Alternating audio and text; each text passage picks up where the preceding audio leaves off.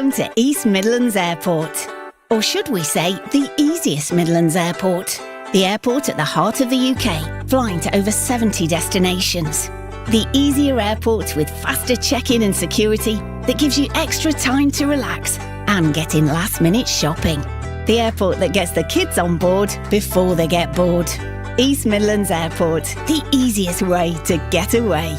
To book your next holiday, visit eastmidlandsairport.com.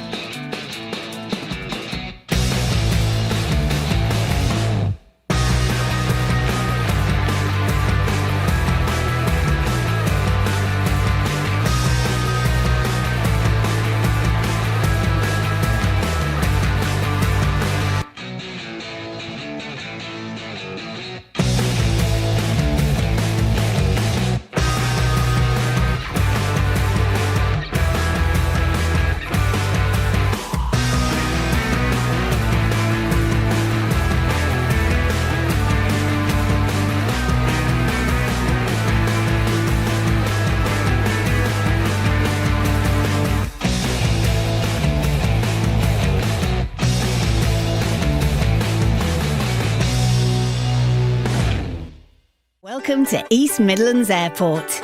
Or should we say, the easiest Midlands Airport.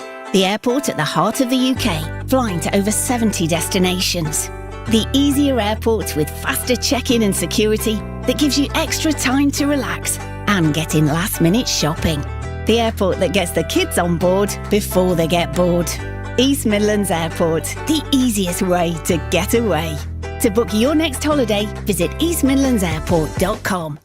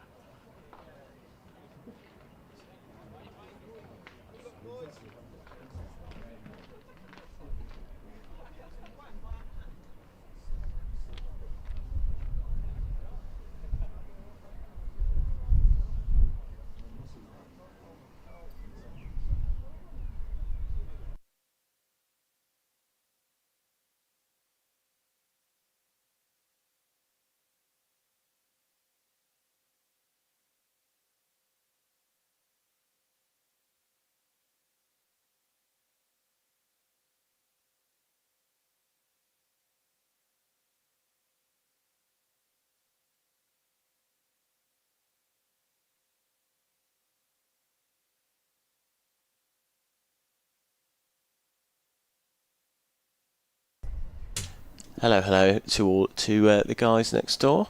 If you can hear me, I'll start once the players head out.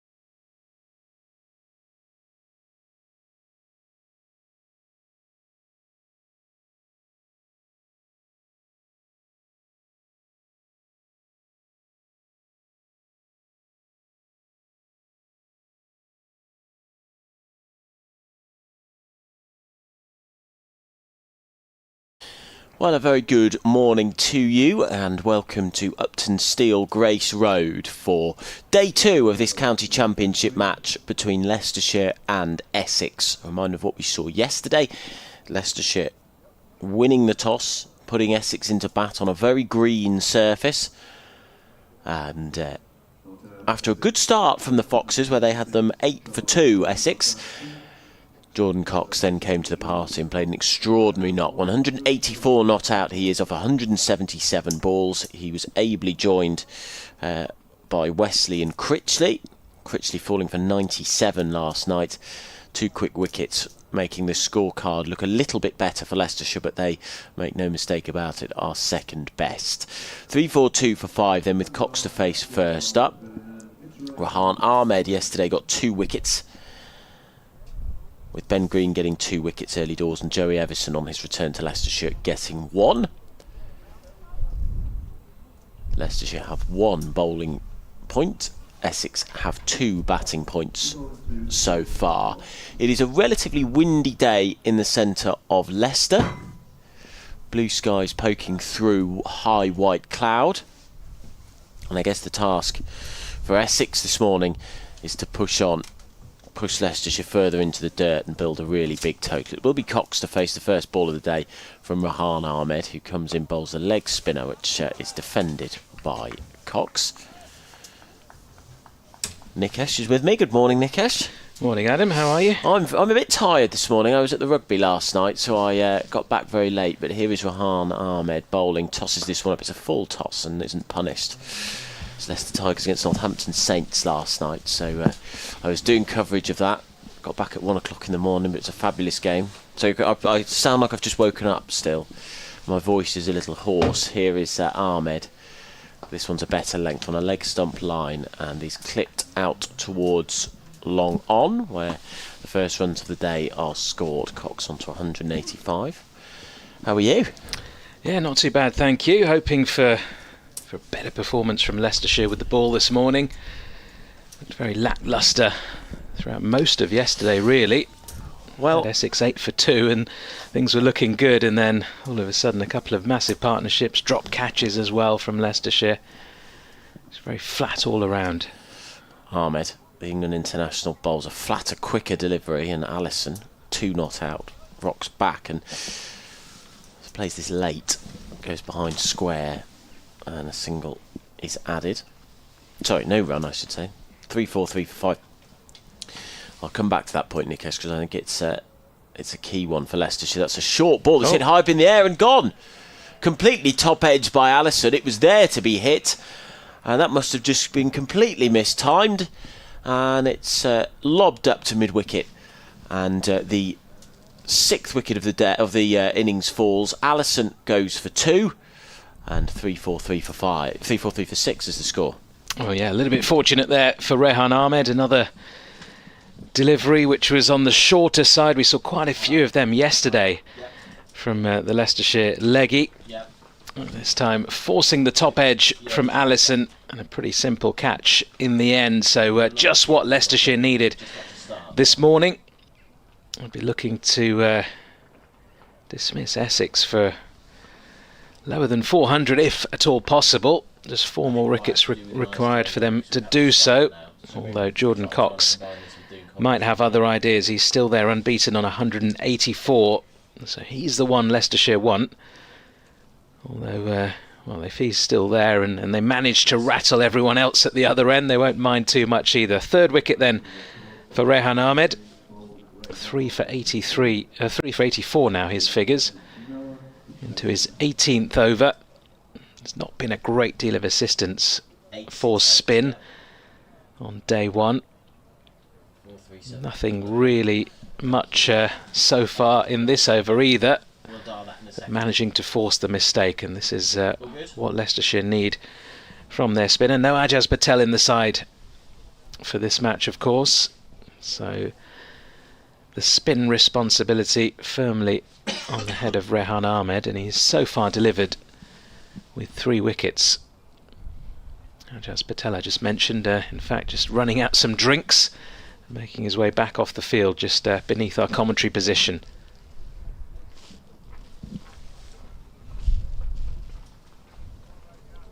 So 343 for 6 now.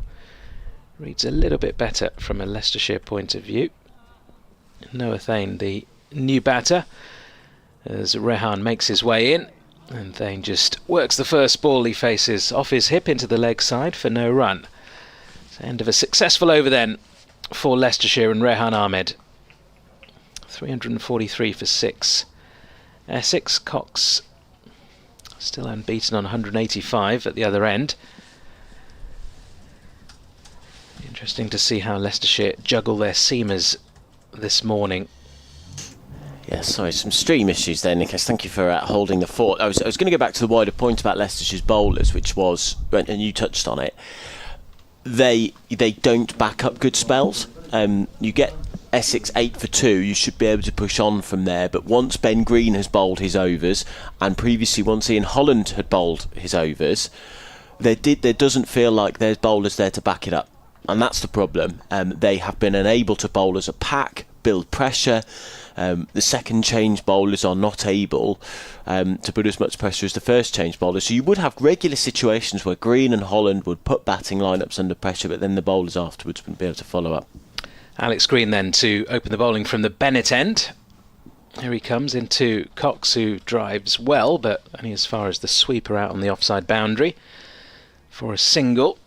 So best part of 4 overs left until the second new ball is available to Leicestershire, and I think that will certainly be in Leicestershire's sights unless Rehan Ahmed can put together an amazing spell here. I don't think there's going to be any doubt that Leicestershire take that second new ball when it's due, hence why Alex Green is opening the bowling from the Bennett end. Definitely think it would be Ben Green and perhaps Josh Davey to take the new ball when it is available. Alex Green with a very mixed spell yesterday. Some good control at points, but then some very expensive overs too, as the next delivery is left alone by Thane outside off stump. Comfortable leave. Pretty grey start to proceedings here at Grace Road. Bit of blue sky up above as well.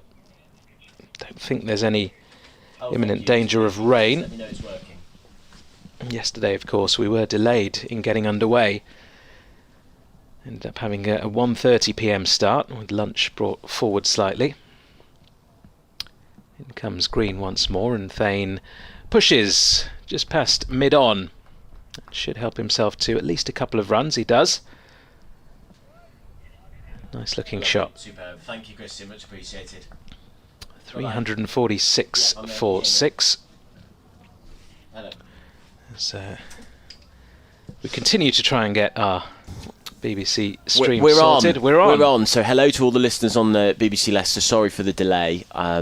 Jonathan Agnew doesn't have to sort out his own stream, does he? In comes Alex Green, and that's a good short delivery, which Thane manages to just duck underneath. And it's through to keeper Cox for no run. I'm going to ask you, Adam, is there a spare plug socket anywhere? I don't believe there is. However, are you looking? If you're, oh no, you're looking to charge the laptop. Well, I tell you what, you can take me out there for a little bit. Which one are you? We This can one? swap on the left there. Yeah. I think I'm on about 1%. So we'll give it a bit of juice.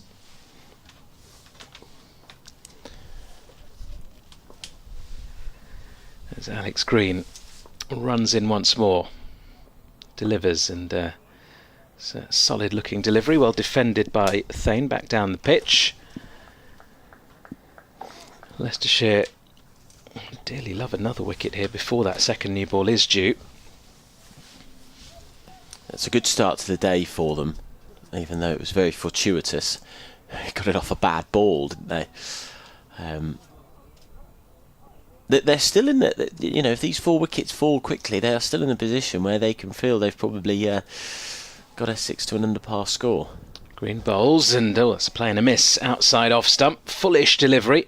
Was looking to drive Thane, but didn't get anywhere near it in the end. End of a mixed over there from Alex Green. It's been the story of his spell, really. 12 overs, none for 60. 3 from that over, though. And Essex move on to 346 for 6. I think, you know, from Alex Green's perspective, you've got to give him a bit of leeway. This only his second first-class match. He's a very promising young man. I think, what is he? Only he's 20, I think. Alex Green. He's got to learn how to bowl consistently, the right lines and lengths. It's just the rest of the bowlers, really. As Ahmed is to bowl from the pavilion end, moving away from us, back he goes. Cox, and whips this down the ground. He'll pick up a single. What's Cox's highest first-class score, I wonder? It was an exhilarating innings from him yesterday. 238 not outs, his highest first-class score. 347 for 6. We've got a short cover. Oh no, we don't anymore. Sheridan Gums is moving. We've got a few changes in the field here. So we've got a leg slip coming in. And Sheridan Gums is coming into mid-wicket. Quite a straight mid-wicket. Cover and mid-off are changed. Have swapped. As Ahmed comes into bowl. Now flatter delivery. Back goes Thane. And defends. Essex Academy product, 21 years old, Thane. And England under 19 too. He waits, crouched and bent at the knees as Ahmed is in. Back again goes Thane with a solid forward defence.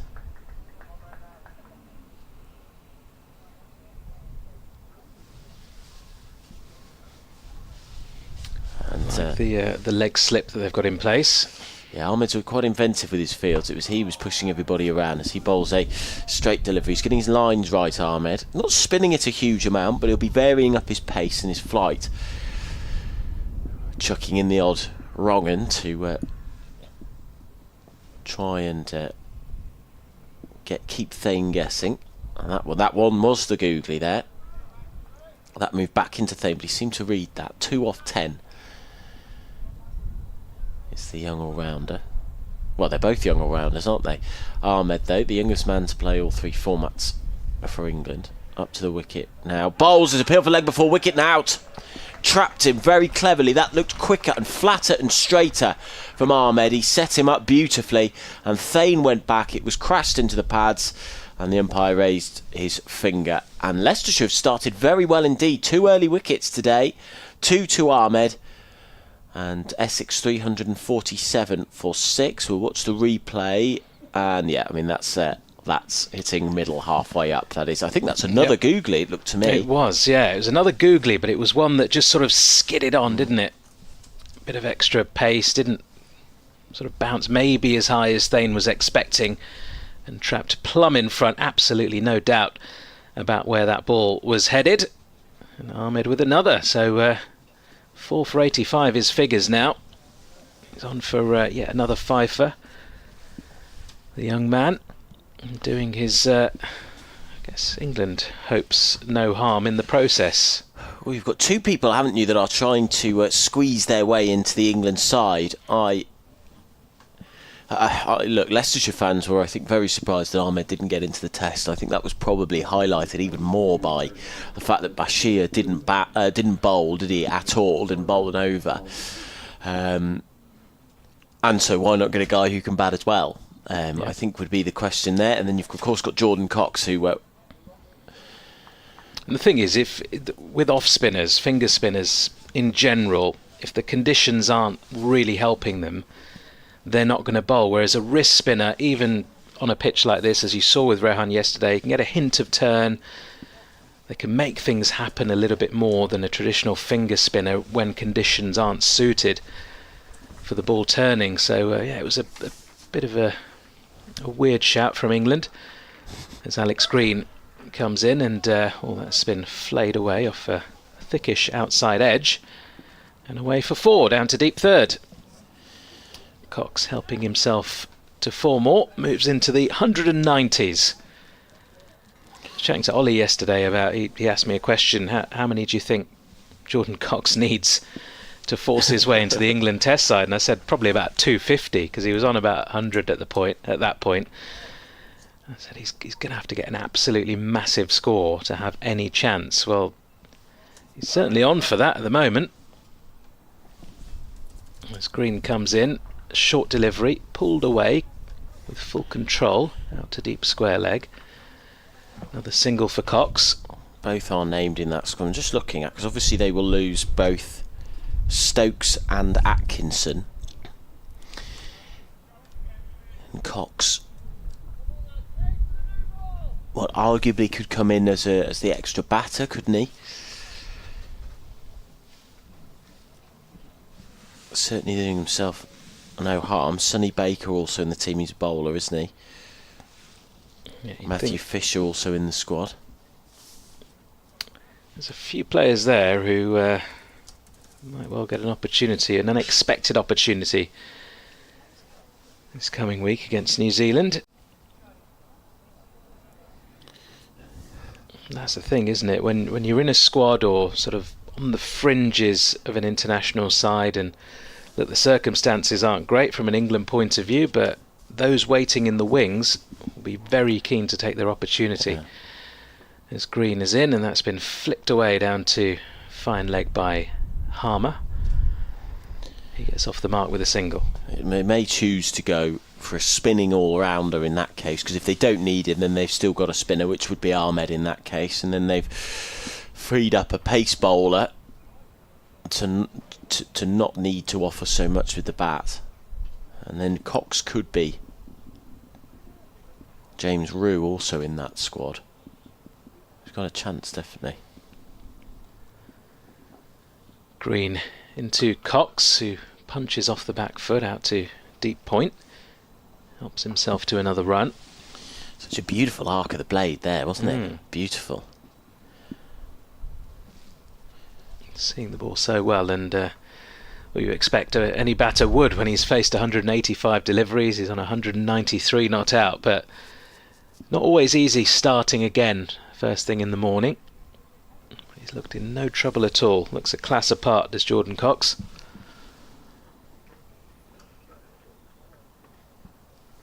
Green into Harmer, who leaves alone outside off. Good bounce and carry there from Green. That's what you'll get from him. He's got so much natural raw talent, Alex Green. You can see. I mean, look how broad-shouldered he is and tall. As at his age, 19, 20, I could barely pick up my own body weight. He looks like he spent a lot of time in the gym, but I think all of that is natural, those broad shoulders. So he's got so much power. So far this morning, not bad control either, as he's in once more, and this time the ball keeps slightly low. It's well kept out by Harmer to finish off the over.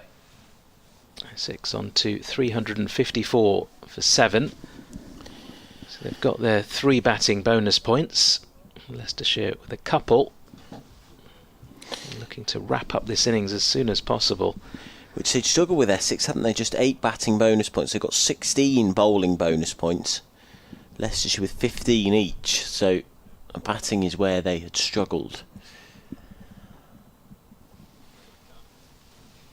Ahmed to continue from the pavilion end, so he'll be moving away from us. Just 1 over left until that second new ball is available, but you can bet that Rehan Ahmed is in Ben Green's ear saying, I want this fifer. Ahmed past the umpire now, bowls. That's a traditional leg spinner, flighting in and then moving away from the right-handed Cox. Ahmed bowling right arm over the wicket. Short and stocky figure, Ahmed. That's flatter and nearly deceives Cox. He comes forward to that and defends. There is no run. So 104 overs to be bowled today. Lunch at 1:10 and tea at 4 o'clock. Ahmed in. Bowls flatter and that's whipped away, and it deserved to be punished but isn't punished. It's well stopped by Nick Kelly at mid-wicket. So there's a single to Cox, 194. He's 1 shot away from a double 100. And the field changing for Harmer.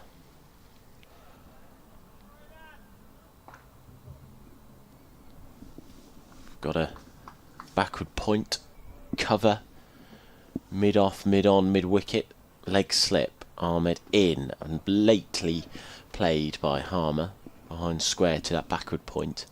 There's also a deep cover. It's more like a deep extra. No, deep cover that is. Deep mid wicket.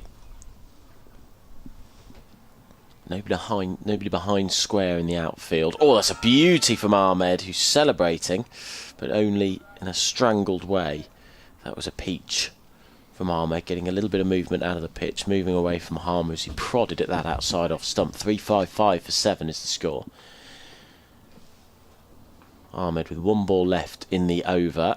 Back goes Harmer and pushes it away into the offside. There is no run. So at the end of the 80th over, 1 run off it. Ahmed's figures 4 for 86 off 20.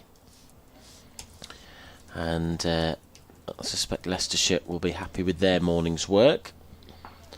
They're not taking the new ball. No, I'm not surprised. Ahmed's getting it to talk a little bit, isn't he? Probably try at least 5 more overs with it.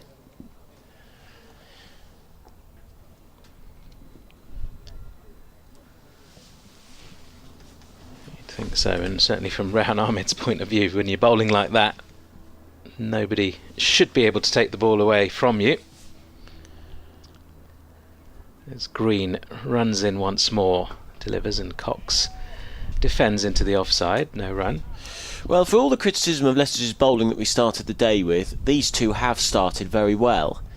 They have kept that pressure up, haven't they? Cox has maybe found the boundary a couple of times, but they have. He's not been as free-flowing as he was yesterday.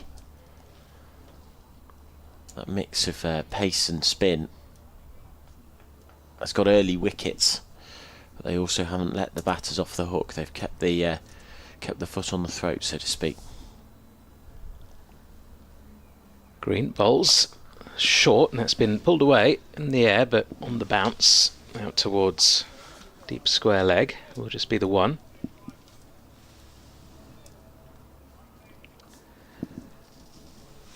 Do his confidence a world of good here, Alex Green, if he's able to pick up a wicket or 2.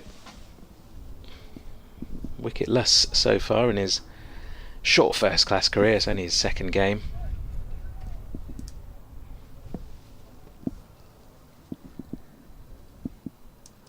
Here he is once more, Green. Bowls, and Harmer defends into the offside for no run. You can probably see from Jordan Cox at the other end as well that he's just keen to get these 5 runs and not take too many risks. Try and bring up that double 100. And if he is able to do that, we may well see a few more shots. Particularly with the lower order in now for Essex.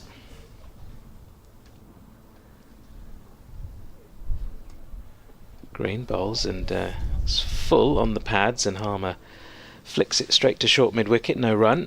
Doesn't look entirely comfortable out there, does he, Harmer? Just settling in. But he's a very good bat. Rescued Essex so many times from this position. He's got a solid record, hasn't he? Nearly 7,000 career runs. 35 50s.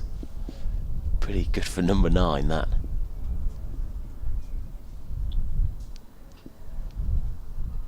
Green bowls, and Harmer off a thickish outside edge, just flays it on the bounce to backward point.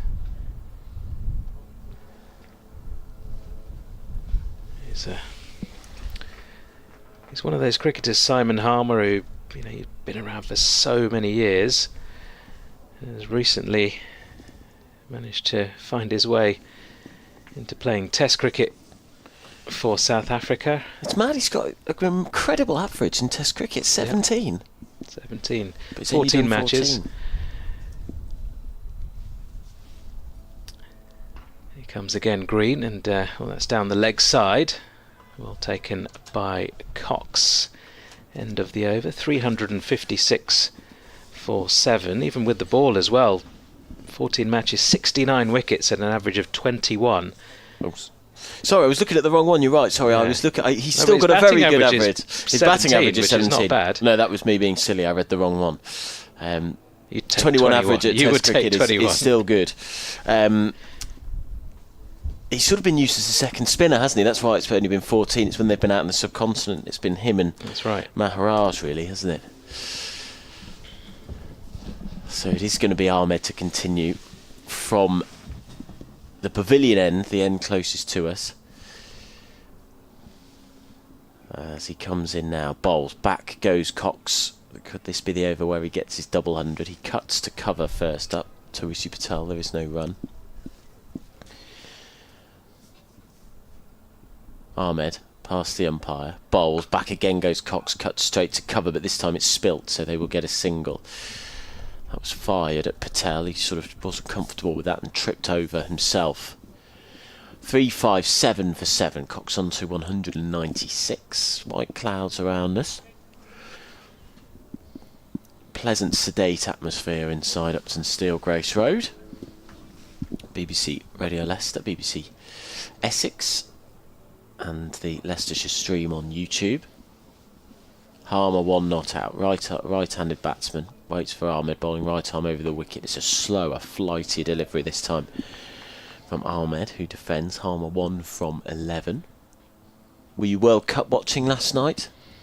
Not last night. I've got to be honest. I wasn't sort of too excited about the games in front of me. Ahmed bowls, and it's played straight back to him. You weren't excited by Canada against Bosnia? No. No. and I'm glad I wasn't. I mean, it's 1-1. Did you see it? Was it? No. Well, I was at exciting Leicester than Northampton. Wasn't I? I was commentating for Radio Leicester Of course, in yes. the Prem semi-final. As Ahmed comes in, bowls, and there's a late cut that's going to go for 4 for Harmer. It's a slightly sort of timberish dive from Alex Green, who's going to have to get back up and chase it. Took him a while to get to the floor there for that dive, and they come back for a couple. That's the game you should have watched if you wanted to watch sport. Yeah, I heard it was very good. 41-35. Saints through to the final. It was an epic semi-final. Both teams really going for it. It was a really entertaining match. Saints deservedly through, though. Shame about the result from a Leicester point of view. Cox waits, 196 not out, goes back. That has completely sunk in the surface, but he's going to get 4 for it, and there is his double 100. A remarkable knock from Jordan Cox, who has put Leicestershire to the sword here. 200 of 364. It's a really difficult ball to hit that. It completely died in the surface, but he pulled it round the corner for 4 runs. And Jordan Cox in the England squad and putting lots of pressure on the England selectors to pick him with a wonderful double 100. 193 balls he has faced to get there. He demolished Leicestershire's attack, having come in when they were 8 for 2. 26 fours and 2 sixes as part of that. So well played, Jordan Cox. Yeah, fabulous innings. And he came in at 8 for 2. At that point, you would have felt a rebuilding job was needed, just slow and steady from Essex, but he was attacking from the off, really. He'd reached 22 off his first 10 balls that he'd faced. launched a counter-attack that really did put Leicestershire on the back foot.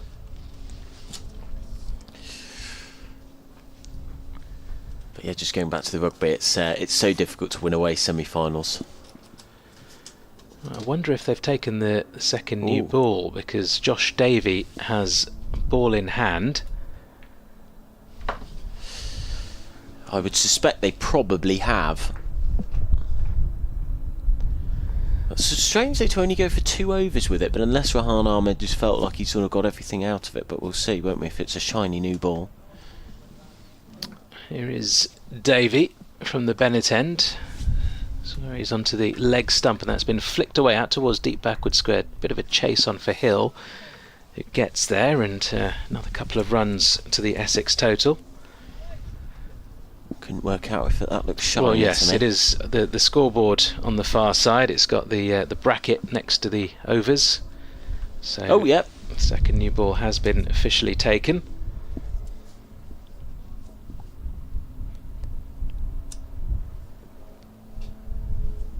I suspect we'll see Ben Green from the pavilion end shortly as Davey makes his way in. That's been flicked away down to fine leg. Hill with the fielding again, just a single this time. You can see what he's trying to do here. Josh Davies looking for that big magic delivery which starts outside leg stump and hits the top of off, but hasn't found that much movement just yet. Going at 3.2 and over, Davey, yesterday. 10 overs for 32. It's not a bad economy rate. He's just not quite settled into life at Leicestershire. In and out of the T20 team. Cox back on strike. In comes Davey, and that's left alone outside off.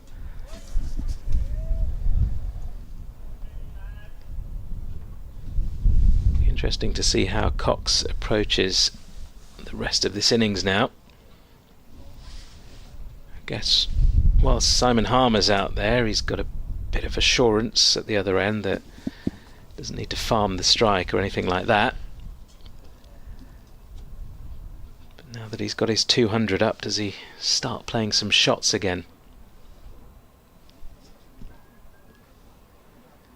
Here comes Davey, and Cox looks to punch off the back foot, but a bit of extra bounce from that shiny new ball, and it's past the outside edge. The issue is you've obviously got 3 players who've contributed. Cox more than anybody. He's got well over half of the team's runs. Critchley with a very good 97 and Wesley with 41. Nobody else has got any. Harmer is the 4th highest scorer in the innings. He's got 7. So they're still not at a score where you would say they've really put Leicestershire under a lot of pressure. They'll want 450 at least for that. So he's got to be relatively sensible, hasn't he? Davey bowls, and Cox takes a shimmy down the track, drives gently to mid-on. Straight to the fielder though. So if those 3 wickets falls, if he goes, the remainder of the bowlers fall, and they're out for 380. I think Essex will feel they've wasted an opportunity to put a big total on. Absolutely. I don't think he needs to take any undue risks here. I mean, with this Leicestershire bowling attack, as we saw yesterday and even this morning, you are going to get deliveries that you can put away to the boundary every now and again. So don't need to go searching for anything. Opportunities will come for Essex. Davey bowls, and that's a slash from Cox out to the sweeper at deep point. He'll retain strike with a single. Essex on to 368 for 7. You can hear every shot just coming out the middle of the bat. It sounds so sweet. Out of the middle, you were right, Nikesh. It's Ben Green to bowl from the pavilion end. Gave Leicestershire a wonderful start yesterday, did Green. He's the temporary captain. Got the wickets of Elgar and Walter. 15 overs for 59 for Ben Green. Oliver was speaking to him yesterday, the Radio Leicester commentator, standing in for me, and Ben Green was sort of talking about how well he thought Cox had played, but how the bowling just wasn't quite there. It wasn't a great day for Leicestershire, and it wasn't, but they have started well today. Sun seems to have come out. It's a bit brighter out there on the field, and Ben Green, mustachioed and mulleted, comes in, bowls. Oh, that spits up off the surface, and Cox plays that away, almost hit the bat handle or the glove, and squirts behind square on the leg side. It's fielded by short third man. He wouldn't be out of place in 1980s Australia, would he? No. Well, he wouldn't be out of place in 2026 true, Australia. that's very as well. true. They're He's all, made a massive comeback. yeah, they're all. It's a very Australian look, that the moustache and the mullet. He's got a sort of a little fan group that come dressed in. Certainly when he was down at Somerset, it became a bit of a style icon. And then when they were playing Sussex, there were some Leicestershire fans who came dressed as him for the week. Here is Green, comes in and tucks him up for room. Harmer. He's getting a bit of bounce there. Is Ben Green. I've tried one of them, the moustache and the mullet. One of them I can't pull off. We won't say which one. Yeah.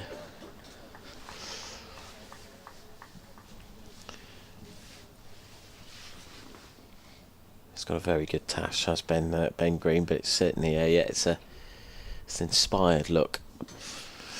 Harmer waits as Green, right arm over the wicket, comes in, bowls. Forward comes Harmer and defends to mid-wicket. There is no run. 369 for 7 is the score.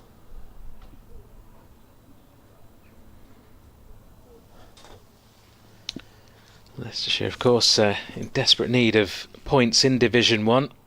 Currently bottom of the table, below Hampshire, who have played a game more. So an opportunity with some good points to overtake them. Been a movement from Green as he bowls outside the off stump, and it's left alone. It's a wide one, that, from Green. Got a bit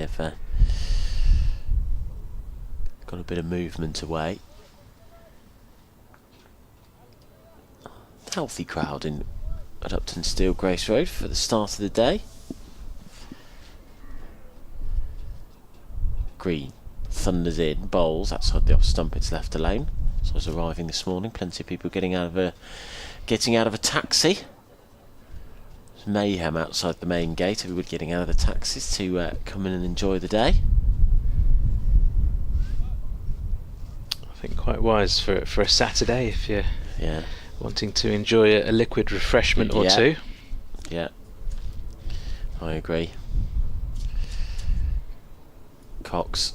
It's a slow start to his run-up, but he gallops in now, past the umpire, bowls outside off stump, and left alone. That is the end of the over. Harmer having nothing to do with any of that. One off it from the start. Cox 202 not out. Harmer is 7 not out off 20 deliveries. The other games in Division 1, Somerset have just been bowled out for 310. Herman with the century. Archie Vaughan not out, 66. There was also a half century from Thomas Roos. So Nottinghamshire at Trent Bridge will bat very shortly. At Hove, Sussex are 163 for 3 and lead by 8 runs over Glamorgan, who were bowled out for 155 yesterday. Hughes 50 not out. Coles on 14. And then Yorkshire are 428 for 8 against Warwickshire at Headingley. Luxton with a glorious 167, his maiden first class century yesterday. Johnny Bairstow has just got out to Bamber for 68, and so they're in the tail now. 430 for 8 at Headingley. We're not missing anything. I think it's just a few players getting some treatment out there. A very good time for Dick Davis to come in. Good morning, Dick. Good morning, Adam. Good morning, listeners. Good morning, viewers. And I think that covers everybody. And it's been very much Leicestershire's first half hour or so. As Davey comes in, it's driven and missed by backward point and races away towards the boundary, but it's stopped on the boundary rope by the fielder. It's Tom Scriven out there who throws in, and they've added 2 more to the total. Yeah, Leicestershire have started well. It has been the complaint, we were talking about it just before we went on air, weren't we, Dick, that the complaint from Leicestershire fans all season is really, do they have a bowling attack good enough for Division 1, or do they just have a couple of bowlers that are good enough for Division 1? This has been a Division 1 level morning. They have put very good batters under pressure. Yes. And have continued that pressure. Cox waits. Right-handed batter, 204 not out as Davies in. Back goes Cox and cuts this late to backward point where Nick Kelly fields. Excited to see him bat. It'll be his first proper innings. He came in halfway through the game at Chelmsford. I think he got a duck. 20-ball duck, in fact. Because Jake Weatherald was injured halfway through. Jake Weatherald's gone back home to Australia, having played the first 6 weeks. And Cox waits. Back raised at shoulder height. Now at head height as Davey comes in. Oh, that's a beauty. There's a appeal for a catch. And he's given. Wonderful take from Ben Cox, diving to his right along the floor. That ball spat right up off the surface. And Jordan Cox is down on his knees. He's still down. Yes. Is Jordan Cox absolutely devastated that he has been dismissed. It's a nasty, rip-snorting bouncer. Oh, now, what's that hit? That looked like it hit his arm. Did it hit his bat on the way through? He's holding his arm. I think that's why he's so gutted, Cox. So I'm not sure he thinks he hit that. Either way, Cox has to depart for a remarkable 204. Or no, well, it's easier to see there. That looks like the glove to me. 371 for 8. Cox, a superb 204. He has given Essex hope in this innings. From 200 deliveries, 26 fours, 2 sixes. A marvellous knock that has, I'm sure, attracted the attention of the England selectors. Well, yes, you'd think so. If not, then what would? So Cox caught Cox, bowled Davey for 204. Well, I don't know what your reading of that was. He held his arm, didn't he, Cox, as soon as he went down. But then the reverse angle made it look like it hit his arm. The front angle made it look like it hit his glove. Yes. So, well, I mean, Essex will have mixed feelings about this morning, really, because on the one hand, obviously they've lost 3 relatively cheap wickets, but Harmer might have been looking at it with interest when Rehan got a couple of wickets, and now with that one, the Essex seamers might think, oh, hello, if it can do it for the home side, it can do it for us. And of course, cricket is such a psychological game. It doesn't have to bowl that sort of delivery regularly, but if the batsman thinks, well, he is capable of doing it, then it can sort of get to your mind a little bit and play games. It was a length ball, arguably full ball. It was on the fuller side, and it jumped up. It wasn't the back of the length delivery at all from Davey. No, it was a horrible delivery. Well, it needed to be a pretty horrible delivery to get rid of Cox. Snater, the new man, 371 for 8. And Davey running in towards us now from the Bennett end. It's a straight delivery on off stump. Decent angle that from Davey. Tough first ball. Well, from 338 for 3 to 371 for 8. Bit of a collapse this from Essex and Leicestershire right back in the game. I was listening to you and Oliver last night while I was sat at Franklin's Gardens before we went live on air, and real feeling at the start of that hour that we pretty much took the whole of U4 and BBC Radio Leicester that Essex were incredibly on top and utterly dominated Leicestershire.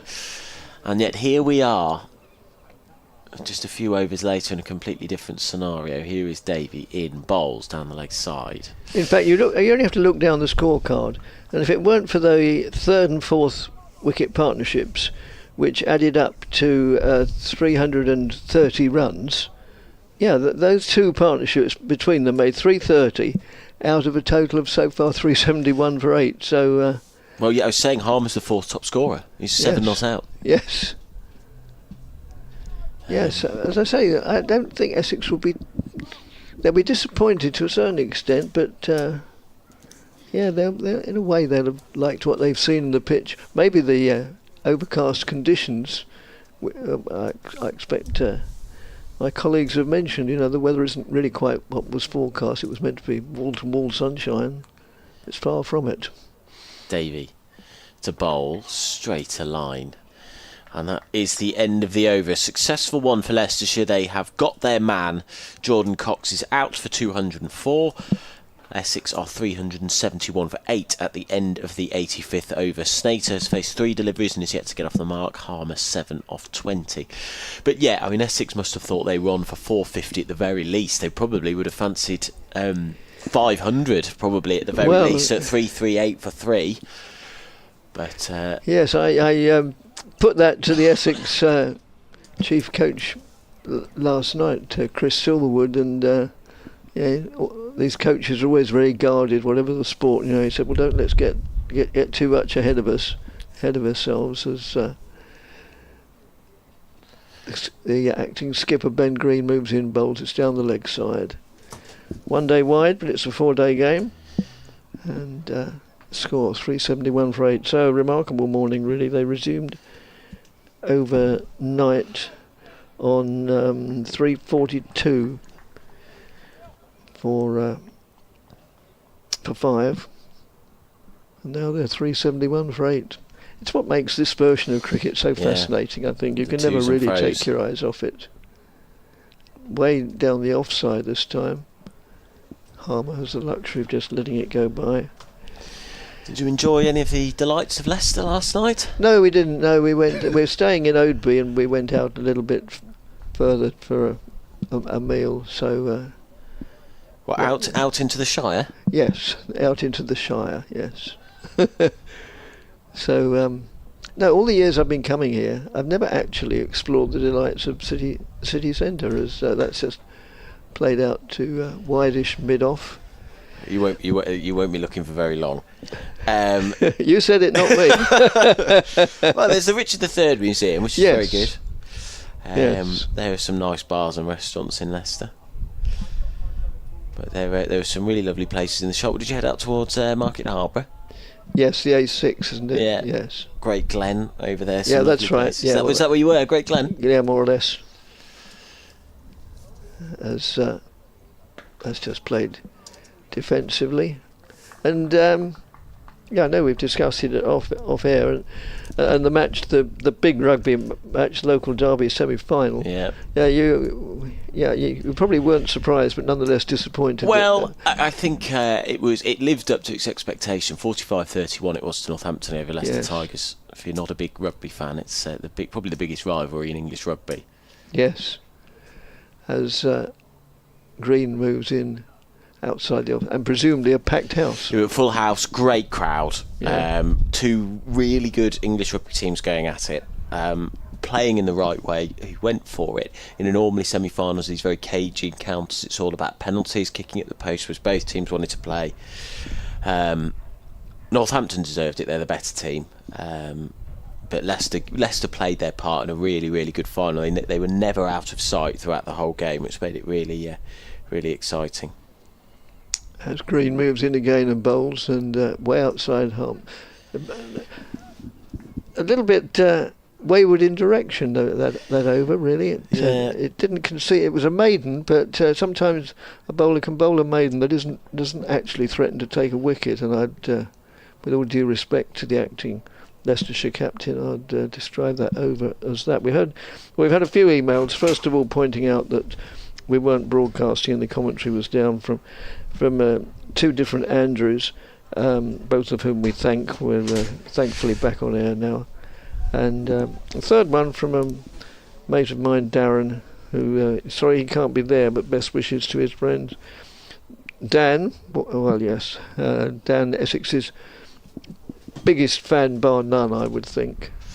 Here is Davy to bowl the 87th over, and forward comes Snater, guides it into the leg side. Yeah, sorry about the technical issues this morning. We were trying to sort it as quickly as we can. It was not in our control, sadly, and listeners to the stream might have been able to hear me on the phone trying to sort it while commentating at the same time. I've made the joke that I'm not sure Jonathan Agnew or Simon Mann have to do that. Yeah, so thanks Darren. Oh yes, and Oliver, who is a big Foxes fan.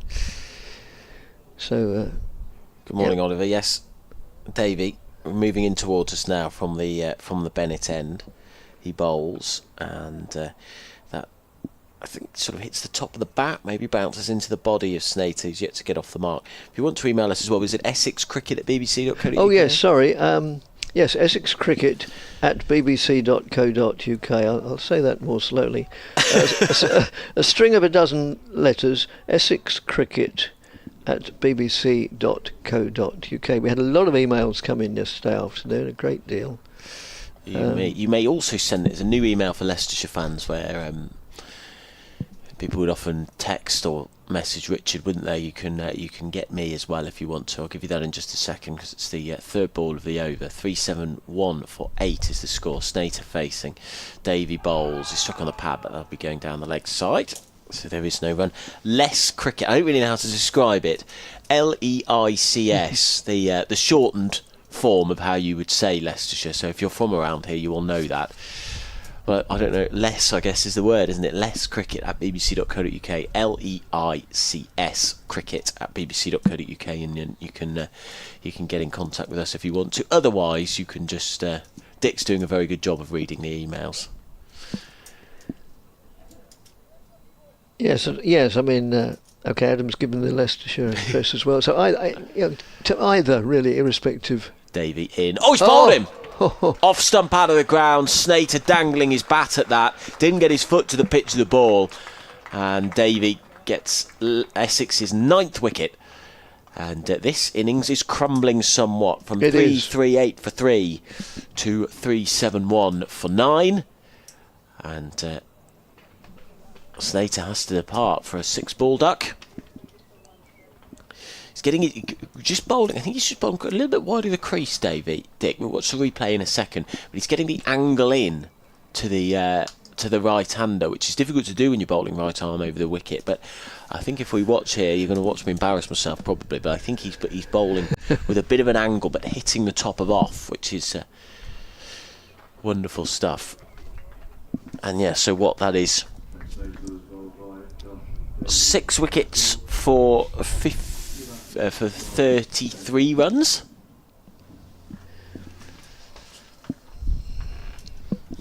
Yes, sorry. Neither of us strong in our maths, I think. Well, I didn't realise you needed confirmation. Sorry. 3-7-1 for 9. But that is right, isn't it? Yes. 6 wickets for 33 runs.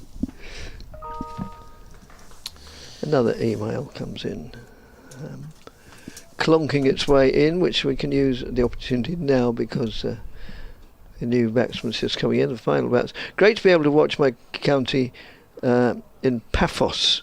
Ooh, lovely.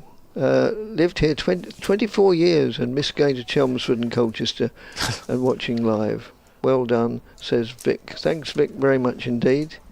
Well, of course, Colchester Festival went... it was the last one, but that's gone, so no festival cricket in Essex for any form of the game. So is that Paphos? Is that Greek island, isn't it? Or is that Cyprus? Did you know? I don't know. I mean, it's obviously Greek. I mean, the word sounds Greek. I did Greek at A level, so I know it sounds Greek. But on the other hand, it is all Greek to me. Davey to bowl penultimate ball of the 87th over. He's in outside off stump left alone. I was in Mykonos last year, and I swear Paphos is the island that's near it, but I might have just totally made that up. I think my friends had come from Paphos to meet me.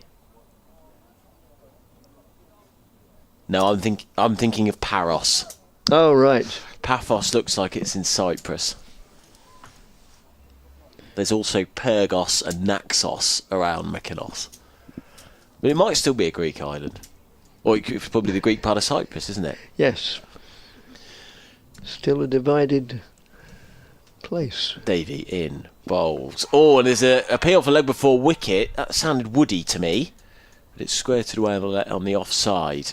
Leicestershire are not happy with that not out call. I think they thought that was out. And watch the replay from Davey. here.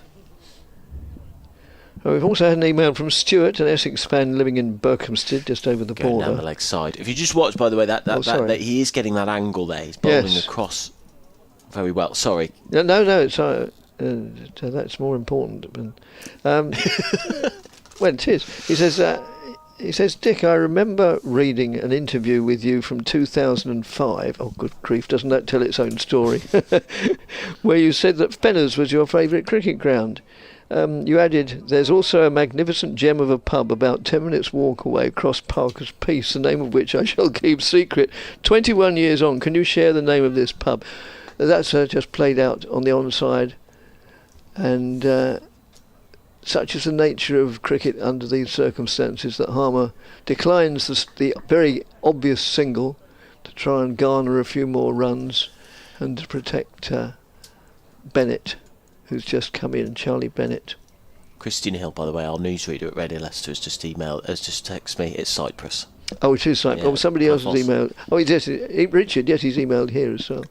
Yes, as Green moves in again and bowls. Oh, and a prod forward from Harmer, where evades the outside of his bat and goes through to the keeper. As I say, Essex will have mixed feelings about this. They'll be sorry not to have. Well, it seems unlikely not to get maximum or even 4 points out of this. In fact, now each side has 3 points to their name. And because once Leicestershire took the 9th wicket, we'll come back to Stuart's email when there's 10 seconds or so gap. Oh, and Harmer comes down the wicket to get to the pitch of it, but can only drive it out to long off. Yes, this Cambridge pub. Stuart says 21 years on. Can you share the name of this pub? Well, no, for the same reasons I couldn't then. We can't promote private business on the BBC. Can you not? Don't think so. Especially, you didn't have to say other equally good hostelries available or something. I tell you what, Stuart, when I'm off air, I'll email you privately and tell you what it is. And that's just played out to mid-off. Vic Papos in Cyprus, and very nice. I bet it is. I giggled when he said, I want the results in Chelmsford. Not that Chelmsford isn't lovely. Well, I'm sure he's getting a lovely tan today with the cricket on in the background. Because it's not unpleasant in Leicester. No, it's not. It's a bit chillier than I imagined. And windier than I imagined. When I parked the car and got out of it, I was more than a little surprised. As the next look, and that rears as well. And Bennett is a tall lad. He managed to get out of the way a bit easily enough.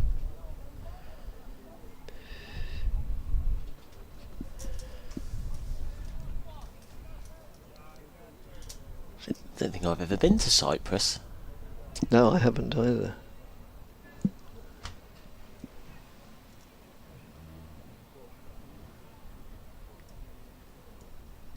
If he wants to extend an offer for a free holiday, I'll take it.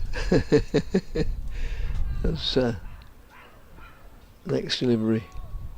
Just nudged down to third man, but they don't take the single, which was obviously there for the taking because it's the last ball of the over. Darren says that Ben Green reminds him of vintage Botham with an identical bowling action. That's interesting, Darren. I'll if he has the opportunity to have another over, I'll have a look at that more closely. Yeah, it's identical bowling action to Botham. Well, I'm far too young to remember what Botham looked like when he bowled. But you're right with the hairstyle and the tash and everything. I can definitely see this sort of the hairiness. Yes. Harmat is waiting for the new over from Davey. 3-7-2 for 9. In comes Harmer. Bowls a straight delivery, and he's got an outside edge on that. Goes down to third man. Where Rehan Ahmed is waiting.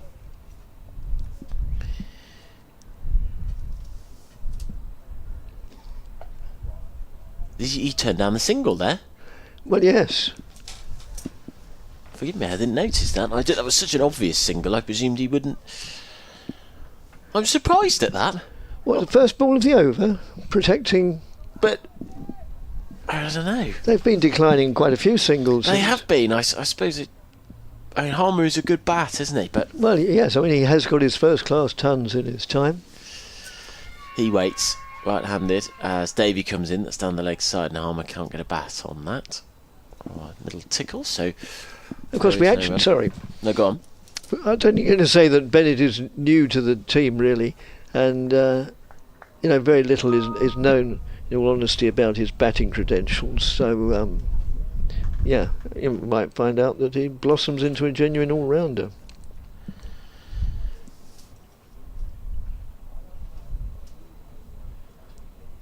I suppose he's trying to get that next batting bonus point, isn't he? Get that, 28 runs? Yes, still 28 away. As Davey comes in, bowls outside off, stop defended by Harmer. There is no run. Nigel has sent us an external link which says think before clicking. I would imagine it's alright, I'm going to risk it. Here goes. If you suddenly hear an explosion, you know it was a bad option.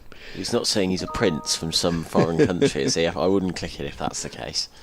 372 for 9 is the score.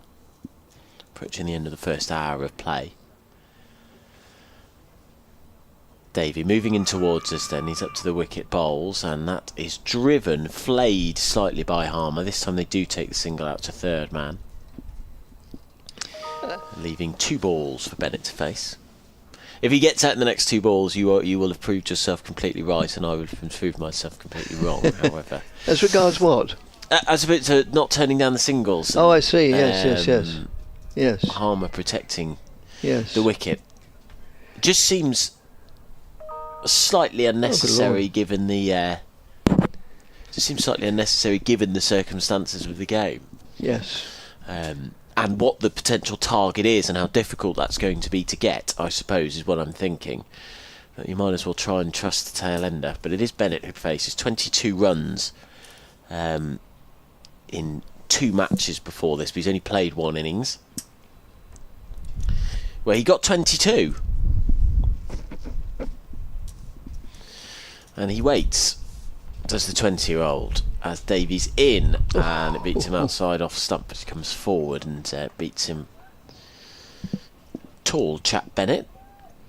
Yes, thanks Nigel for your email. Apparently his attachment was regarding Cox's dismissal. Well, yeah, that's not a path I wish to go down, but thanks very much. Was it? I mean, the debate. It's requiring debate. At the risk of sounding self-righteous, in the 30-odd years I've been doing this job, I've always made a point of not passing comment on umpires' decisions. They do their job, I try and do mine, and we both make mistakes occasionally. Well, as Bennett waits Davey in and defends, and as I said, it was the 2 replays we showed appeared to show completely different things. It is not an easy job to check someone bowling at 85 miles an hour and see whether they have got it spot on. That is the end of the 89th over. We've had the first hour of play. 373 for 9 is the score. There's 104 overs in the day, so 90 remain. We've had 14 of them gone. That sounds like a good time for me to...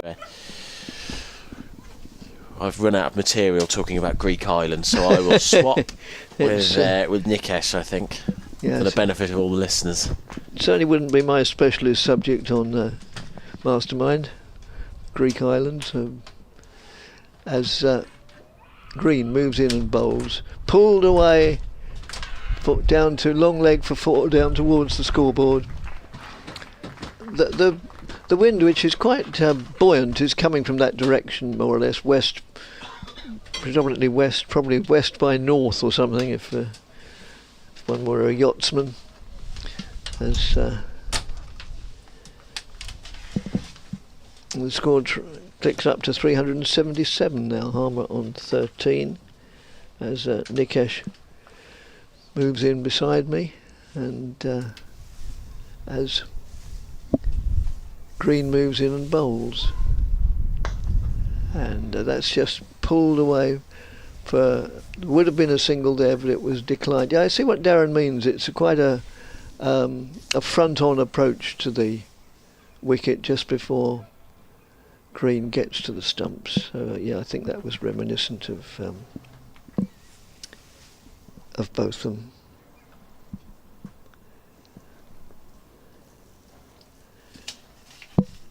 Not quite the same returns though. Sorry, good good morning, Nick. Good morning. I've only said to you off air, and that's just played backward of point, no addition to the score. And do you have a pleasant evening? Not too bad, quite a relaxed one. Oh, good. Yes, well. You're staying in my neck of the woods. I am, yes. Nice meal last night, I heard. Yes, it you was. Told me. Yes, there again, I can't promote that No, private of business course. either, but yeah, it was good. Good atmosphere as well. That's pulled away for 4 more or less. Well, no, not quite the same place. It's more fine leg than. In fact, Hummer probably didn't get it out the middle of the bat by any means. It was just a thin edge. In fact, it's more or less gone straight through. The fielder is sort of scrabbling around now near the sight screen. In fact, he's disappeared behind the sight screen, so it's gone under there. It's amazing how often the ball at all of these grounds disappears to almost inaccessible places. At Chelmsford, it invariably, well, that's an exaggeration to say invariably, but not infrequently disappears under the covers. Yeah. And, Even here, if you look over yes, towards deep backward square leg, Yeah. sort of fine leg, there's the tractor with the sort of roll-on covers, and then there's some more covers Yes. over to our left. Always quite amusing when it Yes, finds it its is. way underneath them. As the next delivery is played backward of square again by Ben Green, the acting Leicestershire captain. An email from Kingsley in Brentwood. Thank you so much for the engaging commentary, and great to see an excellent double hundred from Jordan Cox, for which congratulations, he says. However, I suspect that an England call will deprive Essex of a key player. I want to be equally pleased for both eventualities and look forward to Jordan excelling in either position. Yes, I endorse that comment. It's a thick, a bottom edge, very fortuitous 4 more runs. So it was quite a productive over, but they weren't all from where intended, but they all looked the same in the book, and it was a bottom edge which went through for 4 almost straight. Yeah, county cricket supporters, particularly championship supporters, are always a little bit ambivalent when one of their players does well as to whether they really want to see them go and play for England, or whether they have a more parochial approach and want them to stay with their own county.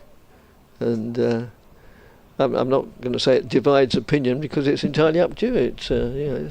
There's no right or wrong answer, but it does sometimes. I suppose that doesn't just apply at cricket, it probably applies at the top level of all sports. I guess things have changed over the last 20 odd years, haven't they, with central contracts and Yes. incremental contracts and Well, things like that's that. So true, England isn't it? can sort of call the shots even when England aren't playing. Yes. They can sort of let you know whether a certain player can be available to your county or not, or whether they need a rest, or workload management, things like that come into it, which can be quite frustrating for county supporters who just want to see the best players take the field every time. Yes, they most certainly do. And well, I'll come back to that after this delivery. Josh Davey from the Bennett end runs in, bowls, and Bennett defends into the leg side, no run. I think what really frustrates county cricket supporters is when the ECB ask the side not to play a particular player in the team, not because he's selected for England, but he might be, and they don't want him to get injured, which applies often to bowlers, which seems a little bit as if they've got almost too much power. If that sort of approach carries on, then if it gets exaggerated too much, then the ECB determines who wins the county championship. But it's probably pushing it a bit. Davey in, and that's past the outside edge of Bennett, who just has a little poke at one outside off. Even with Leicestershire, for example, I mean, there have been some players who've gone on to represent England in years gone by, and perhaps weren't centrally contracted at the time, so there wasn't quite that sort of battle in having them available for championship cricket. But more recently, Rehan Ahmed has missed a lot of cricket because he's been involved in England white ball squads early on in the season. Now he's involved in the Test squad. I mean, it's nice to see him available and playing here, but a player like that available for a full season, you saw a couple of years ago what he was able to do, or over the last couple of years, scoring centuries with the bat, batting at number 3, playing week in, week out. And for young players, there is no substitute really to playing cricket and learning your trade, as Davies in once more, and that's defended away by Bennett. I don't see what good, a 21, 22-year-old, what good it does really sitting on the sidelines and resting when you could be playing cricket, particularly if you're a young spinner. Yeah. Because as a spinner, you need miles in your legs. You need to bowl a lot of overs. Yeah. There's a lot of learning that you go through as a spin bowler. No, I could not agree more. I agree with not just every word, but every syllable. Yes, it seems to me I can't think of any activity, whatever the activity is, where you actually get better at it by not doing it. Davey into Bennett. That's full. It's driven well, but only as far as mid-on. And there is no run. I mean, I never played at this level, but I remember sort of playing county age group cricket, playing for my school, playing for my club on a Saturday. I mean, from spring onwards, I was often playing 6 days a week. Yes, also. Oh, 6 days, yeah, 6 days a week. Maybe one of those days might be a training day, but 5 matches through the course of a 7-day week. And as a young man, I absolutely loved it. Yes, I didn't play quite at that level, but I played a reasonable level of club cricket, and I'd play 3 games most weeks, Saturdays, Sundays, and usually there was a midweek evening game. Davey in, and Bennett once more defends into the leg side for no run. Was that evening game, was it like a sort of T20 before T20s it was T20 long before T20 was invented. It was T20. In fact, that's what we used to play, to save a bit of time, rather than 20 overs of 6 balls in the league where I was living, well, still am, we had 15 overs of 8 overs, which adds up overs, but it speeds it up slightly more. But even then, I mean, it's almost like the 100 before the 100 as well, so not 6 ball overs, but just tweaking it a bit. But even then, when I think of sort of towards the end of those evening games, if the street lamps weren't on around the ground, you couldn't see what you were doing. But you'd still carry on, wouldn't you? Oh yes, of course you would, because you loved it. In comes Davey, and it's another leg side-ish delivery, which is defended by Bennett. Davies down on his knees almost, thinking that he almost got that one to sneak through. Yes. End of the over though. Bennett survives. Essex on to 385 for 9. And when you speak of consecutive days of cricket, when we used to go on our annual tour, which was always to Norfolk, well, based in Cromer in Norfolk, and we played lots of clubs up that neck of the woods, and thanks to Michael for reminding me of that. Yes, then you played 9 consecutive days, Saturday or Sunday before the start of the week, then the 5 days of the week, and then Saturday, Sunday when you got back. You're pleased to get back to the office on the following Monday for a rest. So it's Rehan back into the action. Of course, we didn't get paid to play cricket. These guys do. Yes, exactly. Yes. Oh, yeah. Even better. Even better. So Rehan looking to get a 5-wicket haul. He's taken 4 for 94 so far, and if he can pose problems to, I was going to say similar spinner. Obviously, Harmer is an off spinner, whereas Rehan is very obviously a wrist spinner, turning it away from the bat. He moves in now and bowls. And that's played out into the covers, and they take 2. And I hesitated because it looked as if it might possibly go for 4, but no, it went for 2, which suits Essex, well, not as well, but half as well, because it keeps Harmer on strike. 387, so, well, 400 would be nice. And Rehan moves in again. That's drilled out to long off, just in front of us. Fielded by Hill. But they don't take the single again. So Bennett hasn't yet got off the mark in his 12 deliveries that he's faced. That's just played backward of square on the offside. Always a good battle when spinner is bowling to another spinner. Yes. Yeah, and Harmer, although the turn is in the opposite direction, Harmer will be analysing even more than ever what Rehan is doing with the ball, and he'll bear that in mind in an hour or so. As will Critchley, who is a fellow wrist spinner.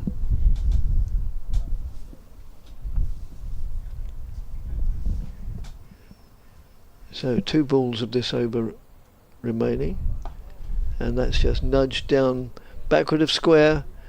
And they could have gone easily for 2, but they're just going to settle for 1, so that Bennett only has to play out 1 delivery. He's a tall lad, so he'd be looking to get forward just to smother the spin. And Rehan, similarly, will be trying to get the better of the... If I was Rehan, I'd try and maybe get one to skid through a little bit quicker. Does come back to that. That's just nudged down. Well, they're again for an obvious single, but they decline it. Probably could have pushed for 2. Well, Might that's have what been I risky. wondered. Yes, you see, maybe they didn't realise at the time that it had got the legs on it that it had, because I'd have thought they could have scampered through with 2. But then if they had, maybe the fielder would have accelerated a little bit to retrieve the ball. What was I going to say? Oh yes, you've been watching Leicestershire. Rehan's got a useful googly, presumably. He has. It's almost his stock delivery, certainly when he was first introduced into the side and sort of made his name in that under-19 World Cup for England. He bowled more googlies than anything else. But really? He's worked on his leg spinner a lot over the last couple of seasons, and it's always useful to be able to spin the ball both ways. Got decent flipper as well, the one that sort of just skids through a little bit straight, a little bit quicker. As Josh Davey has ball in hand once more. Comes in bowls, and Harmer is forward with a solid defence. Had a couple of emails in, but I won't forget you. One's from Spain. One's from Darren. I think the one from Spain is from Spencer, according to his email address. Well, no, according to the name that comes up. The email address suggests something else. But yeah, we'll come back to that when there's an opportunity, which will probably be quite soon. Not from Pep Guardiola, is it? Not Not the stream. No. Well, you never know. Could be under an assumed name. In comes Davey again, short, and Harmer has a little poke at that. Was tempted into the hook shot, didn't get anywhere near it in the end. Well, I suppose it takes a little bit of a while for Davey to get through his overs. So yeah, from Spain, I think it's Spencer, because he signs off. Oh well, yes, from sunny southeastern Spain, he signs off Hasta luego. Do you think Essex's Mr. Cox will now elbow his way into the Test team, or will he take Dan Lawrence's position of drinks carrier? Well, obviously I don't really know. I would have thought, because... Come back to that. In comes Davey again. This time it's flicked away out towards deep backward square into the gap. Might go for 4. It won't quite make it, but Harmer helps himself to a comfortable 2. And looking at the thing objectively, or the situation objectively, I mean, as we all know, Cox hasn't played that much cricket in this country this season, very little in fact, Jordan Cox. Whereas Dan Lawrence seems to me, keeping an eye on the scores, has been in good form all year. I would have thought that's purely my opinion, but that's what you asked for. I would have thought probably Dan Lawrence is higher in the pecking order than Jordan Cox. Davey back into Harmer, very full, driven gently to short extra cover, no run. He goes on, he says, also, can you think of any other matches in your illustrious commentary career? Well, I don't know about illustrious, it's long anyway, yes, but they're not synonyms by any means, where both wicketkeepers share a surname. Off the top of my head, no, I can't remember, but then equally I can't remember what I have for breakfast, so that doesn't really prove anything. There probably have been occasions, yes, I'm sure there have. But thanks for the thought. Did the Flower brothers both play county cricket together at any point for different teams? Yes. But I don't know if Grant he was a part-time. I don't think Grant... Oh, thank you. But Grant never kept wicket.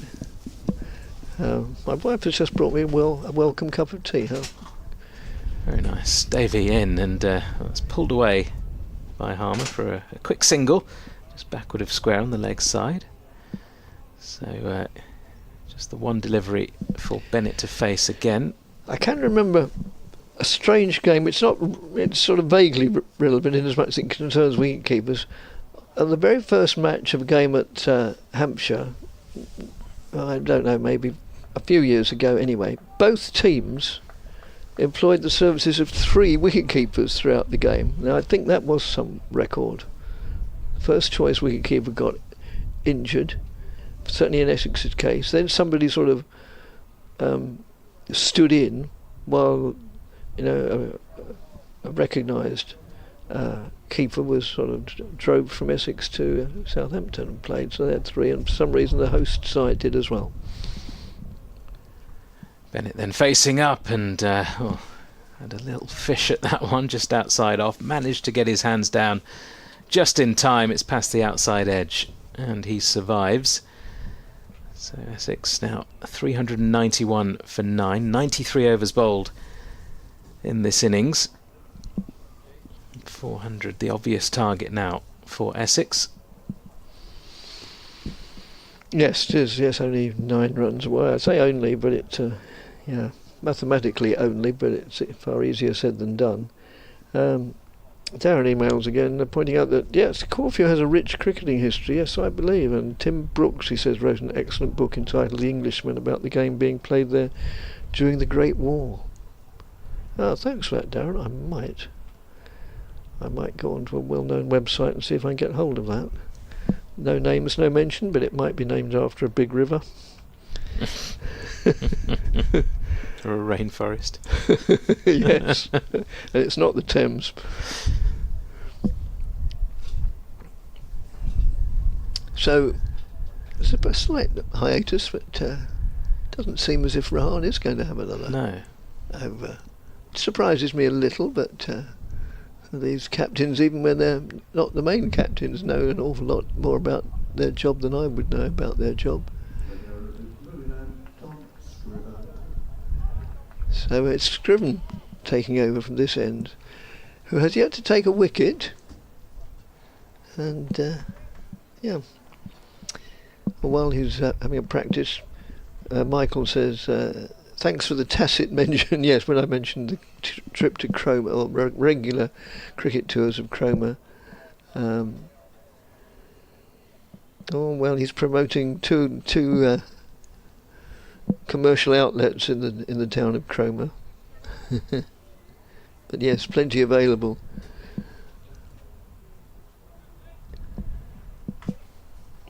How's the enemy go? 20 past, got another 10 minutes or so yet.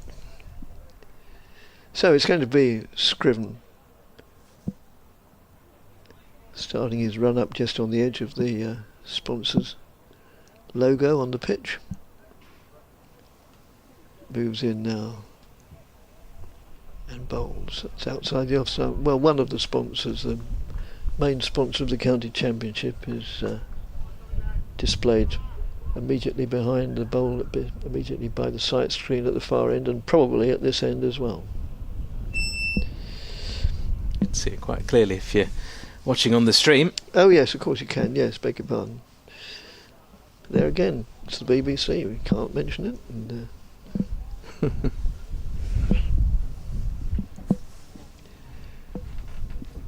as that's played with due diligence by Harmer, 27 not out, head over the ball, and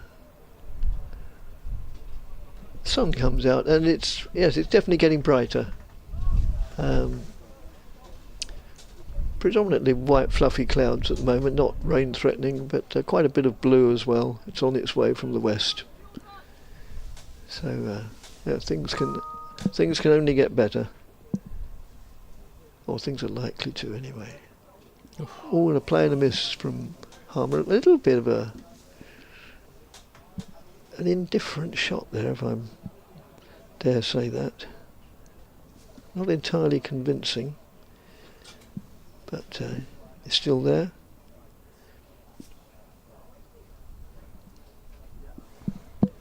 Frustrating little passage of play for Leicestershire, this. Yes, it is.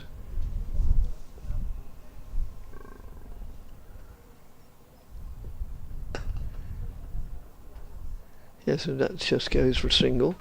Yes, I mean, obviously Leicestershire have had very much the better of the morning, but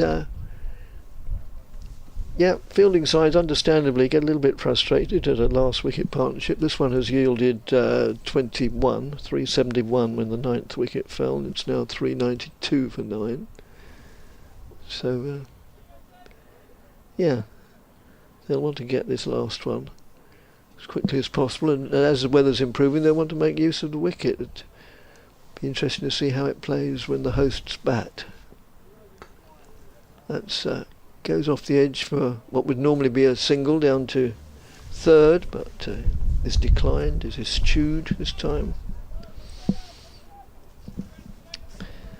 Better have a slurp of tea before it gets cold.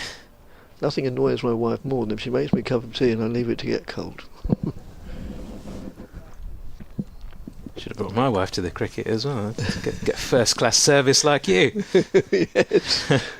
Well, I'm sure she'll make. Oh yes, she did offer you one. Yeah, She did. that's just pushed out to mid-on. No addition to the score, and at the end of the over, 392 for 9. Bennett yet to open his account. Harmer 28. Anybody just logging on the wickets? But they resumed at 342 for 5. Then Allison was out, caught by Kelly off Ryan for 2.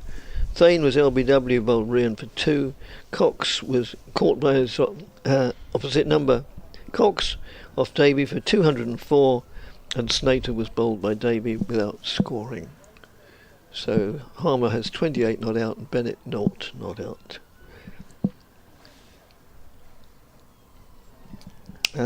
Still a slight delay, so Might have a change in bowling. Alex Green once again from the Bennett end. Vic says cricket is growing in Cyprus and has just hosted the ICC sub-regional Europe T20 qualifying, which was won by Guernsey.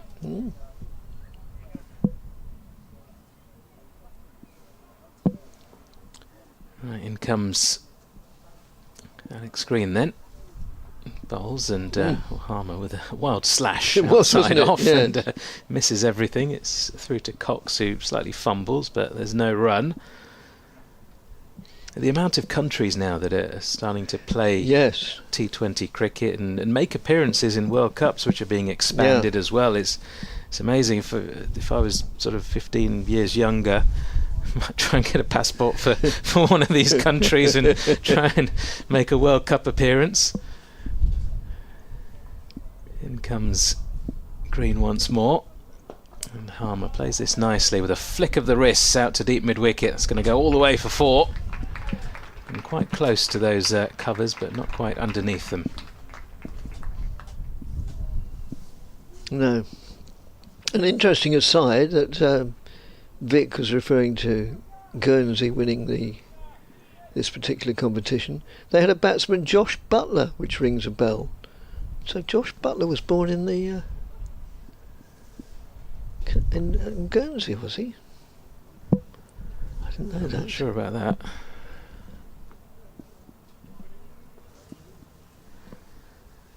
Alex Green. And once more, and it's a hard length delivery, well defended by Harmer. As he said, Josh Butler or Joss? He's written Josh. Okay, so probably not the England legend then. He was born in Taunton. Yes. No,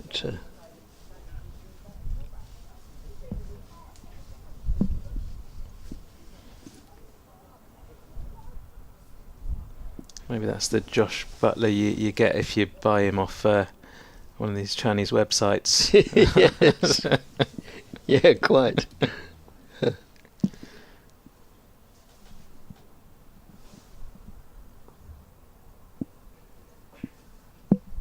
comes Alex Green once more. Oh, and that one keeps a little bit low. Harmer does well to get some bat on it and keep it out. So, a couple of balls left in the over. Looking to get back down the other end will Simon Harmer.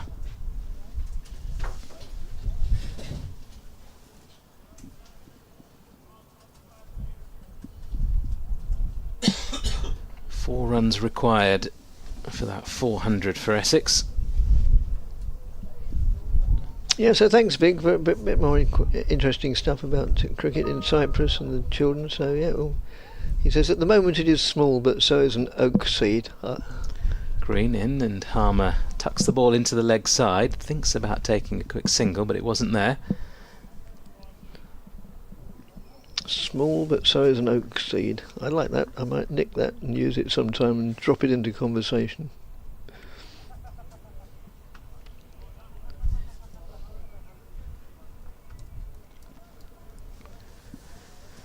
Played well, Harmer.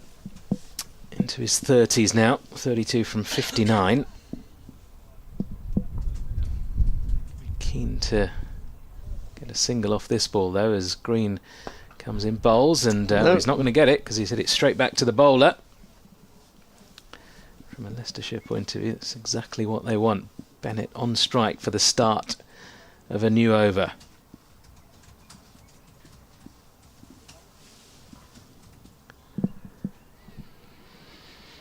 Always entertaining when a batter's looking to farm the strike towards the back end of an innings, and it's almost like a chess game at times. Oh yes, it is, isn't it?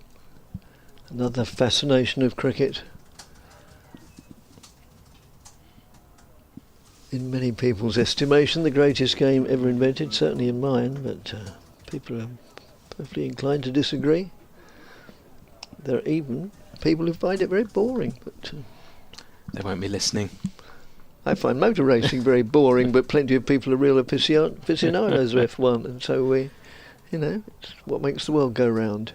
Right, well, Rehan soon back in action at this end, as he moves in now and bowls, and that's carved away into the offside, and Bennett was looking for a gap between cover and cover point, but it wasn't there.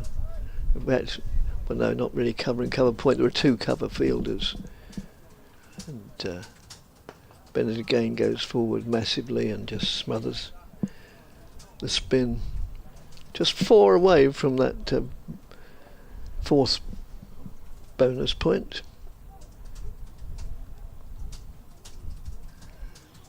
And that's nudged down to third man, and they go, or shortish third man, and they do go through. They scamper for a quick single. Harmer called him, and yep, he was there in good time. Goodish throw right by the bails. In fact, Cox broke the stumps, I think, but He just had to sort of dive away to his left, yes, and then slightly change position to throw Yeah. with his right arm. yeah, and under those circumstances, even the split second can make all that difference, can't it? Yes. Yep. When you see replays on the television, you realise that's just played solidly defensively by Harmer. And 2 deliveries of the over remaining, so Harmer will be looking to get a single off one or the other. And Rehan accordingly adjusting his field so as to reduce the chance of that single, bringing in the sweeper on the cover boundary closer to prevent the one, and a man shortish on the leg side. Reverse paddle goes round the corner for 4. So that has indeed brought up the 4th bonus point.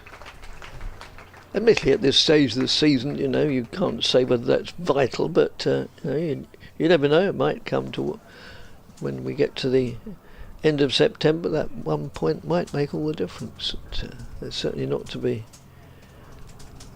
sniffed at. Lovely shot there. It was. Harmer. Premeditated, but knew where the gap was. It's remarkable how this game of cricket has moved on. I remember seeing the very first time that was played on television, and it was history making. Literally, nobody had ever seen it. I can't recall who played it, but it was quite extraordinary. Now, every version of the game, probably every player practices it in the nets for ages. Rehan moves in and bowls to Harmer.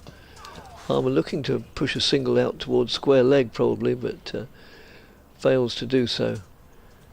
And no run accrues from that final delivery. 401 for 9, 1 to Bennett and 36 to Harmer. Finally got off the mark there, did Bennett. Oh, and I'll make way. I didn't realise the time going. I apologise to Adam that I've outstayed my welcome, so I shall disappear. Oh, I'll do one more, I'm told. And Adam's in charge. He's the boss. It's his gig, not BBC Essex's. And it's going to be Alex Green to continue from the Bennett end. Going to be bowling to Charlie Bennett.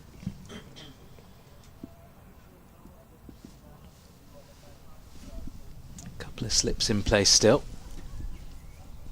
A gully as well.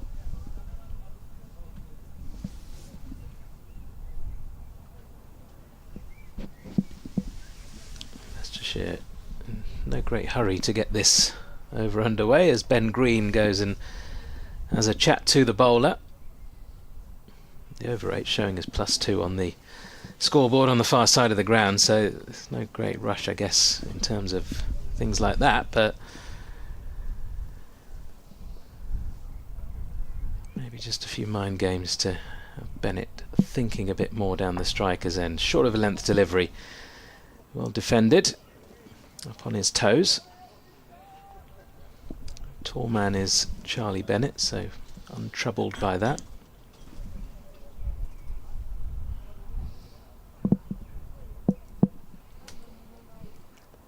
today's an extended day. I don't know if you've mentioned it. It's 104 overs with lunch at 1:10 and tea, not the usual movable feast tea at 4 o'clock.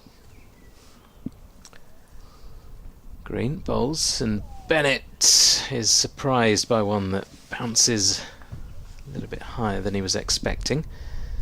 Manages to pull his bat away just in time.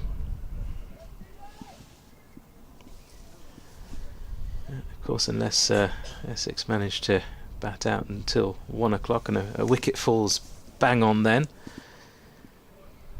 we'll take lunch. Yes.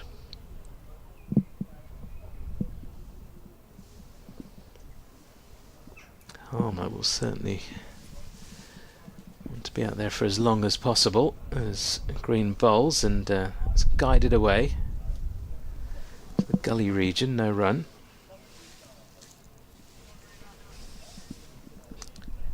Alex Green into his 16th over of this innings. None for 72, his figures so far. Still yet to take a wicket in first class cricket.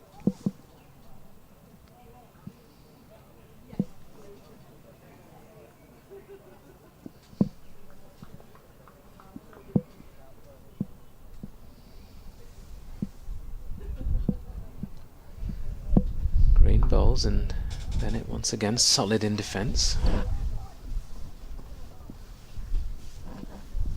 We won't be looking for any runs now. 2 balls remaining in the over.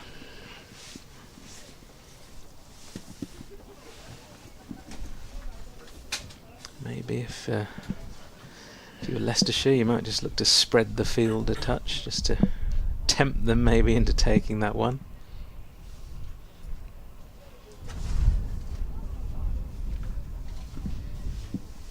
Bennett very tall in his stance, awaits. And he's hit on the thigh here. Just above the thigh guard, I think. So 2, in many respects, similar young men in opposition at the moment. Neither of them is, they're both either 19 or 20, I think, and they're both tall, they're both quick bowlers, and they're both, trying to make their way in the game. So it'll be interesting. They both show, from what I've seen of Alex Green, they both show great promise. So who knows? The big times may lay ahead, just a few years down the line, if that. Final ball of the over coming up.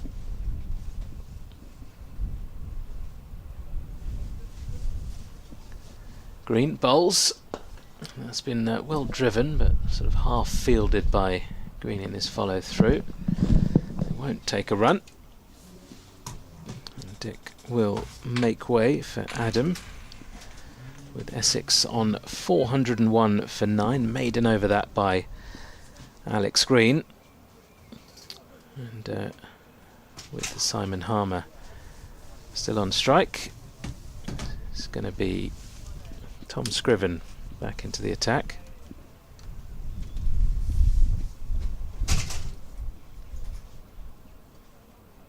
So just a 1-over spell for Rehan Ahmed. Previous over from this end. I owe Dick Davis an apology, don't I? I think you were in the room when I was criticising Simon Harmer for the way he was playing. How wrong was I? He's played brilliantly, and he has protected Bennett and got them to that all-important target. Scriven to bowl the 98th over. It's defended by Harmer. I felt like it was 28 runs. It sort of felt like that target was too far away to be playing in that way, but I was very, very wrong. And Harmer deserves all the plaudits for getting Essex to 400. Yeah, I think he'll hope for a few more the way they're playing at the moment. They don't look in any real danger. Scriven, blonde haired, comes in, bowls outside off stump. Harmer tries to smash this towards the Milligan Road to our left hand side. He misses, and there is no run. And it's taken what probably feels like an under par score. That's certainly how it felt at 370 for 9. But into approaching par, getting over 400, a big milestone. Here's Scriven. Down the pitch comes Harmer and tries to whack this over cow corner. He misses. There is no run. Nice and sedate out there today, nice and still. I was chatting to the Leicestershire press officer on my break. Sandwiches have been delivered early today. I hope they're not all gone. They're not all gone, and I think you're the only veggie, so I think yours are still there. Oh, he's bowled him, Scriven. And there's the end of the innings. Harmer goes for 36. And a very well played 36. He's done his job for his team in getting him that extra point and getting the team over 400, and has protected the strike wonderfully. It's a very, very good innings from the South African, but Essex are all out for 401 in the first innings of the game, having been put into bat first. The wickets to fall today.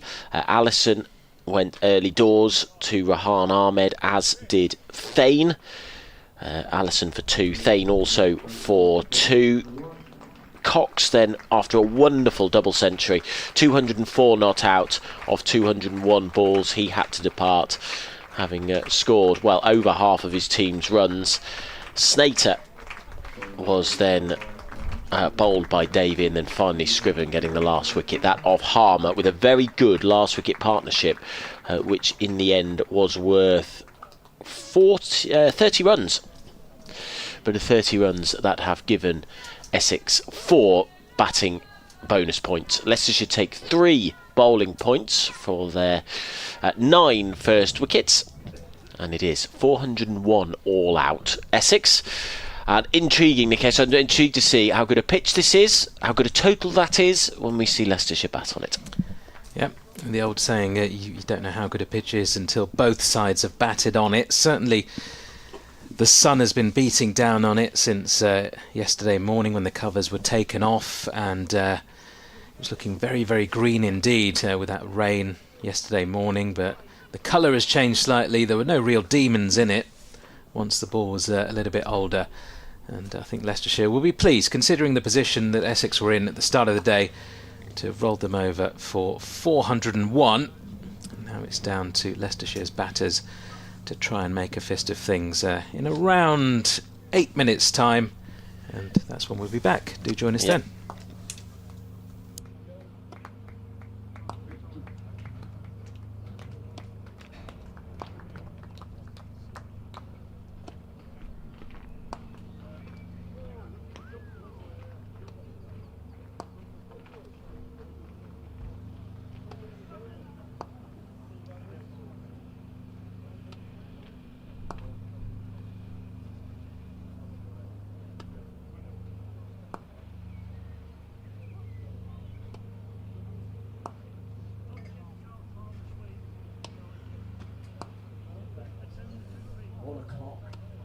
To be fair, we had a couple of end-of-season beers. There's a final statistics on the Essex innings at 401. Probably a mistake. 13 extras, 4 byes, 8 leg byes.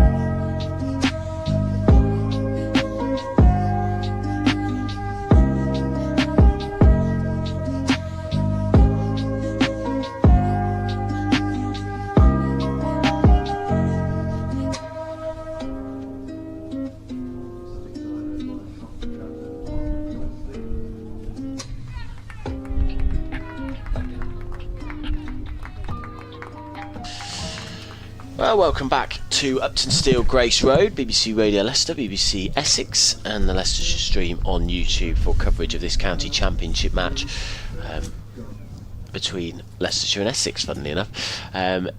Essex scored up 401 in their first innings, with Jordan Cox getting a superb 204 to build them a real platform, and then a last wicket partnership of 30, with Simon Harmer almost exclusively scoring the runs, putting them over the 400 mark. Leicestershire now with a new opening pair. Will now hope to respond to it. So Sheridan Gums is partnering Rishi Patel. I think I saw someone saying he's the 4th opening partner that Rishi Patel has had this season, with Jake Weatherald, Sol Budinger would it have been, I think, in the Essex second innings, with Weatherald injured. Yes. And then I'm trying to think who the other person would have been. Rehan hasn't opened so far this season. Was it Ian Holland? Ian Holland, it might have been as well, yeah. But either way, Gums, he's been with Leicestershire since 2025. He came through the Surrey system, and he's got a few List A games for them, but this is his first class debut and his debut for Leicestershire. But it'll be Patel to face and Porter to bowl the first over from the Bennett end. Blue skies above us. It's turned into a very pleasant afternoon in the centre of Leicester. You can see how nervous Gums looks. He's already in his stance, and the bowler Porter is still sort of just going through some warm-up deliveries with mid-on. So Patel waits, with Porter running in towards us now to the wicket bowls outside off stop. That's left alone. It was Patel, rather, on strike. It's unusual to see a batter in his stance so early on. I have a feeling that what happened there is that he sort of got himself in the zone, he committed to it, and he was like, right, I'm not moving now, I'm there. I think he's a sort of in the zone player, Patel. He does very well sort of go in and out of the bubble. I think he was probably in the bubble and didn't want to leave it at that stage. Porter then, angle run up, comes in now, bowls outside off stump, left alone again by Patel. Nice bit of shape to that. It's good that Patel is taking strike here with Gums on debut, just allow him to get into the game from the non-striker's end, the left-hander. Reminds me of we used to play club cricket. We used to play friendly matches on Sundays occasionally, and there was an old fella who used to open the batting with me. Always used to give me the strike, and we're playing against grown men. I was like 14 years old. I'll continue in just a moment. Porter steams in, bowls, zips up off the turf. That's crashed into Patel's glove, and that hurt. Dribbles away into the leg side, no run. I just don't think he fancied it. I mean, his excuse was always, well, I'll give the young lads the strike, because then, the bowler usually bowls a few looseners in the first over, and they've got an opportunity to get one or two away. I just really don't think he fancied it. And then there was one match where I hit 4 fours off the first over. And he was telling everyone afterwards, that's why I give the young lads the strike. Cause, I know exactly the type of player you mean. I've played with those sort of guys as well. It is interesting. I think it's sort of like they do fancy it and they don't fancy it at the same time. I think they're just more than happy to sit at the non-strikers end. It's a bit of a faff to face deliveries, so they're sort of... they're just there for the vibes outsourcing on a Sunday. Batting. We've got a change here, have we? What's going on? Allison's run over. Has the ball got... Oh no, they're bringing a short leg in. Yep. Helmets come out. Which makes sense, actually, when you think about Cox's dismissal. There were a few from the Bennett end that have spat up at the surface on just a good length, even a full length. Cox's ball was a full length, Jordan Cox's dismissal. So there is a short leg in place, just forward of square. It's Allison who's got his helmet now on, and he crouches down.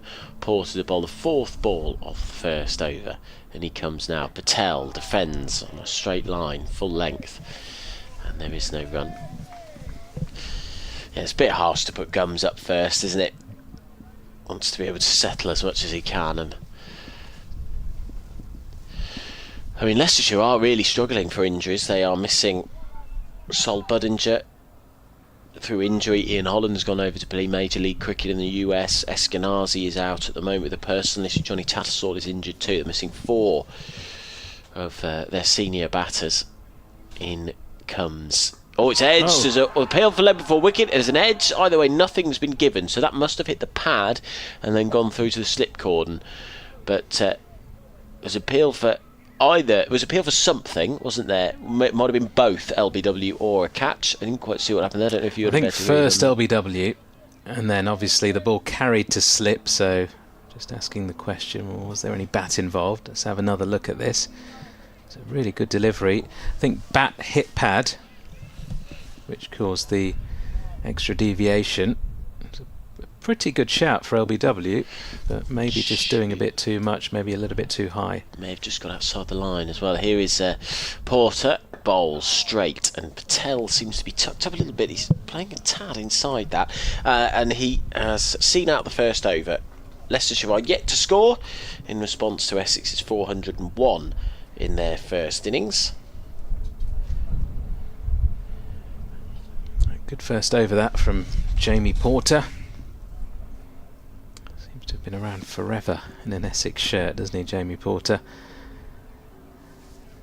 33 years of age, still got plenty of cricket left in him, but 157th first class game, 590 wickets in his career, an average of 23. Outstanding.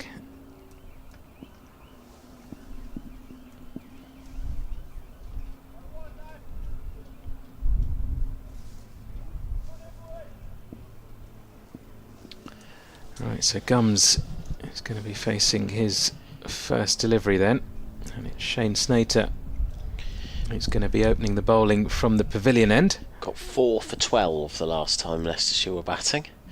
In the last game for both of them in the county championship, Leicestershire were bowled out for 60. They took a 40-run lead off the back of the first innings and then threw it away really, and it was Snater who was central to it. Snater then round the wicket into Gums, who edges along the ground to second slip. Nervy start for Sheridan Gums, but played with soft hands, so credit to him for that.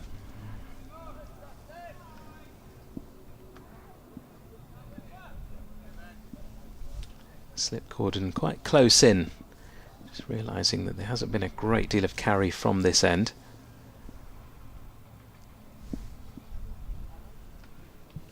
Snater back in, and Gums is forward with a more solid looking defence back down the pitch.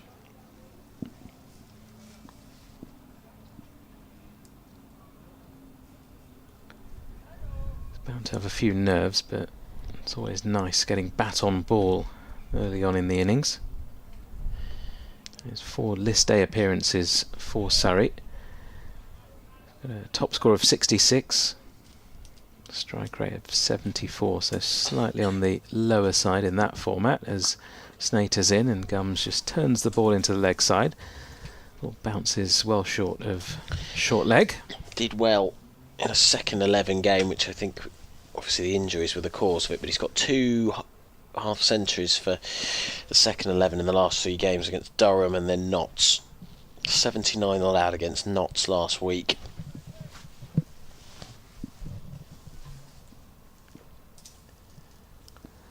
Snater in again. Gums is once again forward with a solid looking defence. Looks to have quite a compact technique so far. Playing the ball quite late, which is often a good trait in this format.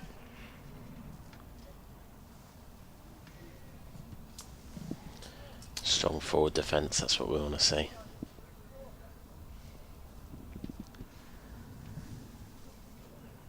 Snater bowls, and that's a beauty past the outside edge. Bit of extra bounce, and not much that Gums could have done about that. Had to play at it, and he thankfully didn't get anything on it. Look, a ripper. Beautiful ball. Just angled in and straightened, didn't it? Held its line beautifully. Take another look at the replay. Slightly late on it. It was Gums, but done by the extra bounce. Snater back in, and Gums this time forward with a solid defensive shot. So maiden over from both ends to begin proceedings. Leicestershire yet to get off the mark. If you are just joining us, Essex made 401 batting first, thanks to a brilliant double century from Jordan Cox. And, some valuable runs from Simon Harmer towards the back end of the innings. Porter to continue from the Bennett end, running in towards us. Fairhead, he comes in, bowls, and look at a very thick edge played lately by Patel. Played late by Patel, I should say. And there is no run. It falls into the hands of the slip cordon. Leicestershire yet to get off the mark in their response to 401.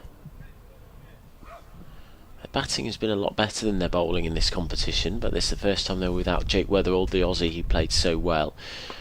Forward comes Patel. That had a bit of bounce, didn't it? Right at the top of his bat, drops down to the floor, still on the pitch, and there is no run. The pitch looks a little bit less green today, a little bit paler and sandy, more sandy coloured. It's had a lot of sun on it, hasn't it, for the most part of yesterday and early on today. Porter turns, holds the ball in front of his chest and storms in. It's a pacey run up, and it's another straight delivery. Forward comes Patel and defends. No run. Rishi Patel, so consistent for Leicestershire over the last few years. At the top of the order. He's always got a good fan club with him as well. His family tends to His be mum's here always here for all games. He's an Essex boy, of course. He is. From Chigwell. His mum, actually, we follow each other on Instagram, myself and Rishi, and his mum recently followed me as well, which is a nice surprise. In comes Porter, bowls, and there's a thick inside edge behind square on the leg side, sort of deep backward square leg position. It's launched in by the fielder there, by Snater, and Leicestershire finally got some runs on the board. 2 for no loss is the score. Patel 2 off 10. Is there any good content on Instagram from either of the Patels? There's always nice, sort of wholesome content whenever Rishi does well. Nice family shots, nice messages of encouragement. Porter past the umpire, bowls, and that has beaten the outside edge. That was a beauty. I at first thought just the way that Patel's head snapped back there, I thought he might have nicked it, but he didn't. No celebration. 2 for no loss. If Mrs. Patel is here, more than welcome to come and say hello up in the commentary box. Absolutely. Can you see just give you a little DM on Instagram. Talking of Patels, Ajaz Patel going through some fitness drills on the left of us.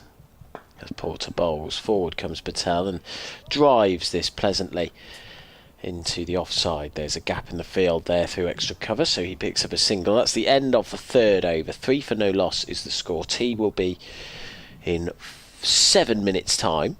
Lunch. What did I say? Tea? Yeah, getting ahead of yourself. I am, yeah. Lunch in 7 minutes' time. It's thrown you off, hasn't it? That long day yesterday. So 1:10 is lunch. Tea is 4 o'clock today. 104 overs to be bowled. How many have we had then? We've had 28 of those so far. Leicestershire going at the game going at 14 overs an hour. We have had that mid-innings break. So Patel to keep the strike. And it is going to be Snater to continue over the wicket for the first time into the right-handed Patel, who defends the ball. Almost dead into the pitch.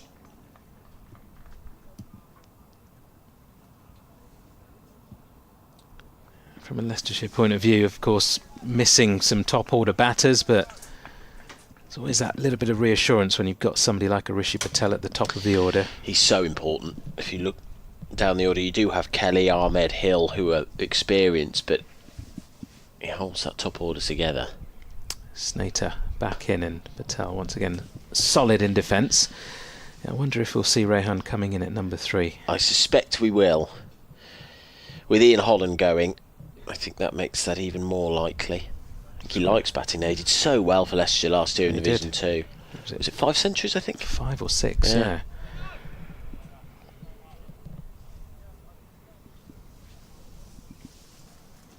A genuine all-rounder these days, Rehan Ahmed. Snater then, 3 slips and a short leg in place. Comes in, bowls, and Patel once again just very solid with that defensive shot into the offside. I thought he bowled really well today, Ahmed. There's not a lot in the pitch for him, but it was almost sort of like a limited overs bowling performance, in that it was constant changing of the flight and the pace. Kept chucking the wrong uns in there too. Really varied up his bowling. He's showing himself as a really good player at the moment. Snater bowls and Patel manages to get one away with a flick of the wrists down to deep backward square leg for a single. Back over to Sheridan Gums, who hasn't faced any Jamie Porter so far in this innings. Played out a maiden off Snater for his first over. Be really keen to get off the mark. Doesn't matter what level you're playing at, what level you have played at, every time you go out there, the most important run is usually the first. And there it comes. A flick down to fine leg. A lovely round of applause from his teammates and from some of the fans around the ground here at Grace Road as he brings up his first-class run. Sheridan Gums, the first of many, he'll hope.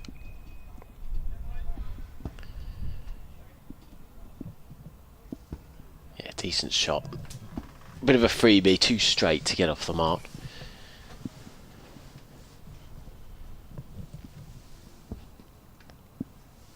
Patel then tall in his stance, facing up, pushes, but won't manage to get a single there into the covers. End of the over, couple from it, from Snater. Leicestershire 5 without loss, still trailing by 396 runs. And with lunch approaching, they won't want to take any risks, these two.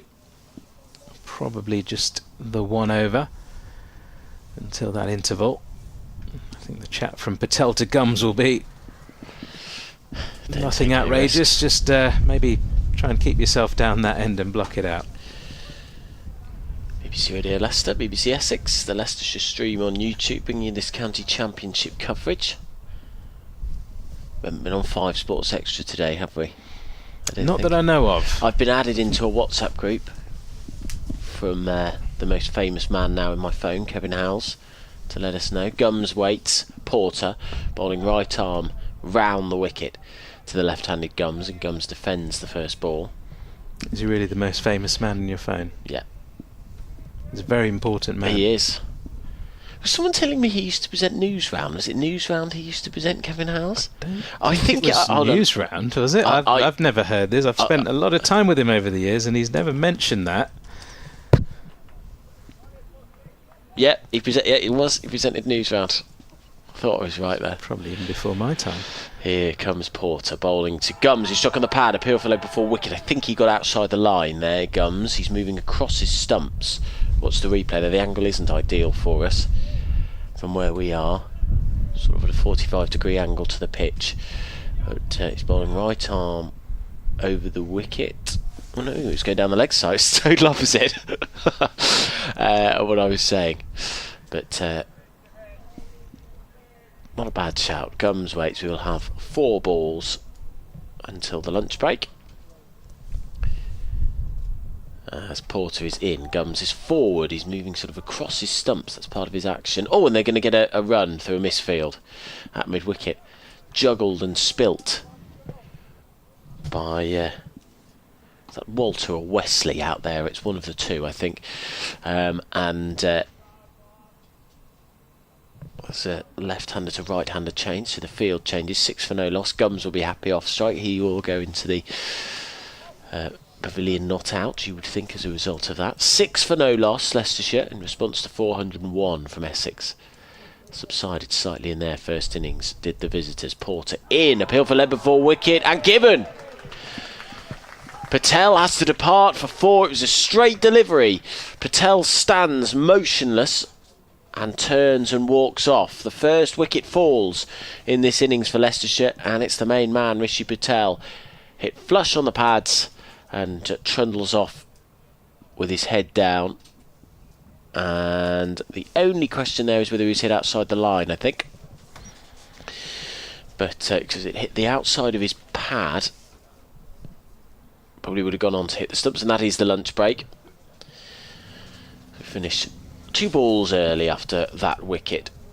So Patel trundles off, Gums walks off all by himself. He's 2 not out, and Leicestershire are 6 for 1 at the end of the first session. I don't know whether that wicket changes anything. I think you'd still say that it was Leicestershire's session. 342 for 5. Essex started the day on. They were bowled out for 401. If it wasn't for a vital innings from Simon Harmer towards the end, 36 he got, it would have been even less than that. They lost 6 wickets for 33 runs, did Essex, before being bowled out for 401. And then Leicestershire, in their 4.4 overs, have lost a wicket right at the end of the session, that of the very important Rishi Patel, LBW to Porter. So that is lunch. We will rejoin you the other side of the break, as Gums and I presume Rehan Ahmed will return at the other end. Thank you very much indeed for watching and listening, and enjoy your lunch.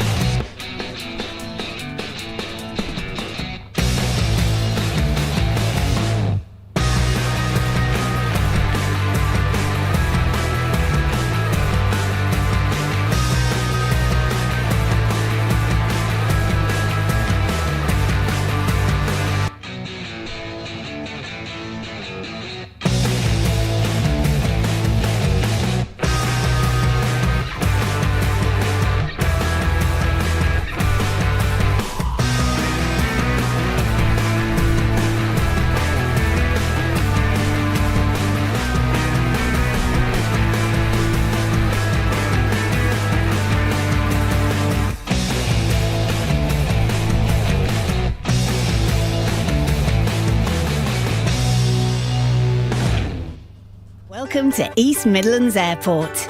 Or should we say the easiest Midlands Airport? The airport at the heart of the UK, flying to over 70 destinations. The easier airport with faster check-in and security that gives you extra time to relax and get in last-minute shopping. The airport that gets the kids on board before they get bored. East Midlands Airport, the easiest way to get away. To book your next holiday, visit eastmidlandsairport.com.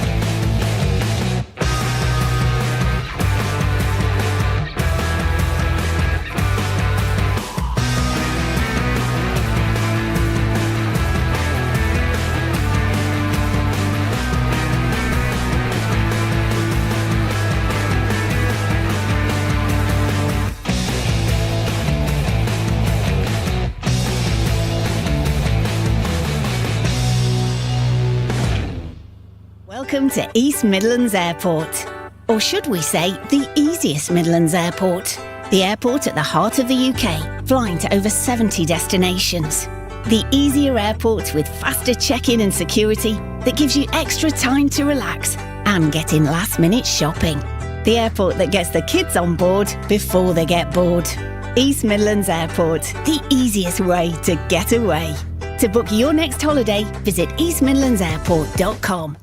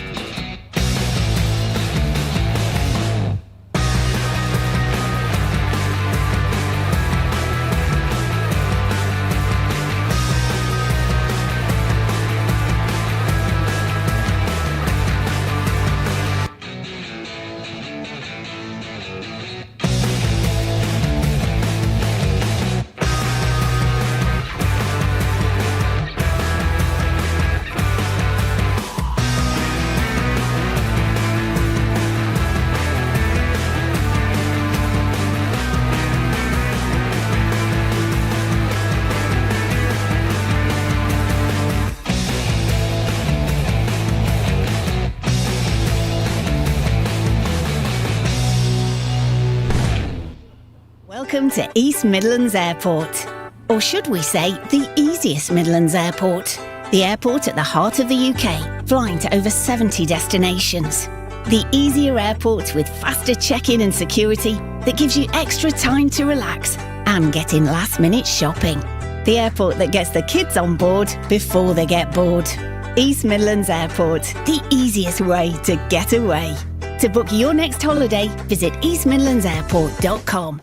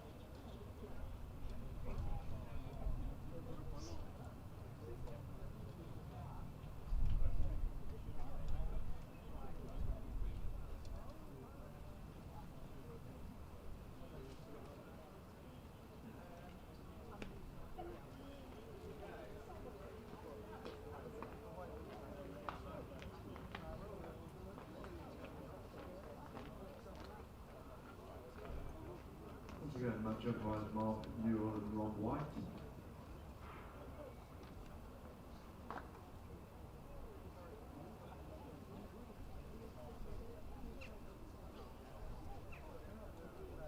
Essex side captain Tom Wesley.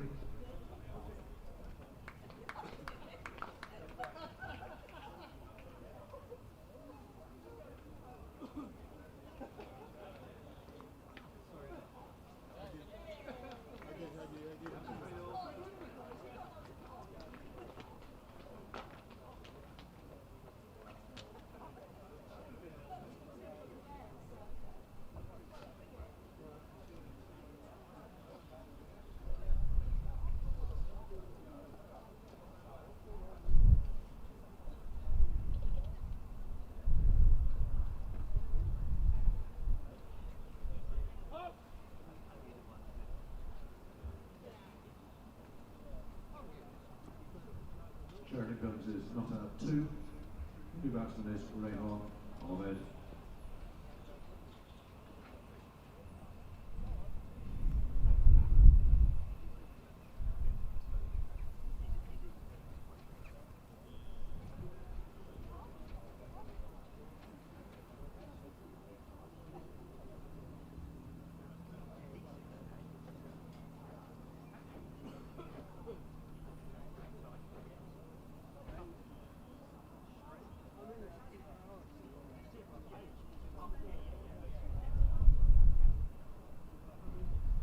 With 2 balls remaining in the game, of course, is over from the back time.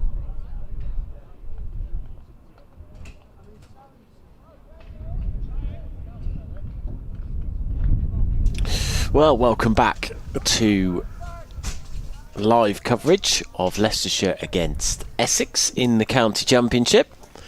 It's day 2. We're just back from the lunch break. And Porter is going to get up to the wicket now. He bowls. It's driven at by Ahmed handsomely, but it is stopped by mid-on, and that is the end of the over. So 6 for 1 is the score. Ahmed yet to score, and Gums on debut. On debut, as they say over in Australia, 2 off 10. What did you have for lunch? What were in your sandwiches, Dick? Yes, we stopped off at a well-known supermarket and got some sandwiches. Did you? On the way, yes. You're very good at BBC stuff, not saying the brands, Dick. I'm impressed. I would happily have. I've learnt by mistakes, I hasten to add. I would happily have given away all the restaurants I've been to. I've had my knuckles wrapped once or twice. So. Have you actually? I haven't. Well, maybe that's a slight exaggeration. I've been advised that something I said was imprudent at best.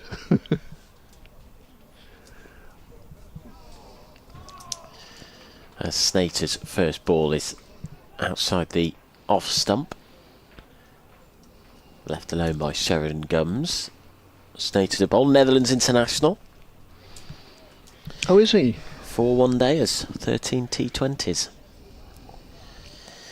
Yeah, we were saying he took 4 for 12. Were you at Chelmsford for the Leicestershire collapse a few weeks ago? Yes, I was, yes. He took 4 for 12 in that game.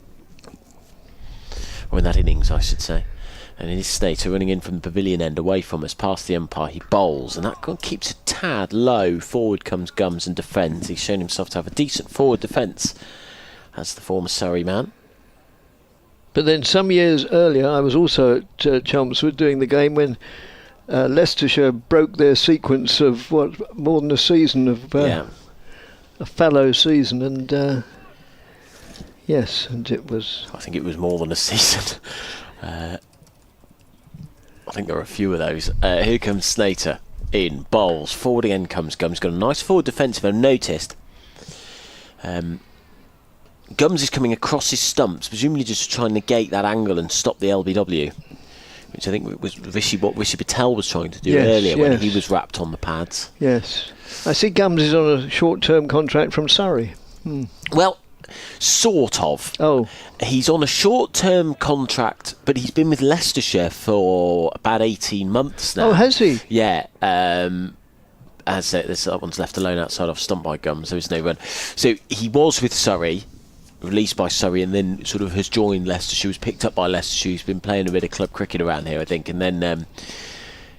But has just been playing second 11 cricket, and now they have offered him a contract because they've got so many injuries at the moment. So he's got a chance to impress them. Oh, right. So it's a slightly strange situation. As Snater is in, bowling right arm round the wicket, again defended by Gums, who plays that back to Snater. So 5 balls, 5 dots so far. But yeah, he has been with Surrey. He's played 5 List A games for Surrey. Yeah. Got a 50 in there. That's my water bottle. Yeah, I'm just trying to indicate Oh, my right. wife that I would... So it's Snater in bowls. I thought you were going to drink from my water bottle. No. The dot ball there, and that's the end of the over. Forward defensive again from Gums. He gets his foot right to the pitch of the ball. It's like you get used to watching so much T20 cricket, and I suppose the Baz ball England ways, that you don't see such a textbook forward defensive there. No, that's right. There it is from Gums, on perfectly illustrated. Just looking around the grounds in the popular seats over to our right hand side, some decent amount of people over there. Saw some people as I was walking past. They've got the picnic baskets out, Yes. champagne hampers. So it's champagne hampers. As that's Porter moves in bowls. That's just another dot ball. Yeah, on the far side there was a couple of champagne glasses.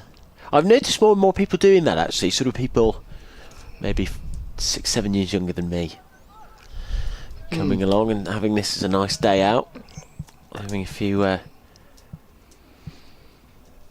glasses of something and relaxing, enjoying the day. Yeah, Porter from the Bennett end moves in, bowls to Rahan, who plays pleasantly. Oh, very pleasantly. To say it's just pleasantly is not a good enough adverb. Very, very pleasantly, sumptuously. The on drive, famously or notoriously the most difficult shot to play because you're opening yourself up really, and yes, it would be impossible to execute that shot better than he did then. And yeah, well, I'd say that. Admittedly, the day isn't that old, but I'd say that's the shot of the day. Probably. So far. He's got lovely timing. He's sort of seen as a bit of a big hitter, Ahmed, but he's got lovely timing. He uses the bat beautifully. Yes. As Porter moves in and again and bowls.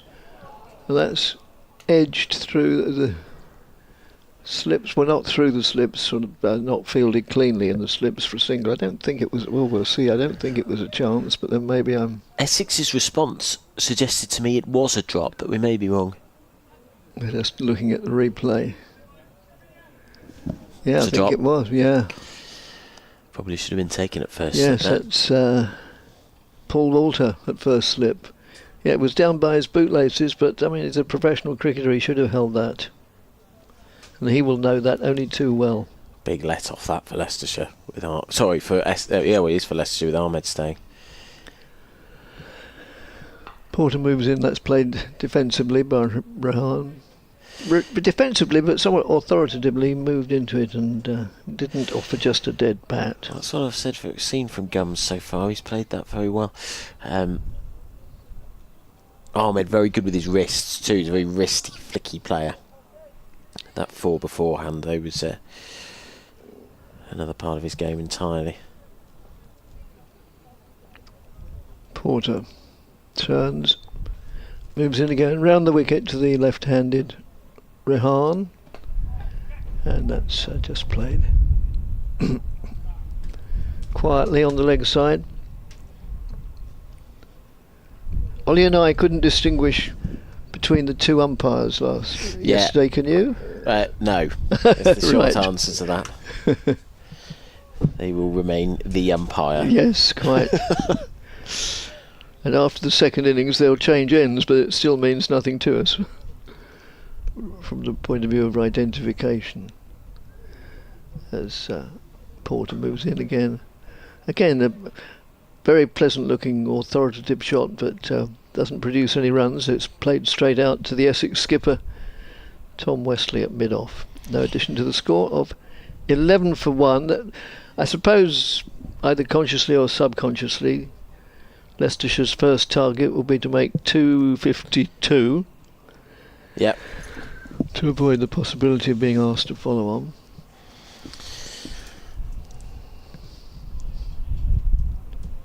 It's just all about competing, I think, for Leicestershire. The 3 losses in a row have really damaged them, and they've fallen to bottom of the table. They got the 2 draws against Surrey and Glamorgan. And I remember, the feeling among Leicestershire fans and watching them in the camp was that they'd sort of arrived and they'd shown that they were competing at this level. Come back to that in a second. Snater is in from the pavilion end. His first delivery, stuck on the pads and out. That one sunk. It did. It just was a grass cutter, really. It just sunk in the pitch and hit Ahmed on the pads, and the finger went straight up. A second Leicestershire wicket goes. They're 11 for 2, and Rehan Ahmed, the real danger man, a man who has the ability to play such swashbuckling innings, has departed. And yet, it's a back of a length ball, just dips completely and strikes him right in front of the stumps. Plum LBW, Rehan Ahmed goes. 11 for 2 Leicestershire, and they are in a bit of trouble. And that 401 at the moment looks very good, doesn't it? It does, yes, from the Essex point of view, certainly. And I mean, the wicket in the couple of hours or so before lunch, it was playing up a little bit. I mean, I don't mean that from a critical sort of way. It was quite challenging for the batsman with the change of overhead conditions, and there was one towards lunchtime, which admittedly, when being bowled from the other end, from the Bennett end, really roared off a length to get Cox given out. And so yes, admittedly this was the other end and it kept low, but it's not entirely consistent. We saw for quite a few wickets where it's jumped up, so in even bounce on day 2. So Lewis Hill, this is a big innings for Lewis Hill, I'd say. Lovely chap, Lewis Hill, and has been a fantastic servant for the Foxes over the years. Captain, won the One Day Cup with them. It's his testimonial year this year, and just trying to settle in, I suppose, to Division 1 cricket. It's the first time he's ever played in this this level, even though he's been at Leicestershire for 11 years and 134 runs in 6 innings. He's got a 50, but he didn't play in the game against Essex. He was left out for that one. He's back in. I mean, he's a very good cricketer, but he's back in, I think, because of the whole team has really been changed due to people moving, things changing, and he's got a real opportunity to impose himself on this game. It's a sort of innings that's made for him, really. Yes. A local boy. Snater, 1 for 2. He's up to the wicket bowls, straight delivery, and cries of anguish from the Essex field as it's played square by Hill. Played that late, came off a thick inside edge. And so Hill is off the mark, 12 for 2.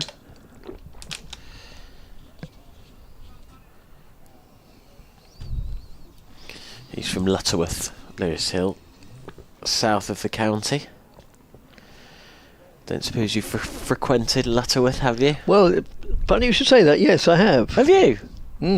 I've stayed there, presumably on the way here. As Gums waits, moves across his stumps and defends. Now, that's a really... he's moving right across his stumps, isn't he? Yes, he is. To get LBW out the way.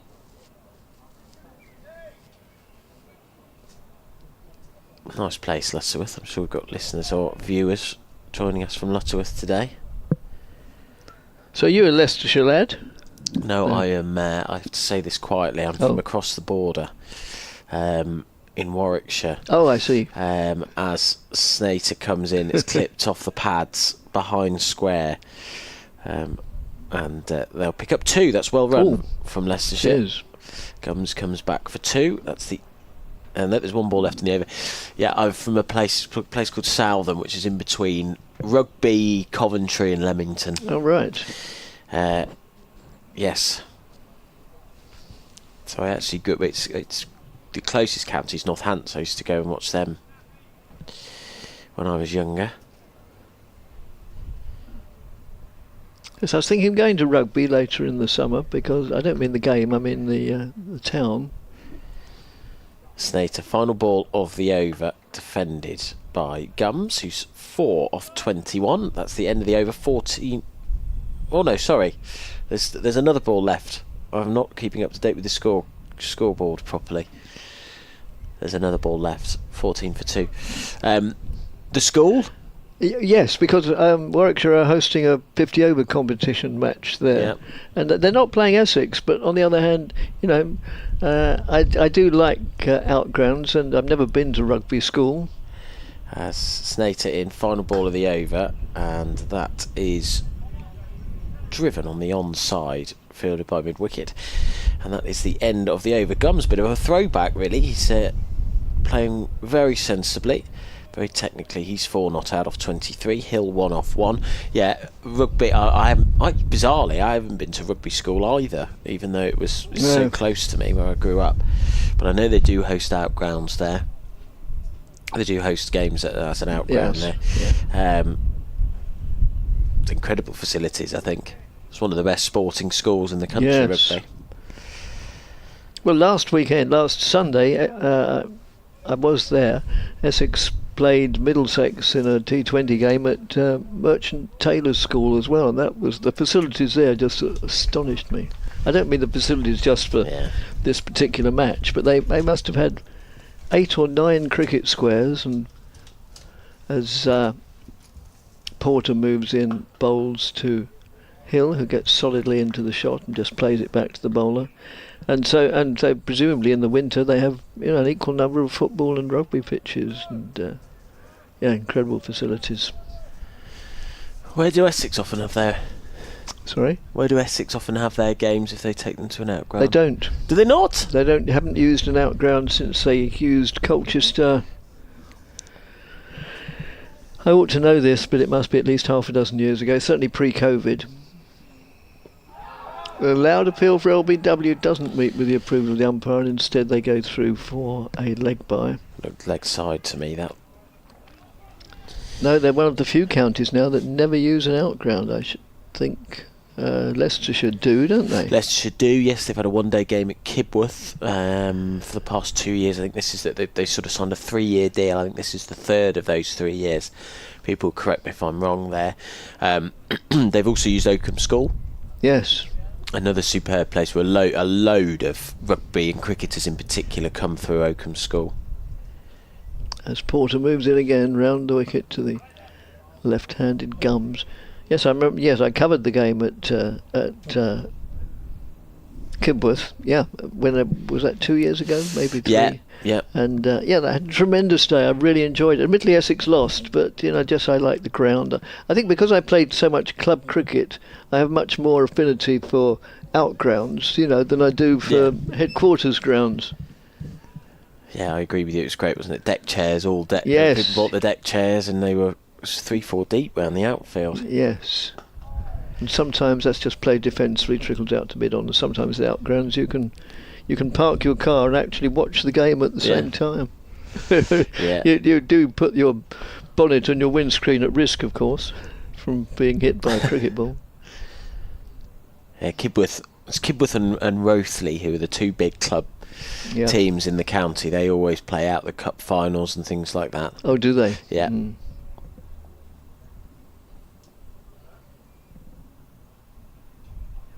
As Porter moves in again and bowls, so that's just played defensively by Hull off the back foot. Trickles out to mid-on, picked up by Tom Wesley. Yeah, Kibworth's between here and Market Harbour, as you know, and then Rothesay is between Leicester and Loughborough. But this is where all the ex-Leicestershire players, if their contract ends or they retire or whatever, they'll go and usually play for one of those two teams. Right. People like Ollie Freckingham, if you remember him. Yes. Plays for Rothesay. Porter again, and nudged around the corner for just one. Oh no, they come back for a comfortable second run. It goes down to Critchley at deepish backward square leg. So that takes the score into 17 for 2, with Hill not out 2 and Gums 6. Slow start for Leicestershire, isn't it? They get the sense that there's a few demons in the pitch out there. It's not easy batting. No, it's not. Which is funny, you would have thought the conditions were better for batting today, just because we've got blue skies above. It was sort of overcast for a lot of the day yesterday. The outfield was wet. The pitch looked greener yesterday. Yes, it did. But it's today that people have found it more difficult. Yes, I mean, come the afternoon yesterday, the change was remarkable, really. Between the first, say, hour and the rest of the afternoon, or the rest of the day, even. Snater, his 5th over from the pavilion end. He's up to the wicket bowls, defended by Lewis Hill. Yes, and you not only did the wicket ease out, but you could actually sort of detect the fact that if it was going towards the boundary, after lunch it would probably get to the boundary, whereas before lunch it would suddenly grind to a halt about a couple of yards short. So I think there were quite a few threes run yesterday. Yeah. Snater. Jet black hair bowls. It's a straight delivery. It was either bat or pad. Combination of the both. And there is no run. 1 for 5 off 4.2 overs for Snater. Whereas at the moment it's really cleared up. It was a little bit cloudy this morning. Blue skies poking through, but it's mostly blue sky around us. Did get hot yesterday, though, didn't it? It did. As Snater is in, he bowls, and off his hips, Hill guides that to deep backward square leg, where Porter fields. I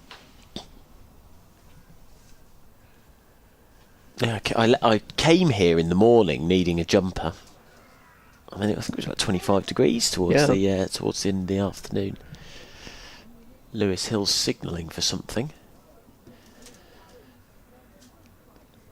To the bench. Or his teammates down below us. Here's Snater bowling right arm round the wicket to Gums, who has left that alone outside off stump.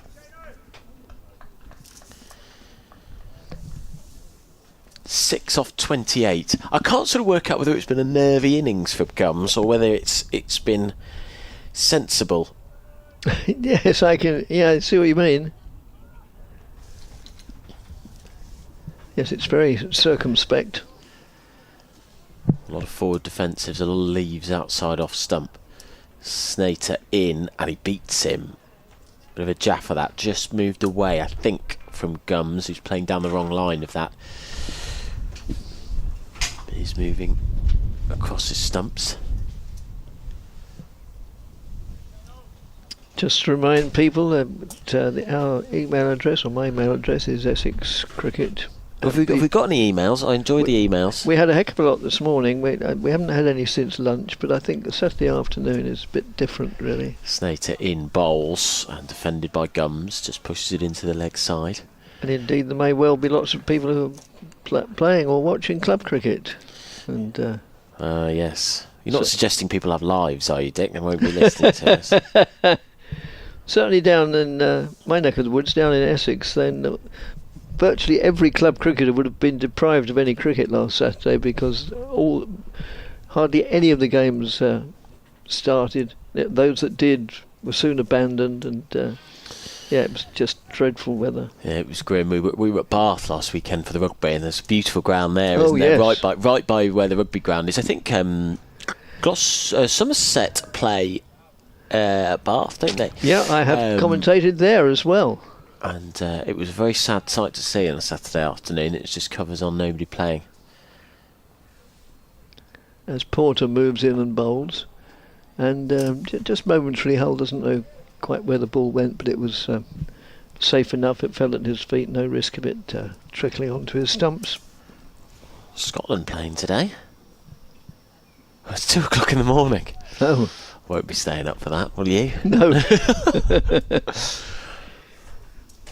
I've got a surprising amount of friends who are staying up for games. I can't. Really? I love the World Cup. I'm not staying up. As that's played out to mid-on, no addition to the score. I don't know about you. I did stay up for a few hours to watch the Ashes. I would get start at 11 o'clock and maybe stay up until 1 I was the or something. same. And once it gets to sort of 2 o'clock in the morning, or maybe even a bit earlier, that's too much for me. Yeah. All I do is fall asleep in front of it anyway. Exactly. I've got friends who set their alarms for it. Yes.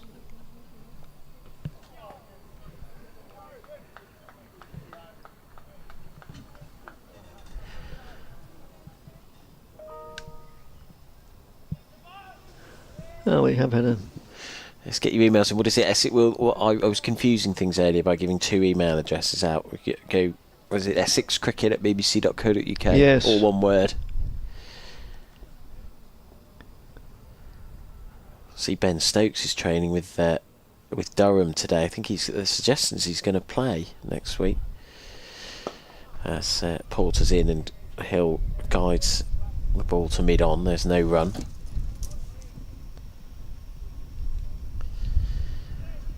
Yes, thanks, Michael. I think that email came in just before I went off air before lunch, so I will get to it quite soon. I assure you. As I've always said, if you take the trouble to put fingers to keyboard to email us, the least we can do is reply to them. It's not just out of courtesy; they're very interesting. As Porter moves in and bowls, and that's just played defensively, and. Back to Porter, who in turn hands it to his skipper to do the polishing work on it. Very consistent Porter, isn't he? He is very He consistent. was big in the title-winning year, the first one, wasn't it? Was that 2017? It was. Am I right there? Him and Harmer were the 2019, perhaps. Yes. Him and Harmer were the big wicket takers. Porter again. Yes, I mean, Porter and Cook, admittedly Cook isn't playing in this match, but neither of them is particularly sort of terrifyingly quick. That's not their main weapon. Their main weapon is nagging accuracy, bowling constantly at the top of off stump, and eventually it almost forces the batsman to make a mistake, and they get out in the process. But I know I'm bound to be slightly biased, although I always try not to be, but I think there are very few better opening partnerships in county cricket, bowling partnerships, than the Cook and Porter, and they both have the weight of experience behind them as well. They're at that right age where they've got plenty of experience, but they're not sort of on the downward path. Not Darren Stevens just yet. No, quite. Snater.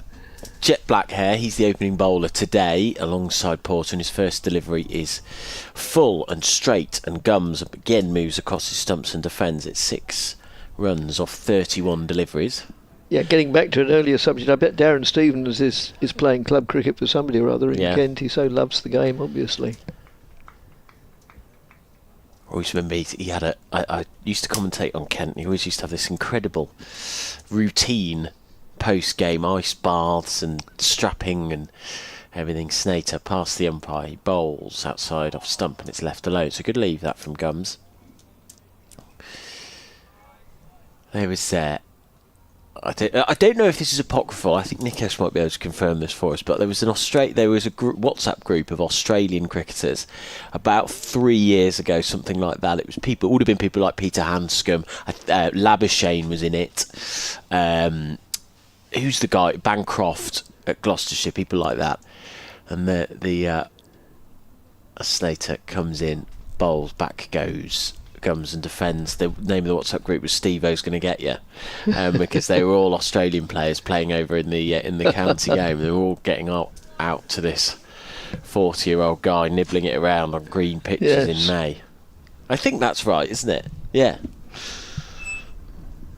Yeah, remarkable servant of the game. Snater it is, running away from us from the pavilion end. He bowls, and again, just clipped into the leg side to short leg by Gums, who is settling in now. I think we were discussing, weren't we, whether it was sort of nervy or circumspect. I have a feeling it's gone from one to the other. I think it probably was a nervy start where he just didn't want to get out early. He wanted to, but he looks now like he's getting more and more confident, leaving balls on length, and in comes Snade to bowls. That's driven straight at a short mid-off, who's sort of level with the crease at the non-striker's end, and there is no run. Very attractive batter though. Yes. But it's what I mean by a throwback. He sort of plays like someone you'd see 20 years ago. Very proper. As Snade to the ball, the final ball of his 6th over, and it's defended by Gums. They can't get him out, and he plays that to mid-off again. That is the end of the 12th over. 20 for 2 is the score. The run rate is at 1.67 at the moment. And have we got any more fun emails? We had one about Bennett, Charlie Bennett, but I from the grumblers he's always known. But I'll address that when Bennett comes into the attack. It's probably more relevant then. So I haven't forgotten you, Grumbler. We've also had one from Bob about wicket keepers. Earlier today, a listener asked you, meaning me, if you could recall a previous match where the 2 wicket keepers shared the same name. And I couldn't, but that doesn't mean it hasn't happened. But from memory, he says, as Porter moves in and bowls, played straight out to, I think that is the aforementioned Charlie Bennett at mid-wicket for no run. And he says, for many years, Derbyshire's wicketkeeper was, of course, the wonderful Bob Taylor. I'm fairly sure that at a similar time, Somerset's wicketkeeper, as attempting to turn it around the corner, wraps into his pad and just trickles out to Charlie Allison at short leg. Somerset's wicketkeeper was a D.J.S. Taylor. I can't remember his first name, but he had a twin, M&S Taylor. M&S, that's the name of a store in most high streets. M&S, not M&S. Who played for Notts. So there may well be a scorecard. As let's just nudge down to third man sort of towards the meet, and they'll go through for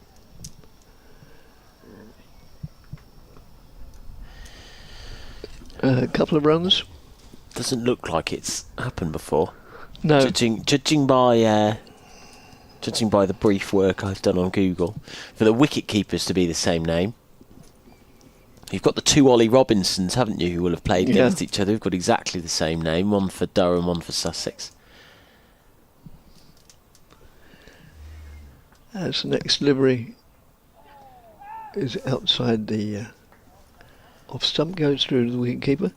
A Middlesex wicketkeeper for many years was the Test player John Murray. And around the same time, the West Indians brought 2 Murrays to England as wicketkeepers, Derek Murray and David Murray. Derek Murray was also played for Notts for a time, so a perusal of scorecards of matches between Middlesex and either West Indies or Notts could well lead to a similar find, he says. That's just played defensively out into the covers. Well, for many years, Essex's wicketkeeper come captain was Brian Taylor, one of the old legends in Essex cricket history, but that's probably before the time you're thinking about. Bob continues, I went up to Leicester from the south east by train yesterday to see the first day.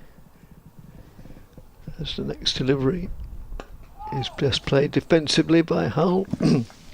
I intended to return today, but the journey left me so exhausted that I slept through the alarm by a margin of 2.5 hours this morning. So it's good to be able to listen to the radio commentary instead. Right, thanks, Bob. End of the over. And let's now have a change of commentators at the beside me.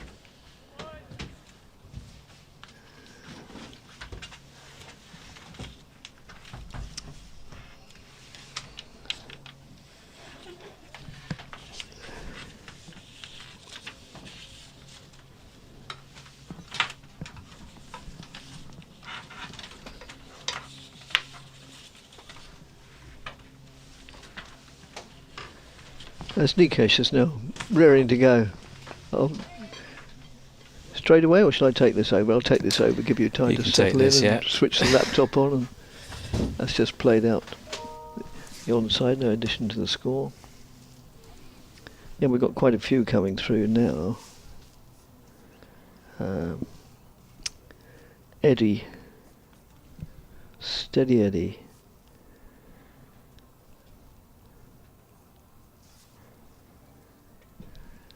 I haven't had much. Oh, personal not to be read out. Okay, why? Good job. Oh, You read that no. bit. Okay, thank you very much. I appreciate that enormously. I really do. But yeah, no. Even if you hadn't warned me, I wouldn't have read it out loud. It's a bit. It would sound self-indulgent, which I try and shy bright shy. Oh dear, that was intrigued unfortunate. now. You're teasing us now. We're all intrigued. Well, no, you would. But thanks, Ed, in Frinton. Oh, another lovely cricket club. Frinton Cricket Club aren't going very well this year. In fact, that's probably an understatement. It's a euphemism. It's the sort of thing that coaches say about their team when they're not playing too well. As Snater moves in and bowls, and that's just played out to short leg. Picked up by Allison. And another one from greetings from Paisley.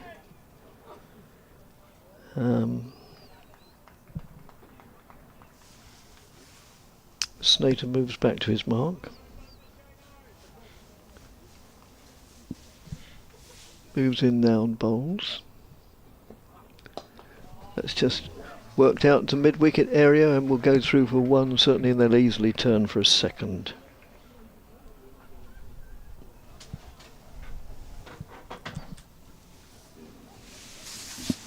Taking the score on to 25 for 2. Still a massive deficit. Oh, it is, yes. Long way from that 252 to avoid the follow-on. Snater moves in and bowls. Again, fielded by Charlie Allison at short leg. Dell in short. Dell from Paisley in Yorkshire. Not Yorkshire, sorry, Scotland.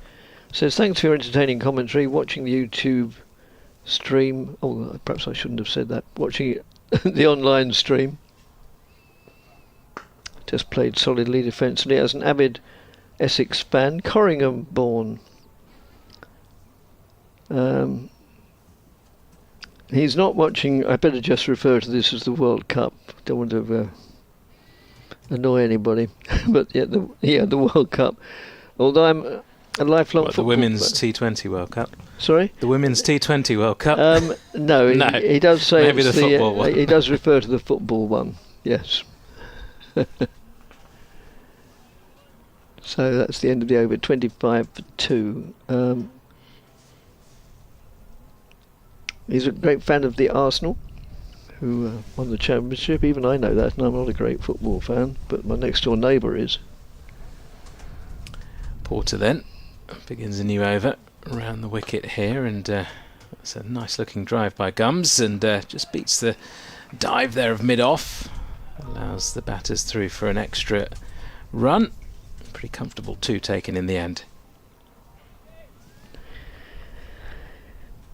He's enjoying watching the young players coming through the Essex side. Yes, they've always been good at that. He says, what price an Essex County Championship title this summer? Asking now, as odds will surely shorten once Essex beat Notts. Come back to that. Porter back into Gums, who defends on the leg side, no run. I really think, as I say, I've always been realistic. Some people say I'm being a sort of a doom merchant, but yeah, I think you have to look at these things realistically. Essex are in mid-table with 3 victories, and with all due respect to our current hosts, there are 3 victories against the 2 bottom sides, 1 against Leicestershire and 2 against Hampshire. Porter bowls and Gums. It's an inside edge on this one. It's down to the boundary for 4 runs. So he moves into double figures. Sheridan Gums, his first class appearance. Didn't know too much about that last one. No, he didn't. So, Dale, personally, I wouldn't read too much into Essex's position, and it would be. No, I don't know. The actual question is what price. I don't know, but I would think the price is pretty long.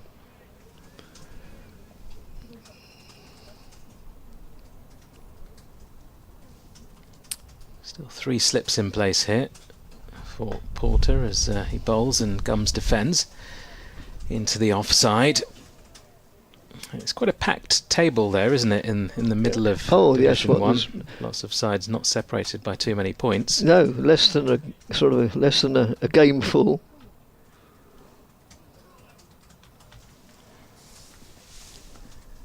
You look at Somerset in 7th place, all the way to Notts, who are top. Just 13 points separating them. Porter back in and Gums leaves alone outside off stump.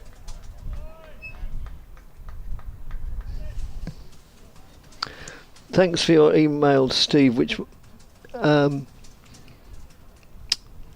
utmost respect I won't read on air. I don't want to go down that path, and particularly since I'm in exactly the same position, so it would be inappropriate.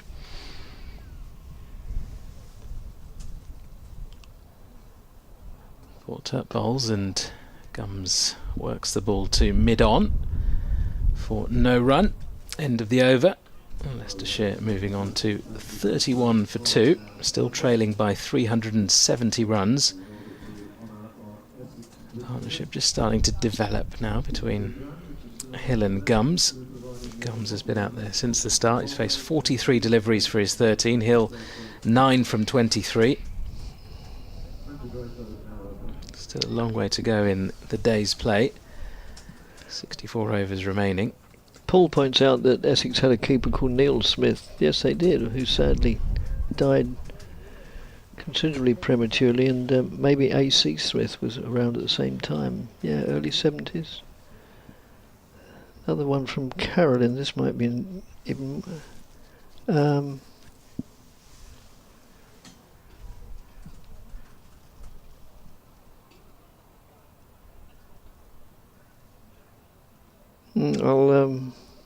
I'll refer that email to Adam. I think I'm only the guest here today. Comes Snater. That's just worked away into the leg side for a single. Okay, thanks, Carolyn. We're trying to remedy that problem, and perhaps you'd let us know if it's. Well, there's no point in me playing cloak and dagger and secret. She was under the impression that maybe we hadn't got our effects microphone turned up enough, and she says it sounds like the COVID years with empty grounds. Oh, dreadful year. Sorry. That's played, defensively. No addition to the not score. Our fault. There's not many people in the ground. Well, not close to our microphone anyway. Well, no. Up here, which is very high, you usually have to be on something illegal to be this high. No, there's no other members of the public here. Although there is a room for. Well, that's not true. There's one person, a little bit away to our right. That's just played defensively, trickles out to mid off. So.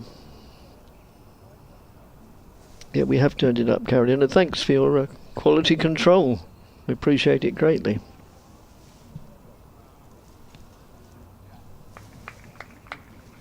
Yes, those COVID years. I can remember that year Essex made the final of... that's outside the off stump, goes through to the keeper of what was known as the Bob Willis Trophy, I think, which personally I think was not sufficient tribute to the great Warwickshire fast bowler, and it was and Essex got their way to the final at Lord's, and they won it. And under normal circumstances, you would think, well, to win a final at Lord's is a tremendous achievement and a tremendous day. It's just played out quietly on the onside, but because there was no crowd, it felt dead. It was like watching a game of any sport through a window of a television shop. Not that you have window shops now, or television shops, you buy them all online, or go to a very large retailer. But it just didn't feel real. And Alistair Cook got got 100 there in that final. That's just swung away for a single. Didn't time it particularly well. It was along the ground all the time, and a single was the result. Reached the end of the over. Yes, and even Cook said, we congratulated him, and yes, he said yes, thank you. But it didn't feel right, without the sound of the crowd. You realise how much you do need a crowd when you go to cricket, and apparently when you're playing it as well at this level. When I played club cricket, there was never more than the proverbial one man and a dog watching. That was only by chance because I happened to take the dog for a walk. End of the over, 33 for 2. Leicestershire just ticking along. Well, they're doing what they've got to do, deficit. haven't they, really? Yep. Just sort of see it out to a certain extent, ride out the storm. Occupy the crease just like Essex did, and runs came a lot easier once the ball was a little bit older. Yes. Changing bowling Bennett from the Bennett end, and he's wrapped gums on the pads here straight away. Big shout for LBW. Umpire not interested, leg by taken. Charlie Bennett's first delivery in this match, and it gives me an opportunity or an excuse to refer to the Grumbler's email about Bennett, who went to a members' meeting, and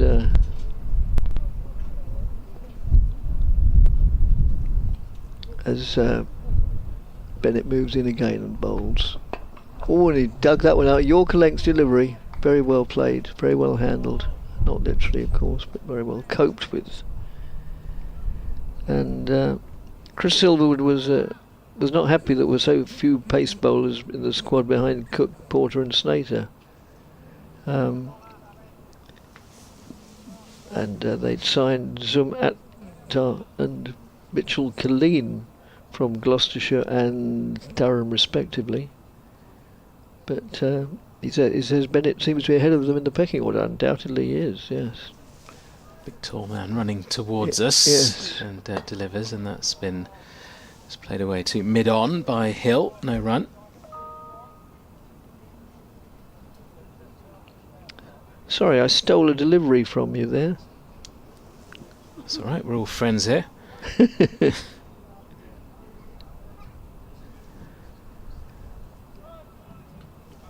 34 for 2 then, Leicestershire. Still lots of white cloud up above, but no threat of rain, plenty of blue sky, and sunshine as well. As Bennett is in, and that's a flashing drive, but only as far as backward point, so once again no run.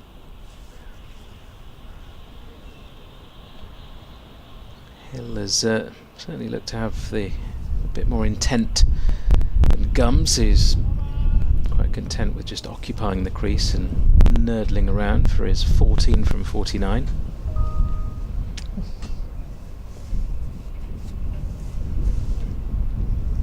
Not such a bad thing to have one of your openers just occupy the crease for as long as possible.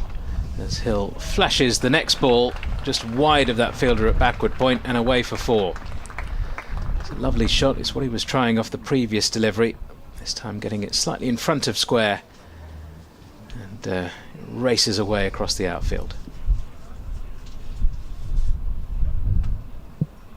Too much width offered on that occasion by Bennett.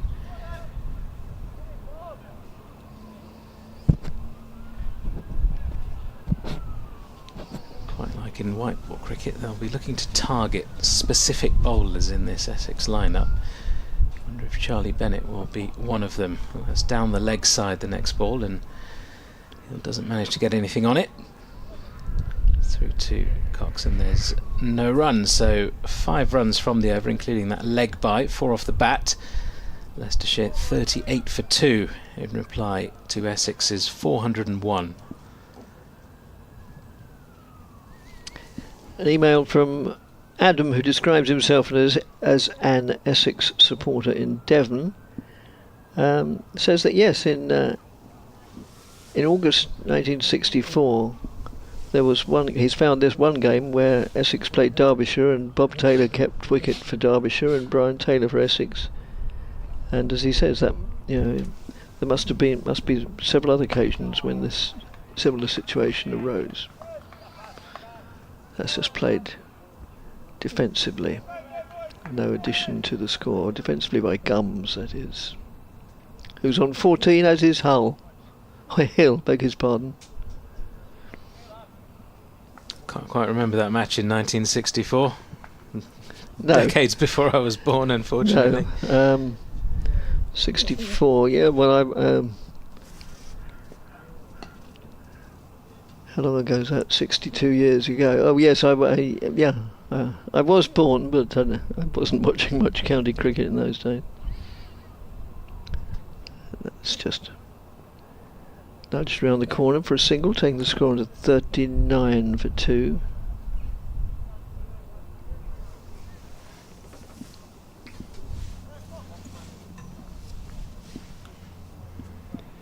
Some would say the sort of glory days of county cricket from the sort of mid-60s to the sort of right through the 70s and 80s. Yes, a lot of people do. It was just different. I think it's like so many aspects of life. As Snater moves in and bowls to Hill, who goes forward solidly defensively, trickles out on the onside. That many, if not most, aspects of life are very different nowadays, but it doesn't mean they're necessarily either good or very bad, or no better nor no worse. They're just different, and you have to accept that. On social media you often see posts saying, wouldn't it be lovely to return to the old days of the 70s? Well, that's a bit cherry picking your options, really, because there were plenty of things about time that long ago which weren't very good at all. Slight delay while Cox is going to stand up to the stumps, and therefore the regulations quite rightly demand that he wears a helmet. There have been some nasty injuries to wicketkeepers standing up to fast bowlers. In fact, a chap called Keyswet, I can't remember his first name, at Somerset, it Craig, put the end to his career. A batsman was bowled, and the bail, come back to that, just played defensively again. The bail, in breaking the stumps, the bail went into his eye, and he never played first class cricket again. I think I'm right in saying that. Mark Boucher, the great South African wicketkeeper, suffered a similar injury at the end of his career.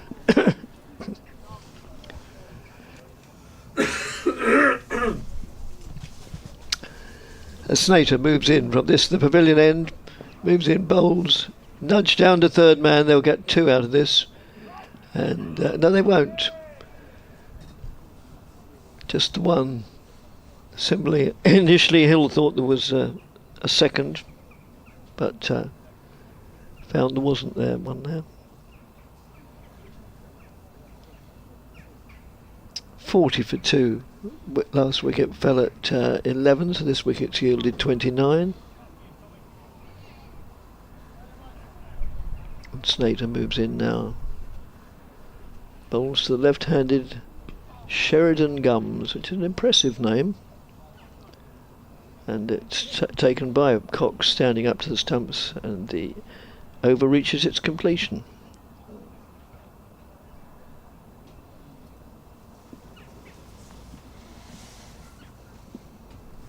For 2, recovery of sorts from 11 for 2. Started in a similar fashion this innings to that of Essex yesterday when they were 8 for 2. Managed to put on a great recovery after that.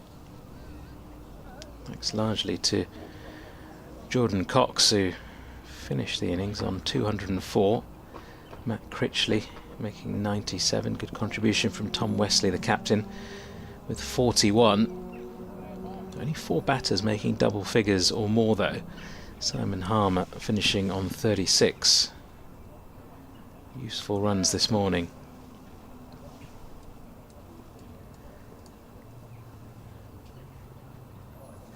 And it's going to be Charlie Bennett once more.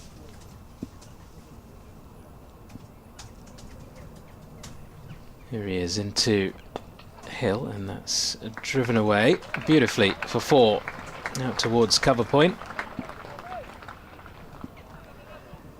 Off width once again to Lewis Hill, who you can see by his body language and intent that he's looking to put the pressure on Charlie Bennett here early on in his spell. Yes. Get him away for a couple of boundaries so far. Speaking of coincidences, and lots of our listeners obviously like researching these little quirks, what other occasions has a bowler been bowling from an end which is apparently named after him, although it's not just... Maybe not after him. Here he comes, Bennett. And, Hill again, drive square, and that's going to be 4 more. Can't keep bowling wide half volleys to Lewis Hill in this mood. Put you away all day long. Useful runs for Leicestershire. 48 for 2 now.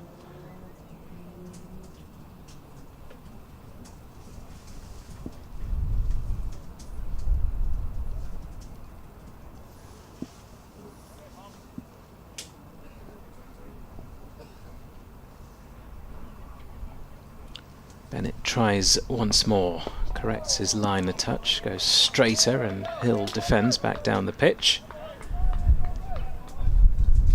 Essex fielders enjoying that last delivery from Charlie Bennett. I always enjoy Jimmy Anderson bowling from his own end. Oh yes, of course, now, the Anderson yes. end. Of course, Stuart Broad never got to do it at Trent Bridge. No. It was named after him once he'd retired. Nor Graham Gooch from his end at Chelmsford. Comes Bennett once more, and Hill off the back foot defends into the offside, and there is no run. It's always a lovely sight seeing Graham Gooch roll his arm over. Yes. And similarly, the other end is Sir Alistair Cook. And he occasionally, very occasionally, turned his arm over, but Got a test wicket, hasn't he? I believe he has. Yes. Sort of mimicking Bob Willis with the run-up. Yes.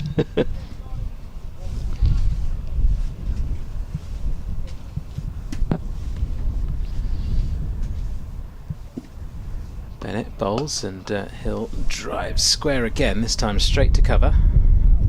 So there won't be a run, but he timed it pretty well there, Lewis Hill, once more. Seeing the ball nicely now. So on 23 from 37. Comes at the other end on 15.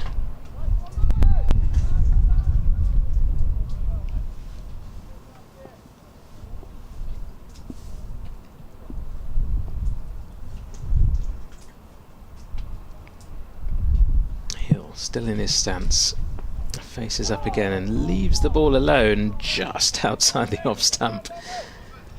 Don't think it was quite as far away from his off peg as he thought it might be, but he survives. Leicestershire remain on 48 for 2. 19 overs bowled in this innings, still trailing by 353 runs. Paul emails discussing the fact that Essex don't play at any outgrounds.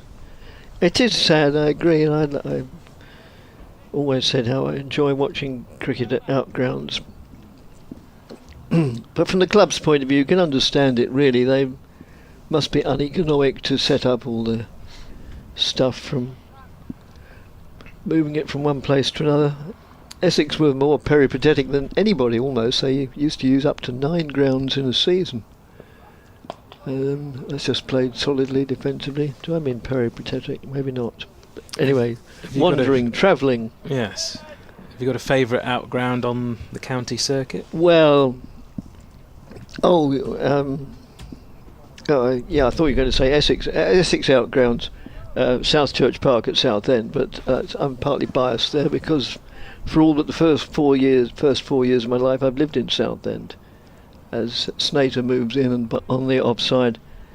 Now, of all the outgrounds, which isn't really an outground in as much as it's where a first-class county plays some of its cricket, but I've just always liked Fenners at Cambridge. Have you ever been there? No, never. There's just something about the atmosphere there that is quite beguiling. That's just played defensively. There's a sort of, how shall I put it, a whiff of academia sort of fluttering above the ground, which always makes me think maybe I should have studied harder at my A-levels. There's a few other famous ones, aren't there? Scarborough. Yes, known Scarborough's as lovely. Scarbados on the circuit. Later in the year, Essex are playing at Arundel, another lovely ground. Oh, yeah, I've played there. Have you? That's outside the off stump, well taken by Cox, standing up to the stumps. Beautiful ground there, with the castle in the back. Yes. Leicestershire more recently have been playing games at Kibworth, just south of the city. Yes, I was saying to Adam, I've done a game there. Used to play a lot at Oakham, which is, I'll tell you what, Oakham, beautiful track there for batting. Is it? That's just played out on the onside. Oh, thank you, Steve, I think it is.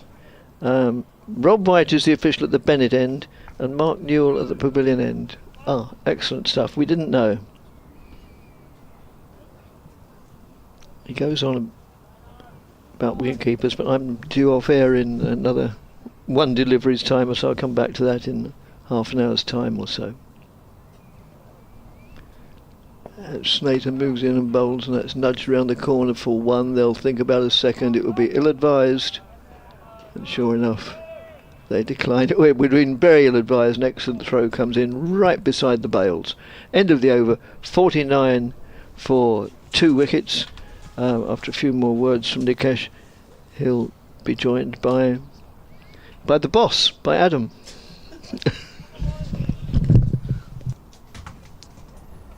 49 for 2 then, Leicestershire. Nice rebuilding job taking place at the moment between Lewis Hill and Sheridan Gums. Essex, though, still in control of this one. They've got the runs on the board. It's up to Leicestershire to try and get as close as possible. The pitch has just settled down a bit. The ball is now 20 overs old, and round the wicket comes Bennett. That's defended away by Gums into the covers for no run. Got a compact technique as Sheridan Gums. Not seen much of him up to now in the flesh. Seems to have a good temperament, willing to just get stuck in, spend time at the crease. Bennett in, and Gums again defends solidly down the track. He's done so well, I think. I was saying earlier on that I wasn't sure whether it was nerves or resilience, but he's really stuck in there. First innings, you never know how it's going to go. It'll be a step up from anything that I'm sure he's played against before. Division 1 cricket, and he's there holding firm. It's perfect defence, isn't he? He's got a lovely forward defence, and he's been moving across his stumps, particularly with bowlers coming round the wicket to him. Here is Bennett round the wicket, and it's tucked away off the hip down towards fine leg. They run the first one hard. He's pushing for 2, and we'll get there comfortably. It's good running from this Leicestershire pair. It brings up the 50 as well. 51 for 2 in the 21st over. And Lewis Hill, I think, has batted really well with Gums being so slow, 18 off 61, you've got to have someone who's batting with some intent and getting the scoreboard moving. At his best, Hill, I'll come back to this in a sec after this ball. Bennett back in. And Gums again flicks the ball down towards fine leg, this time a little bit closer to the fielder, so it will just be the 1. At his best, Hill, he's sort of a bit Joe Rooty in that kind of energy, that sort of slightly fidgety energy that Joe Root has, which is always trying to move the ball around, always moving. That's always how I've seen Lewis Hill. Always trying to tick along. Yes. Be on sort of 25-30 before you know it. But he'll never allow a bowler to settle in that way that Joe Root does so brilliantly. He's always looking for that quick single or trying to find a gap. If there's a few dot balls, he'll try and find something. Here he is facing up to Bennett. It's a full ball driven to mid-on. No run. He seems to be timing the ball really well at the moment. I said when he came in, it's a big innings for him, Nikesh, because he got left out of the game against Essex the other week. And I guess, you know, having played Division 2 cricket for so long, the question for Lewis Hill was, how will he find that step up? And he hasn't scored too many runs, 150 so far, but this is an ideal opportunity for him to impose himself and show that he belongs here. Bennett in, and that one keeps so low, it hits Lewis Hill on the pads and the finger goes up. Well, he'll count himself unlucky there, Lewis Hill. He's playing back to a short of a length delivery, and we've seen a few sharp rising deliveries bowled from that Bennett end through the course of this match. And that one, we'll see again on the replay. A bit of a P-roller, really. It was a P-roller. That's the second P-roller of the innings. That's what will be concerning for Leicestershire, is that we're getting P-rollers on day 2. Rahan Ahmed was out to a P-roller. That was even more of one than Ahmed's. Ahmed's was probably 2/3 of the way up the shin. That almost looks sort of just ankle level. Yeah. Just above the foot. Can't do anything about that if you're Lewis Hill. And if you would like to complain about that commentator's curse that I just gave Lewis Hill, what is it? Less cricket at bbc.co.uk. That was magic, that was. Time to perfection. People around Essex went up in a simultaneous cheer. Fall of that wicket and your curse. So 52 for 3, doesn't look quite as good now. Sheridan Gums still there, unbeaten on 19. 401 looks very good though, doesn't it? 52 for 3 doesn't, but 401 now. Nick Kelly, the new batter, joining Gums out there.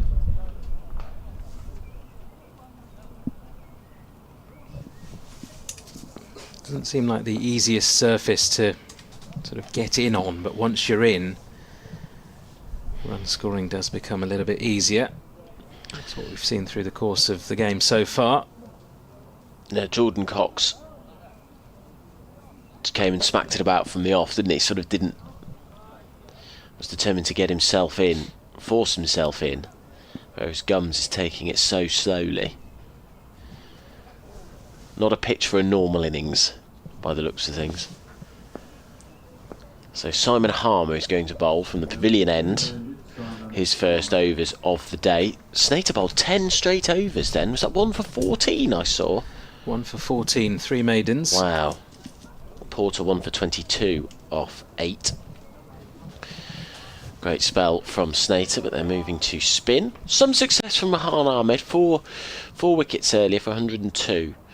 As Harmer comes in, bowls, back goes Gums, and off the back foot punches it to cover. Doesn't overly time it. You had a very woody sound on your effects mic there, but it wasn't timed as well as he hoped.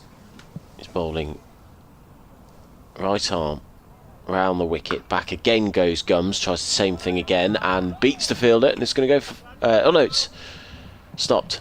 The fielder backing up Yes. confused me. Did it do the same to you as well? It was hit for 4. I didn't see the ball, but the way that the backup fielder ran past him, tilted his head up, made me think that it snuck past and gone for 4. Harmer tosses this one up, defended by Gums. Fuller length this time from the very tall South African. High release point. He's got his sunglasses on, has Harmer. And he moves past the umpire now, moving away from us. Back goes Gums. There's a appeal for leg before wicket. I was certain that was going down the leg side. The ball tickles away down to fine leg. Bennett fields. There's no run. Nick Kelly, the new man in, Leicestershire's overseas player. It's his first full debut. Came on as a replacement in the return fixture at Chelmsford. Harmer in. Slower ball. Took the pace right off that for Gums, and he waits for it. Comes forward and defends. It's 19 off 67 deliveries for Gums. Jeffrey Boycott's watching. I was literally Proud. that was the name that was in my head as Harmer comes in, forward comes Gums and defends against a strike rate of under 30. And that is the end of the over. We were through with that very quickly. 57 overs remain in the day. It's going to be 104 bowled today. Tea is at 4. But the score is 52 for 3. Leicestershire live from Uptonsteel, Grace Road. We bring you live county championship action between Leicestershire and Essex. Leicestershire still seeking their first win in the competition. After 6 attempts, they have lost their last 3 against Essex, Sussex and Notts. Whereas Essex won their last 2, beat Leicestershire by 7 wickets, Hampshire by 6 wickets. Kelly now to face his first delivery.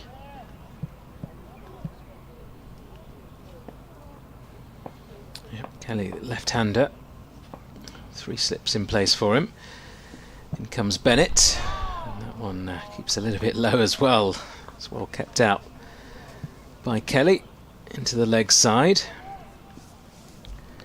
Other Division 1 matches taking place at the moment. Sussex 317 for 6 in reply to Glamorgan's 155 all out. Notts, such a shame they're struggling, on 112 for 5 up against Somerset's 310. And Yorkshire posting 469, Warwickshire 61 for 2 in reply.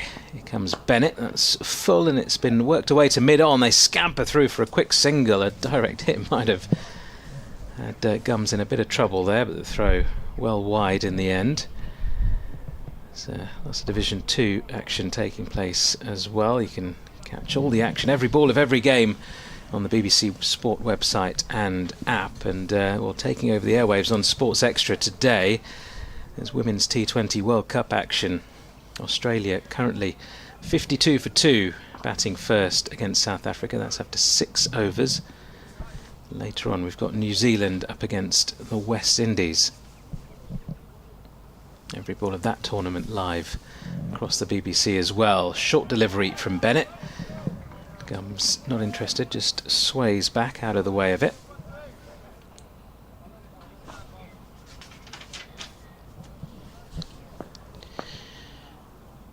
Sort of feel that Gums is central to this innings now. She would have said at the start of the innings he sort of had the least to prove with him being on debut. There was the least expectation on him, but now that's changed completely. He's the man. Spent a lot of time at the crease, and Leicestershire will be banking on him to stick around as he defends his next ball. Into the covers. Nice hard length delivery that from Charlie Bennett.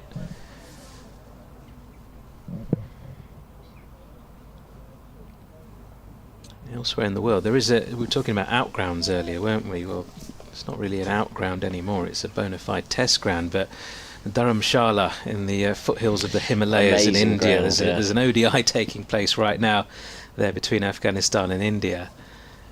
Just a stunning part of the world, that. Bennett in once more, and it's very wide of the off stump, left alone by Gums. But Did they not do that signalled. ground up for the World Cup? Because I swear I'd never. Maybe it No. was just that I'm not as cricket literate as I should be, but I'd never heard of that ground, I think, before the World Cup, and then suddenly... Yeah, well, there were a good few matches there during the 2023 World Cup. But no, it's been in use for a good few years before that. It's kind of very close to where the Dalai Lama lives. So usually touring teams pay him a visit. I always thought Get you were some going to say he blessings. pops down. He has popped down to the ground on occasion. Oh, that's a good short delivery from Bennett. Gums, I think, thought about swaying out of the way, and in the end just sort of almost quite lazily got some bat on it, turned his back, and it's the end of the over. Leicestershire 53 for 3, trailing by 348 runs. Very enjoyable afternoon at the cricket. Almost entirely blue sky around us. I think the weather is destined to get a little bit worse over the next few days, isn't it? This is the nicest day of the 4. Cloudy tomorrow and Monday, but I'm not sure if there's actually going to be any rain.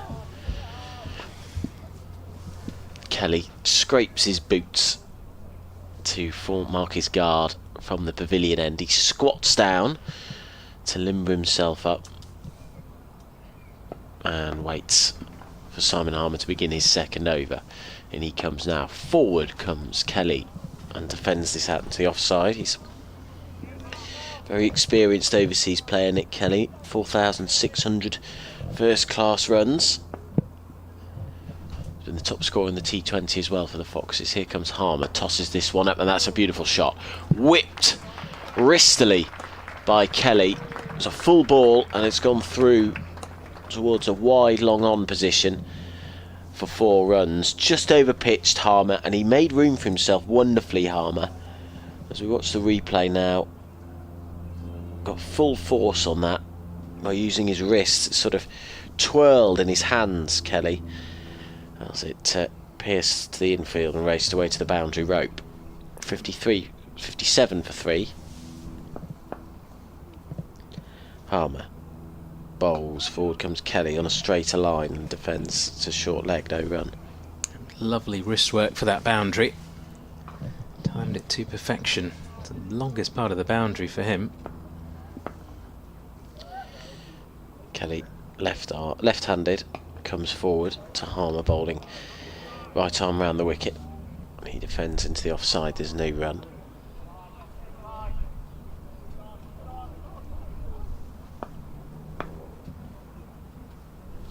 Harmer again moves away from us, and that's an aggressive shot, and Straight to the extra cover. fielder, straight to extra cover. I lost it. There's the parting in the window. I lost the ball for a second then, but no run. It was a very well hit shot, straight at short extra cover.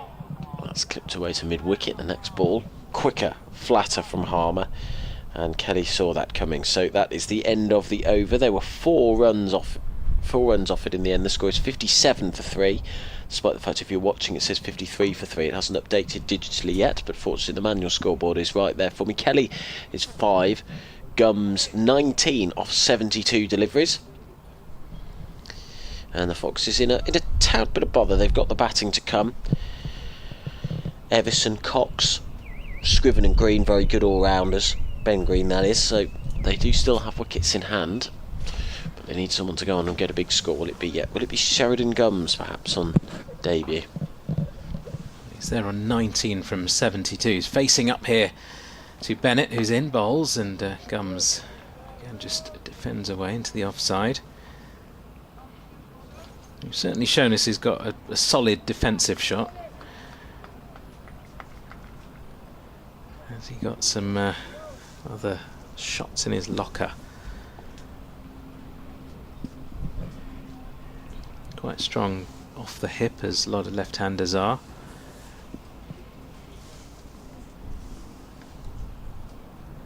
Nick Kelly, meanwhile, has looked busy. He's only been out there for 8 balls, but he's looked busy so far for his 5. Flying low, that. Well, there were reports of the red arrows flying across Leicestershire today, so it doesn't quite sound like red arrows, that, but Gums flicks the ball into the leg side out towards deep mid wicket. Well, the red arrows are Lincolnshire, aren't they? They From are, but memory. they were due to be flying over Leicestershire today for some reason or another. They've gone. The royal family were out on the balcony today. I don't know why. Right. I've just seen a picture of them out on the balcony. Oh, it's Charles's birthday. Is it? It's the King's birthday. Well, that would The make reason I know sense. that is because I saw some of the honours that were Of course. given out for his birthday. Bennett once more, and it's defended away by Kelly to mid-off. Kevin Sinfield among them. He's done a lot of work for motor neurone disease. Was the Leicester Tigers defence coach. He's the highest Super League point scorer there, isn't he, in rugby league? Yep, been knighted. There's a few England women's footballers who, including Lauren James, who've been given MBEs and other titles. Didn't notice any cricketers in there.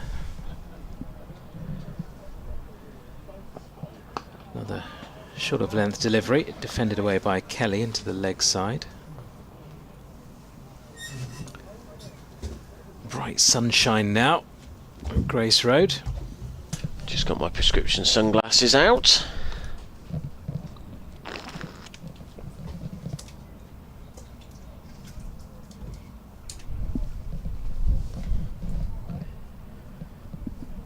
Big innings this for Kelly. I think he's done really well in the T20, but he just needs to put a big score together.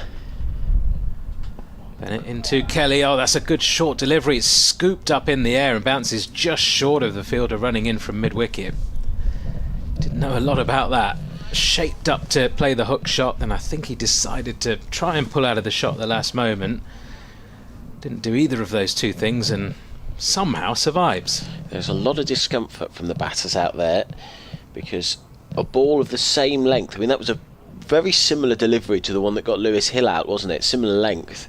His didn't get up at all, and that one was it was a good bouncer but shot right up.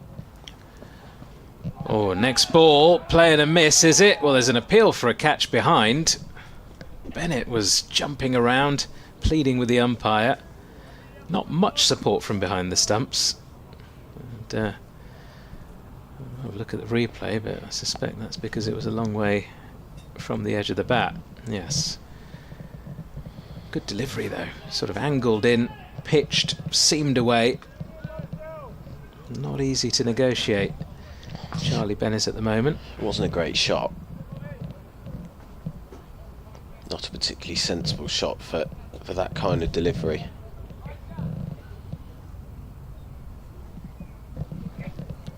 We'll be used to these types of conditions. Nick Kelly, having played a lot of cricket in New Zealand, similar conditions to England, as that's a much better shot. Guided away down to deep third. It's racing away towards the boundary. He's not quite going to get there.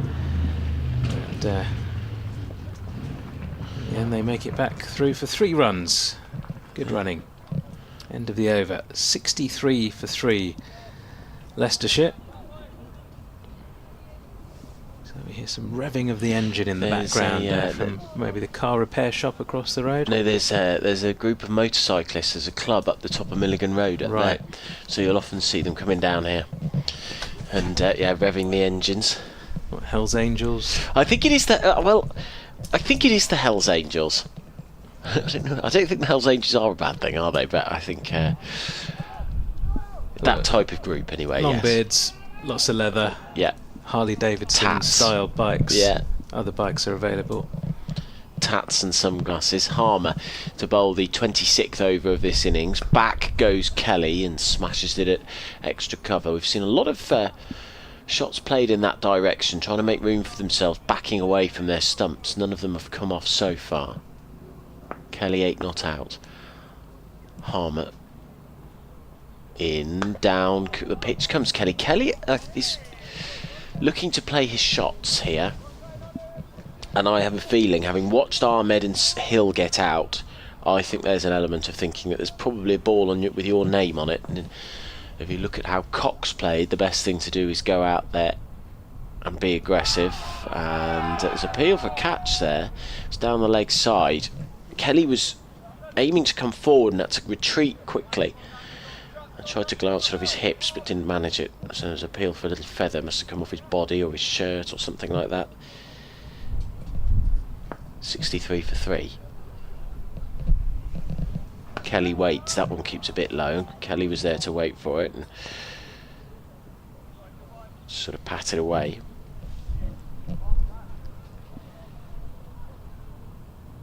The New Zealander, left-hander, waits. He withdraws from things. I don't know quite why that was. Doesn't look like there was any movement behind the bowler's arm. Harmer zipping through his overs. Known for 4 so far from him. In he comes, driven again, and that does find the gap. That's 4 runs through extra cover. Tossed up by Harmer, and he made room for himself, Kelly, sort of going into out and driving down the ground. So that's a gorgeous shot from Nick Kelly. He moves on to 12. That is his second 4, I think, isn't it? Yeah, his second 4, and he moves on to 12. Lovely shot there from Kelly. As you say, has looked to be positive. It's working out so far. Wind picking up a bit there. That's a lovely shot from Kelly. He goes backwards and whips this into the leg side, square of the wicket, and they'll get 2. Not a bad idea, actually. I think a very good partnership in this form of the game is where one you can't get out and then the other one smacking the ball around a little bit, and that is what Leicestershire might have at the moment. Kelly 15 off 19, Gums off 20. He's caught him up already, nearly, Kelly. Gums 20 off 74. There are 53 overs remaining in the day. We've had 26 in this innings so far. 70 for 3 is the score. It's been a good start by Nick Kelly here. It's just allowing Gums, I guess, to do what he's doing at the other end, occupy the crease. If he's got batters able to bat around him and be positive and keep the scoreboard ticking, it's not such a bad thing. There's Kelly back on strike. Bennett running in, bowling, and has guided away only as far as backward point. No run.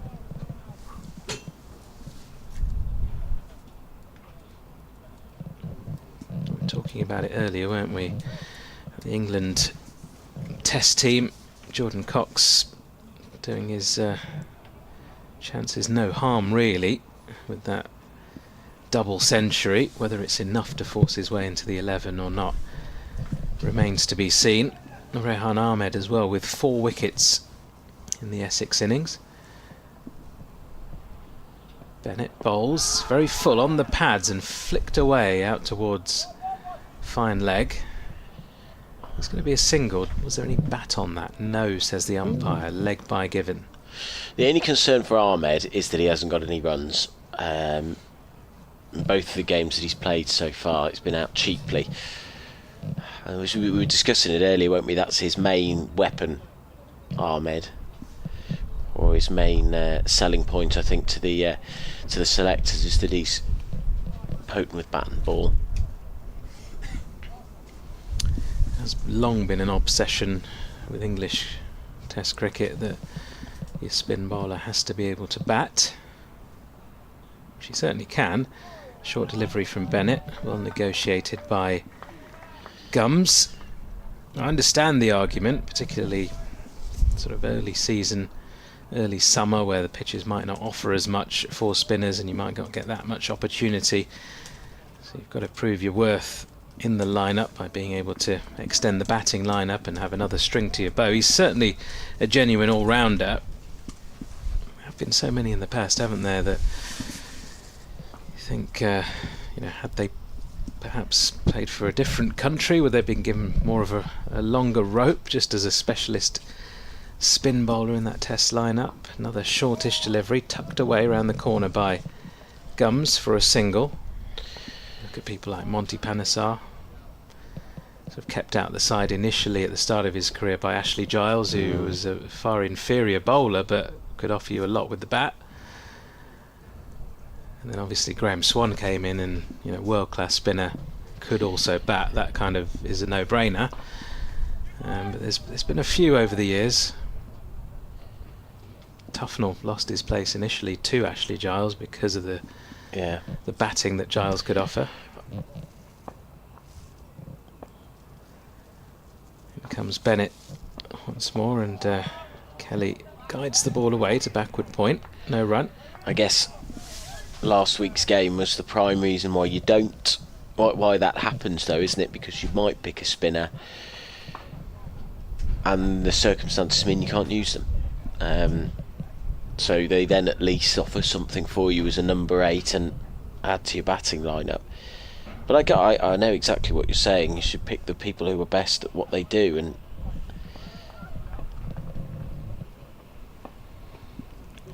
crying out for a class spinner at the moment are England, as Kelly tries to launch himself into this shot.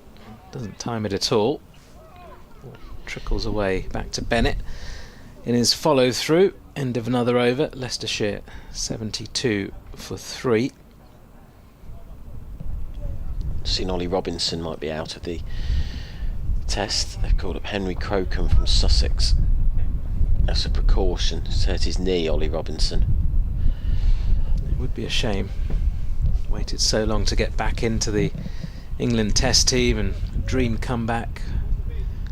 Himself back up on the Lord's Honours board with a fifer. Simon Harmer to bowl from the pavilion end, his 4th over of the day. That's a quicker, flatter delivery. There's a strangled appeal for LBW, but it looked like he hit that to me. If he did, he certainly got enough down the track or out of the line of the stump. Scums, who's 21 not out. He waits. Left-handed batsman. Harmer coming right arm round the wicket. Past the umpire now. He bowls. And forward again comes Gums. It's the top of his bat. Goes square of the wicket, and it is picked up by Jordan Cox. Got his helmet on behind the stumps. Pleasant Saturday afternoon this. Day 2 of the county championship. Harmer tosses this one up, edge to gone. Clever bowling that by Harmer. Bowled flat and quick, and then tossed one up to get Gums to try and drive, and a very resolute innings has come to an end. Gums has used up a lot of balls there to get to 21 off 79 in the end, but he has had to go, edging to slip. Leicestershire 72 for 4, and in a spot of bother in reply to Essex's 401. Very good low catch taken there at first slip, and you're right, resolute innings, but took his time really to get to 21. It's a nice round of applause there from his teammates on the balcony and the Leicestershire supporters beneath us. In days gone by, even if you go back maybe sort of 5 or 10 years, 21 off 78 on debut, not bad. You're an opener, you've negotiated some tough conditions early on, but in this modern day and age, we're just itching for the sort of quicker scoring rates and things like that. But I think he'll be relatively satisfied with that start to his first-class career, and he'll hope he can kick on from here. He's got a good base, hasn't he? I think the issue is he'd set himself, and Leicestershire needed him to build an innings from there. Yeah. Having got himself in nicely, played very sensibly for that 21 off 80 balls. He was just outfoxed there, not to use the pun, but he was just outfoxed by a clever bowler, wasn't he? Who bowled that slightly fuller length, looped it that bit more. Certainly a wily customer is Simon Harmer. Vastly experienced, and he's up against Leicestershire's new batter here, Joey Evison. Comes in at number 6. 1 for 11, Harmer's figures so far. He's got 14 wickets at 30 this season, now 15 wickets. 14 wickets before the start of this match. He's going to come back over the wicket to the right-handed Everson. Back in the Leicestershire team after a short loan spell in 2022, and now he's back on a 2-match deal.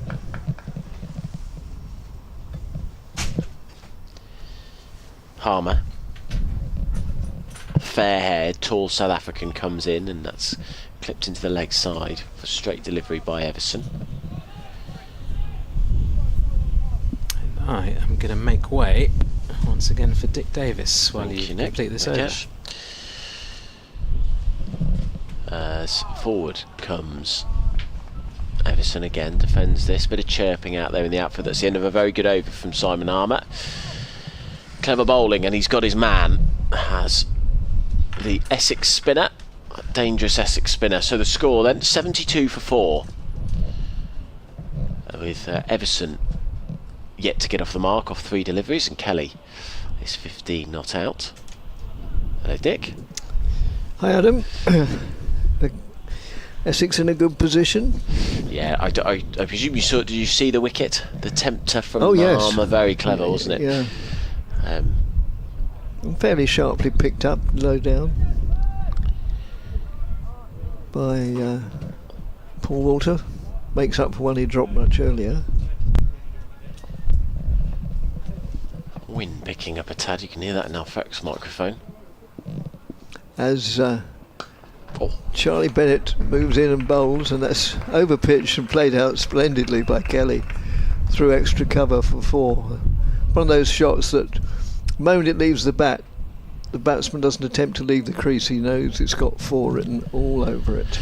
Well, considering the field where there is a backward point and a mid-off, to bowl full outside off stump doesn't seem particularly advisable. They're surely going to want him to bowl much straighter than that into Kelly's pads. You've got a mid-wicket and a mid-on, and a deep mid-wicket too, actually. That's slightly squarer, so to toss it full outside off stump.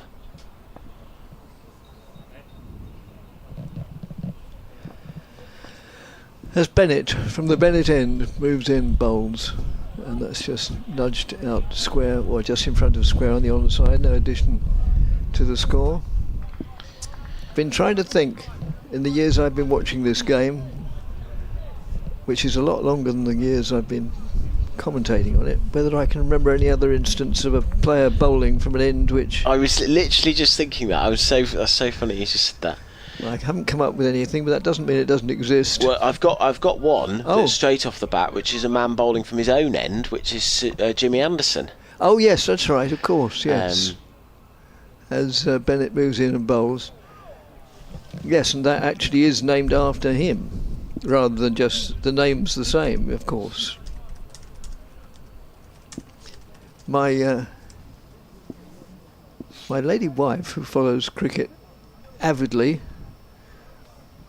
once we started going out together and I was playing club cricket, she either had to learn to love the game or think better of the relationship, and so she learned to play the game. She said, well, was Botham playing when the end was named the Ian Botham stand at Taunton? Good question. That's short of a length, slower delivery possibly, and it's a no ball. Score moves on to 76 for 4. I've no idea when the Botham end was named. Botham, and then... So there's a Botham end at Taunton, is there? There's a Botham end at Taunton. Oh yes, it's gone through various transformations. It started off as the Ian Botham end, then it was the Sir Ian Botham stand, and then it became the Lord Ian Botham's stand. As Bennett moves in and bowls.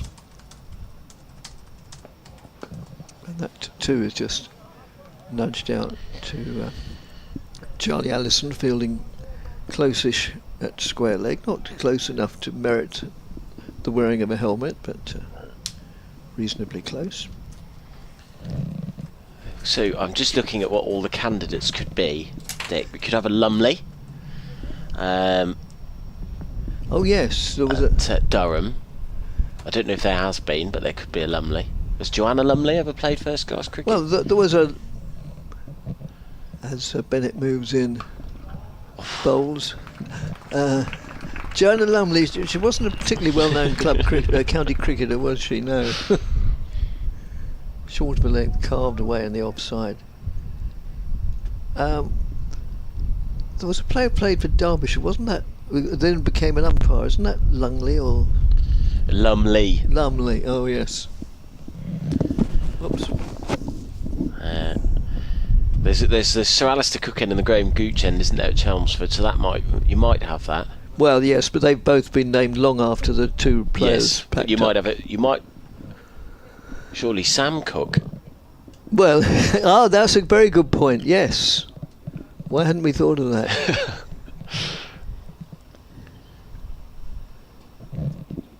There's the Ashley Down end at Gloucestershire. You might get one there. It's unlikely though. Yes, it is. Statham end. Although that's the Jimmy Anderson. Is that the Jimmy Anderson end now?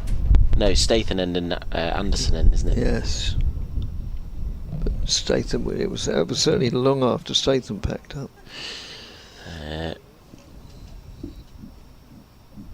It's the Lynn Wilson centre end, so you could have a Wilson from there. Ratcliffe Road end, are we allowing that? We could have a Ratcliffe. Ah, now there was a Ratcliffe who played for Lancashire, wasn't there? And then at Worcester, one of the ends is called the Diglis end, but that's a very unusual surname, so I doubt if there was any player called Diglis who played.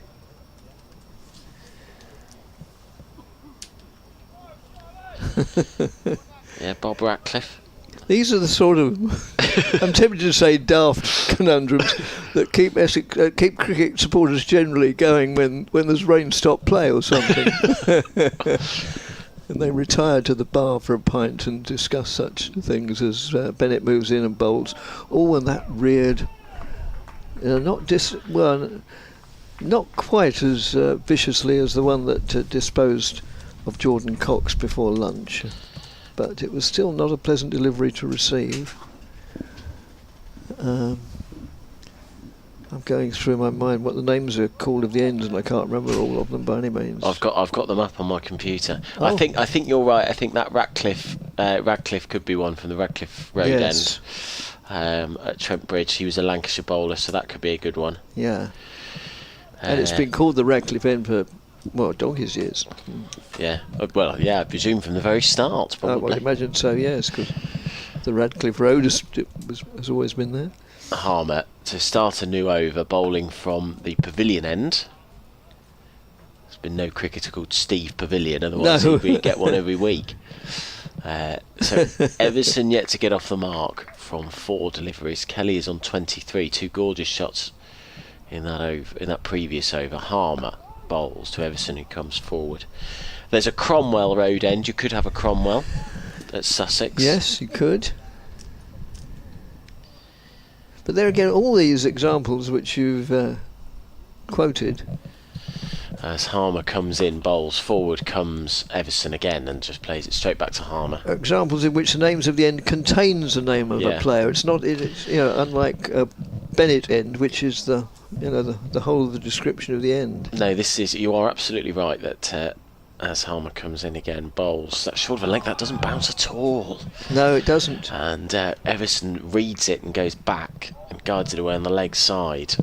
No, you're absolutely right. I don't think there's been any one that is quite as well matched as that.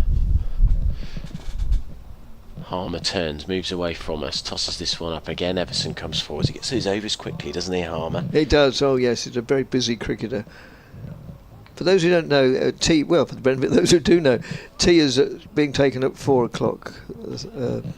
Things are moved a bit today to accommodate. As Harmer comes in, bowls full on a leg stump line, and it's clipped away to mid wicket to accommodate lost overs yesterday. So there are 104 overs today. There's still 49 to go. So there'll be probably the best part of 40 left in the final session, which will. Well, if it goes according to schedule, will still be 2.5 hours, which will be 20 past 4, 20 past 5, 20 past 6, 10 to 7. Well, let's hope Simon Harmer does a lot of bowling, Dick, and then we might get through it. Let's hope he's bowling quite a lot today, otherwise it might be a long day for us. Yes, I've booked a table for us this evening at 8:15, so that might be a little bit. I've suggested I'll meet a friend at a pub half an hour away at 7:30. Yeah, well, that could be pushing it.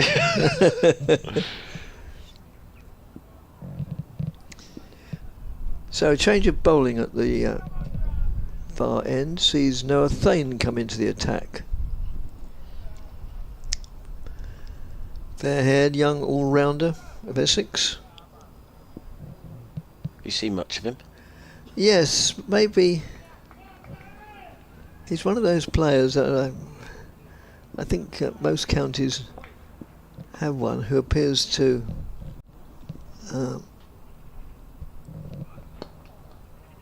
let's just nudge around the corner for a single. Who it appears, if Essex have got their full complement of players, all of whom are available, then Thane wouldn't play. But he's almost the next taxi on the rank, or whatever the phrase is. And for a long time, before he became a very regular member of the first team, it was a role traditionally filled by Graham Napier in a slightly different age. So always waiting in the wings.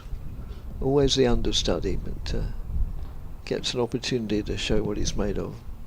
As he moves in now, right up over the wicket to the right-handed Everson, who just dabs down on that and it trickles out on the offside.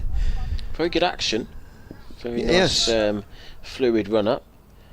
Yeah. Until he's sort of getting the most out of that. By the way, if anyone else can think of some bowlers who have bowled for the name, yes, and named after them. Yes, it obviously doesn't have to be actually named after that person, yes, but the same name. Yes, as Thane moves in now and bowls.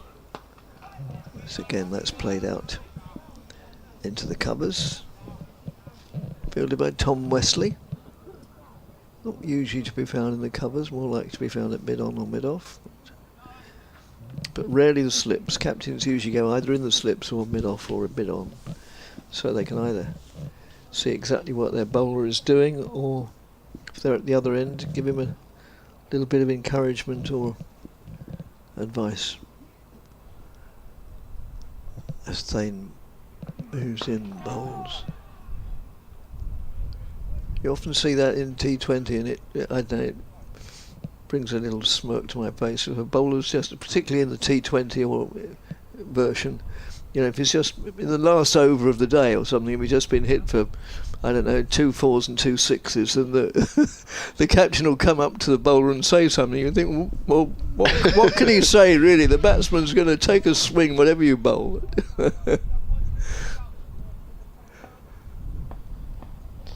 And Thane moves in and bowls.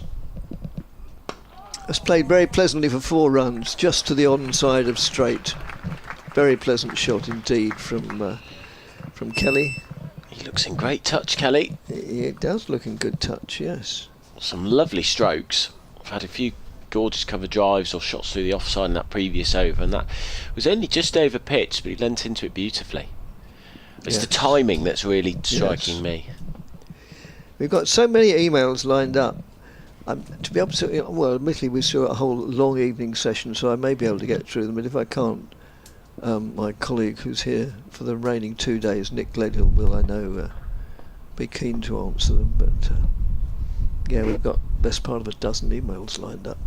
That's down the leg side. It goes through to wicketkeeper Jordan Cox. The end of the over, 88 for 4. The home side's first target being 252 to avoid the possibility of being asked to follow on. I say possibility because nowadays captains don't enforce it nearly as much, but of course it depends to a large extent how far behind the follow on that they dismiss a team for first sign.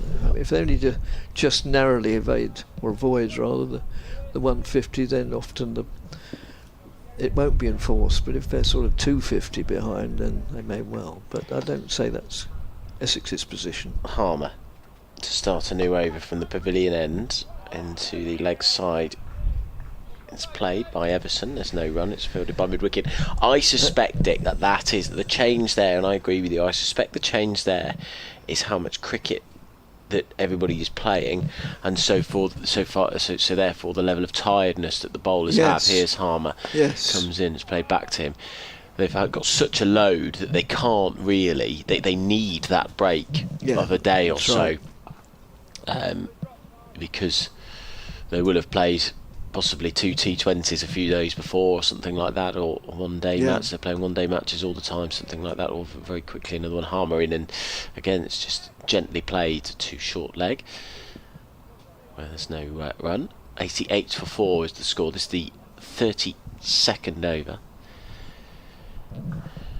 And Harmer, 14 tests for New Zealand. Sorry, for New Zealand, South Africa. It's he's bowled. Everson took the pace off that, and that is a 5th wicket for Leicestershire, who are in real trouble now. Everson going for, it looked like a sweep to me, but missing it all ends up in the end. We'll watch the replay as he comes in. Yep, goes for a big sweep that jags back off the pitch and hits the stumps. It was further wide than I thought, but further illustration that there are real demons in this pitch. Everson has to depart for 1, and Leicestershire are 88 for 5 in response to Essex's 401. Yes, that needed to come back by quite a long way, didn't it? And it did, and it just clipped the top of the bails, or not the top of the bails, but the bails, or the top of the stumps. So Everson's out for a single. Yeah, this worrying now for Leicestershire. And I've said it throughout the morning, but 401 looks really, really good now, because what we've seen, huge lateral movement, we've seen variable bounce, we've seen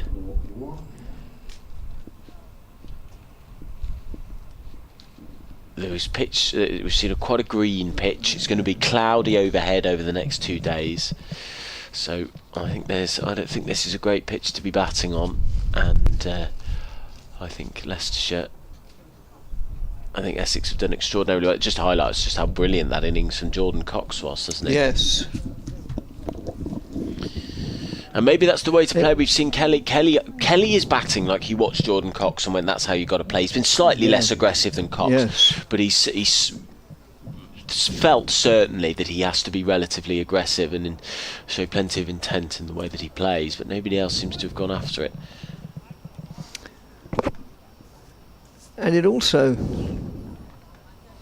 doesn't demonstrate, because it's not definite by any means, but sometimes in cricket it can be a good idea.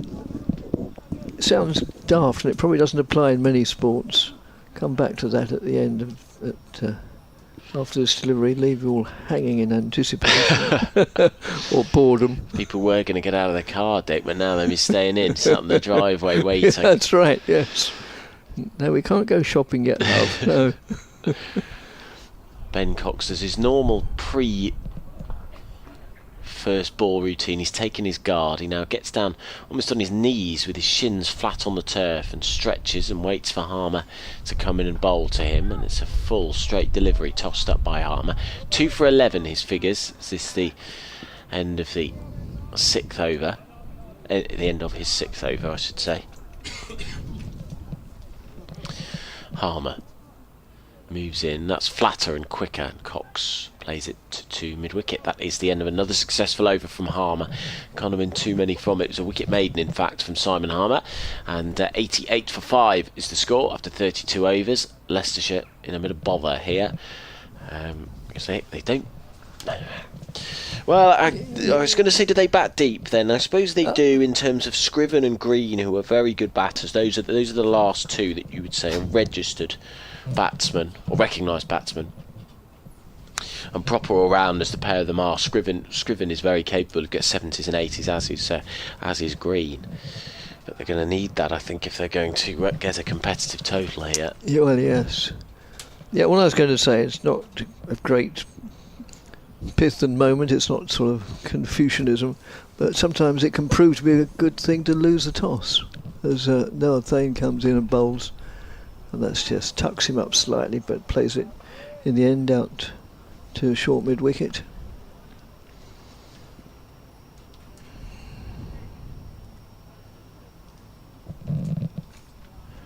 Bath racing away in the other semi-final. I got my eye on that after what happened yesterday. Bath 26, Exeter 10. I'll be here next week instead of Twickenham. Right. It's down the leg side. And who are the visitors then? Yorkshire. Oh. You mentioned Scarborough earlier as one of the out Yes. grounds. Leicestershire play Scarborough in late August. I think that's bank holiday weekend. So I'm up there for that. That would be amazing. Oh, you'll have the company of the splendid Jonathan Deutsch. I will indeed. I suspect many of the third voices will be clamouring to come to that one as well on August bank holiday. Yes. Nick Ash probably sniffing around that one, I reckon. That's just nudged round the corner for a single down to fine leg or long leg. Never quite sure where one ends and the other begins.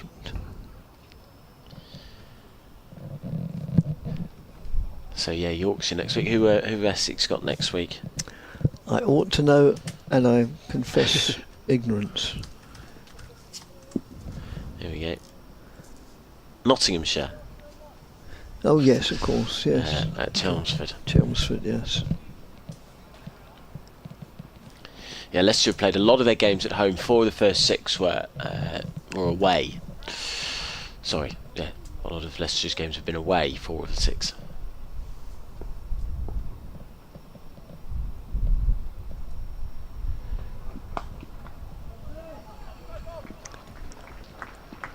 It's just played out into the deep covers and they'll go through for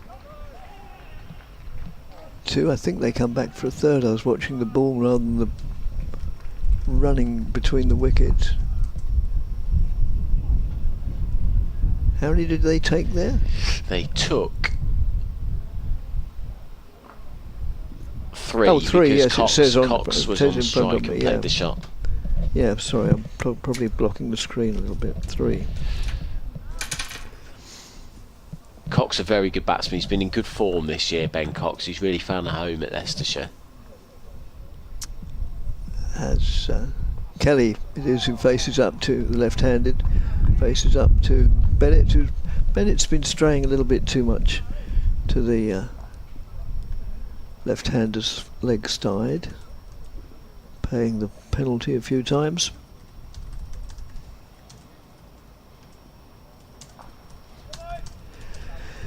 .93 for 5. Just a reminder, the first target for Leicestershire would be to reach 252 to avoid the possibility of being asked to follow on. Yeah. And that's worked away. Did I say Bennett? No, sorry, it's Thane bowling from the Bennett end. Yeah, one of the many lovely little quirks in cricket terminology is that in that situation, the opposition are invited to follow on. But it's a bit of a euphemism because you're not in a position to decline such an invitation. Well, it's awfully kind of you to ask, but no, we'd really rather not. They are obliged to follow on if so decreed. The cricketers who's lurking over here. We had a bit of a discussion yesterday about how tall Paul Walter is, and the Playfair said he was only 6'7", but well, His Harmu's not too small himself, and he beats Cox Oh, he is. on his outside off stump. He pushed forward at that Cox. I think that just held its line, just was a straight one from Harmer. He's bowling incredibly cleverly. It is like, ironically, watching a wily old fox out there in Harmer, who moves away from us, past the umpire, from the pavilion end, tosses this one up, driven straight back to him by Cox. Yes, Cox, 442 runs in 10 innings. He got 1 century, his career best at Surrey. On a road, that was, but he's got 2 50s elsewhere. Very dependable at 7. Back he goes and pushes this out into the covers. There is no run. You speak to him in interviews. A very generous, open guy, very friendly, amiable, articulate. Harmer waits.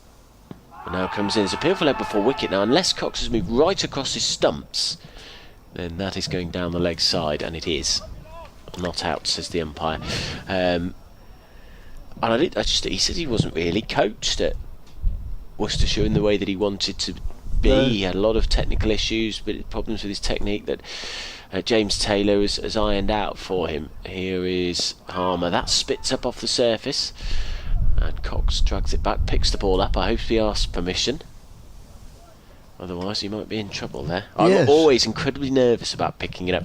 Michael Vaughan did that in a test match, didn't he? Sort of dragged it back, picked it up, gave it to the fielders, and was given out because there was an appeal. Harmer in. Again, doesn't bounce particularly. Cox just pats it out into the offside, mid-off fields, and that is the end of the over. That is another maiden. And I Yes, think it is. it's at least 2 in a row from Harmer. And he got a wicket in the previous over too. So 94 for 5 is the score. 34 overs have gone. 45 remain in the day.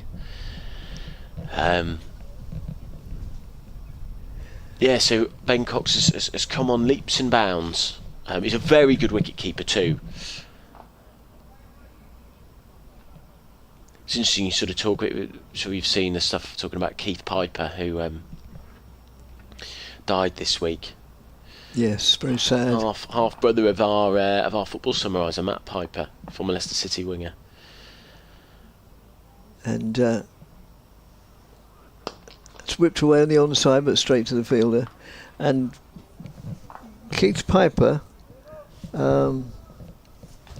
was at the other end when Brian Lara got most of his 501. Yeah, he got a career best that day, didn't he? He was 116 not out at the other end. Yes. But the reason I bring that up is, Piper wasn't the best batsman in the world, was he? But he was a brilliant wicketkeeper, and he was picked on the importance of that. As Thane moves in and bowls, batsman goes on the back foot, plays it out into the covers. It probably will reach. No, it won't. Excellent bit of fielding there. Fielder there, whom I can't immediately identify, had to make a lot of ground to his left. I think it's Snater, and saved a run.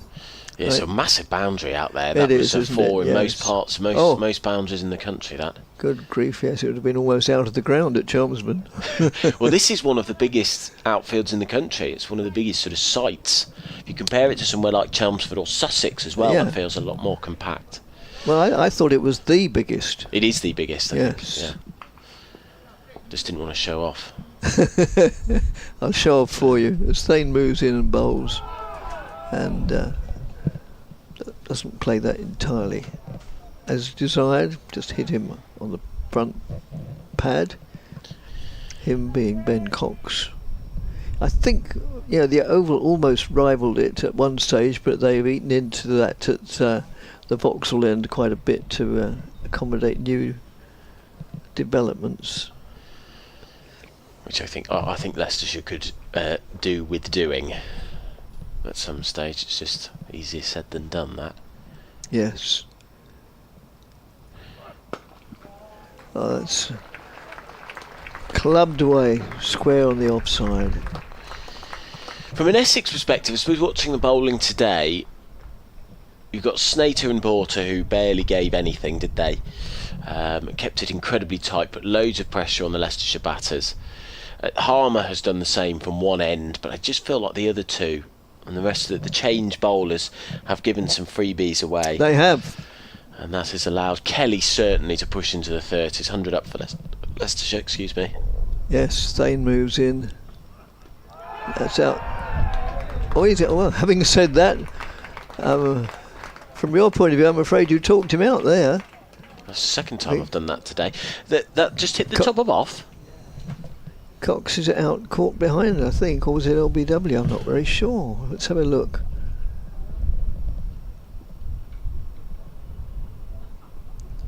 Well, presumably LBW, the bat was nowhere near it. What does it say on the board? Nothing yet. Oh, yes, it does, LBW. LBW, yes. yeah. Because he left it. He left it. Must have come back a bit. Well, that's... The reason I thought it was bold was because they just celebrated. They didn't really appeal. Oh, yeah, that did come back. Well, though I've said I'll never pass judgment, no, I won't, but... He might count himself unlucky, I'll say no more than that. Well, it's always different when you leave it. Yes. You open yourself up so much. It can be, if you leave it, then it can be hitting, feathering off stump or leg stump or the bail, Yes. and it's certainly not the wrong call. And that was not well. You don't really even want to call it a bad leave from Cox, really, because it was so far outside off stump. But we've now seen 2 balls jag back in. On the Leicestershire batters. I don't think... Have we seen a bad shot from a Leicestershire player? I don't think so.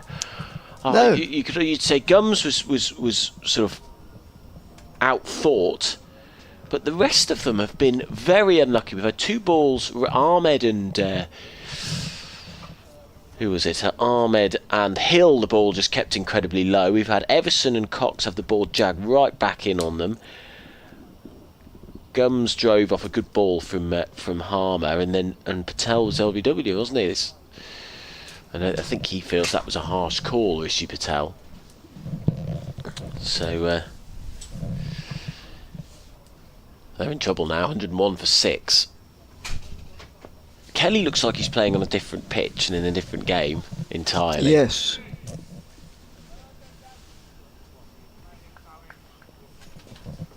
So we got 5 minutes to go to tea as Thane moves in and bowls to Green, the acting Leicestershire captain. And yes, that concludes the over. Yeah, so Thane's figures 3 overs, 1 for 20. So going at over 6 and over, but nevertheless he got a scalp.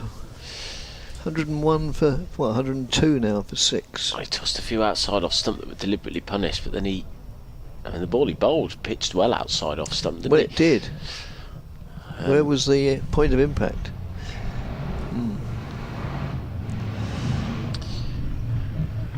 There's the motorcyclists again. We're talking Yes, about them he's earlier. been making his presence felt today. There's a few of them. There's a chapter up the road. I sent Nikesh earlier. There's a chapter. The leather boys. That's not their name. I'm just being euphemistic. There's a little some motorbike chapter up the road, so you'll often hear them revving their engines. It's always great in a T20 night. They seem to do it about halfway through the opening innings. They all seem to turn up on a Friday night. Here is Harmer then. This might be the last over before tea. He's bowling to Ben Green, who kept the strike off the last ball of the over. Yeah, the clock on the scoreboard says 15:56. I don't know if that's the one they go by. That's what it says on my watch as well. Harmer in, forward comes Green and defends. If they get through this quickly, they might have another one. Yes. There's 44 overs left in the day. We're going to have a bit of an epic session to end the day, aren't we? Harmer moving away from us. His figure's 2 for 11 off 7. He hasn't conceded a run in about 2.5 overs now. Green defends and pushes the next ball back to him. Turns. Harmer drags this down. That was quicker and flatter, and Green finds the gap in the infield between backward point and cover and gets a single. The umpire stood at point to the right-hander, which you don't often see. No. Kelly is it's because there's a left-hander in Kelly. He presumes that Kelly's going to have more of the strike, but you never see them on that side. No, of the very field. rarely, unless there's a fielder obscuring them, or occasionally if they're staring right into the sun. But Which, ironically, the sun is over there. yes, As Harmer comes in, driven at cover, and by that I mean when I say over there on the radio, he's looking at the sun. yes, I've done that many a time. Yes. Harmer's coming round the wicket. This is the final ball of the 36th over. Tosses this up, slower ball, and it dies in the pitch, in the potholes, and Kelly goes to cut it and misses it. That is the end of the over. What are we doing here then?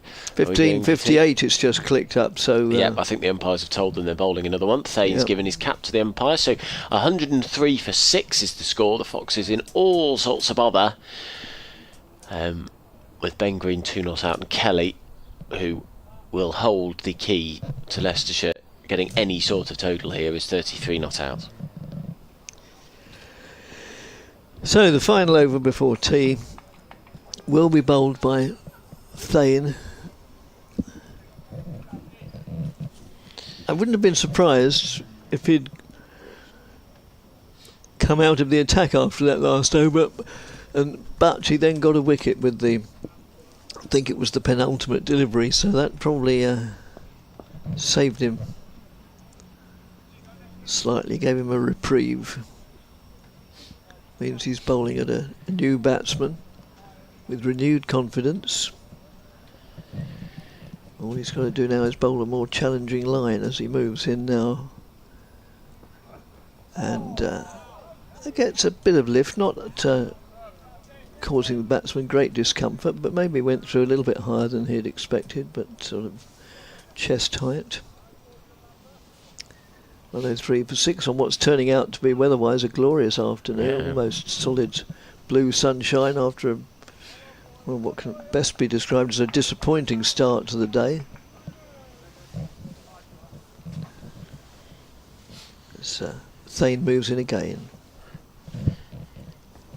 Bowls, and that's played solidly and diligently by Green. Well, judging from what we've seen so far, I would say that Essex have got a score that is 150 over par. So it felt like a disappointing morning, but yesterday was such a brilliant day. Yes. That I think it probably has put them in a completely dominant position. As Thane moves in again and bowls, and that's just played out the covers. Yeah, and we know that Essex, if the coin had come down in their favour, would have made the same decision. They would have chosen to field. So, yeah. Oh yeah, and it was overcast skies, horrible outfield. It looked like it was going to hoop around the pitch. Looked like it would have some livestock mooing on it. It was that green. Yeah, so whereas now it looks very sandy out there, doesn't it? It's gorgeous skies above, but it's arguably the conditions are worse.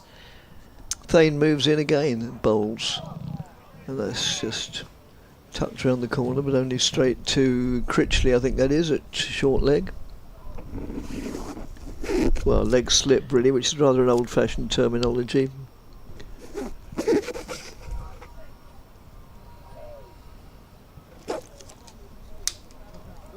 Wideish leg slip, or I think now it's sometimes called leg gully. So two deliveries to go before we can all have a spot of tea.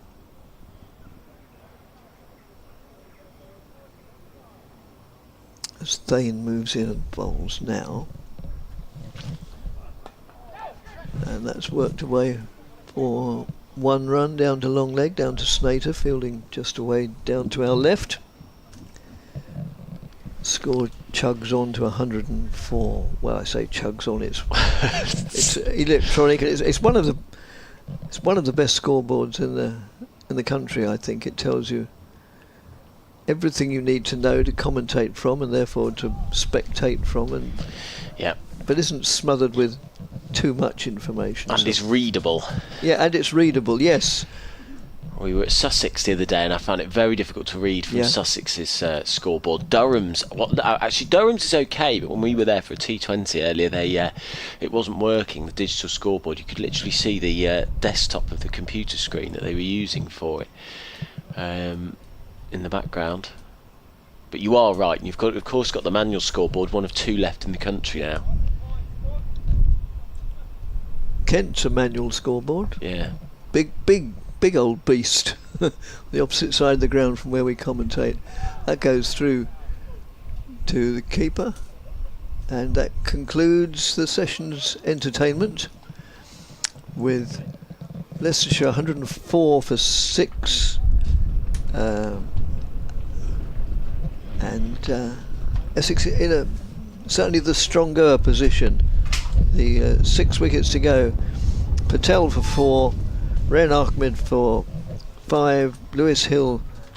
Well, I didn't write down how many Lewis Hill got. He didn't get many. No. Oh no, he did actually. He got 23. Sorry, I'm being unfair. Sheridan Gums for 21, Joey Everson for 1, Ben Cox for 10, Ben Green is not out 3, and Kelly, who is holding this innings together, as Adam was saying, he's on 33, not out, by far the highest score, as players go off and have a bit of tea, and so shall we. Yeah, Leicestershire in a bit of trouble here. Essex well on top. We'll be back shortly.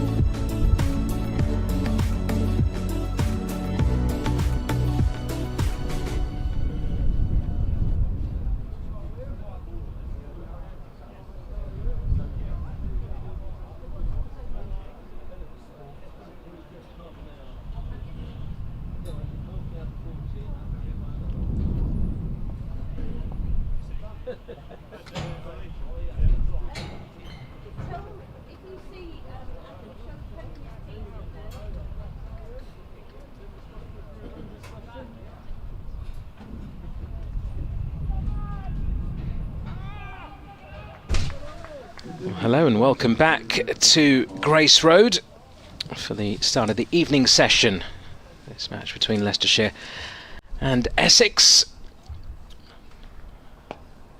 Back underway. Nikesh Ragani, Dick Davis bringing you the action as Noah Thane gets proceedings underway. Defensive shot by Ben Green for Leicestershire, who really are struggling here. 104 for 6 in reply to 401. Thane in once more, full delivery, just worked away into the leg side, and there is no run. Massive deficit, 297 runs. As Thane bowls, and Green back in his crease, looking to flick into the leg side, but finds the fielder there at mid-wicket, no run.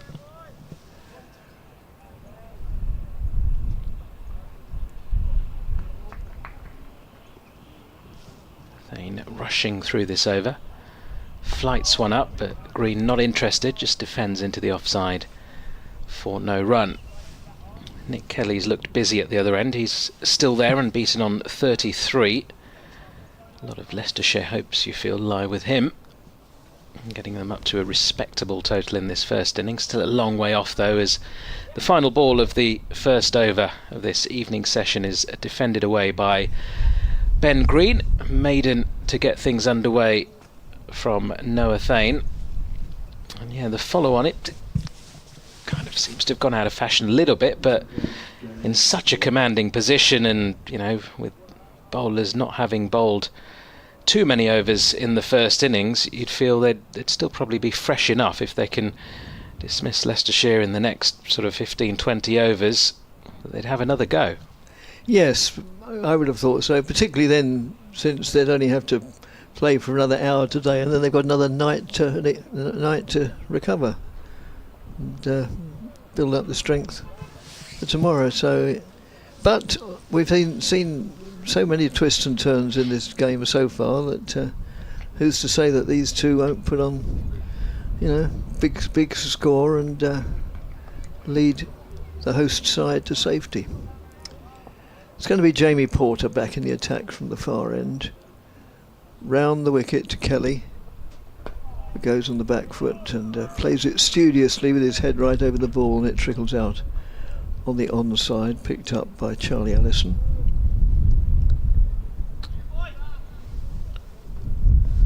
Really is turning into a lovely late afternoon here in Leicester. It is indeed, yes. As the day's gone on, it's steadily improved. It was started off pretty grim, to be honest. When I got here about 10 o'clock, it was very unpleasant. That's just nudged down for a run or a leg by. A leg by is indicated to the scorers. Paul Parkinson of Essex, and I ought to know, can't remember, do you know the score of Leicestershire? That's a very good question. I'm sure I do know. I'm sure I do know. If somebody tells me, I'll say, oh yes, of course. They're over to our right, one end of the meet.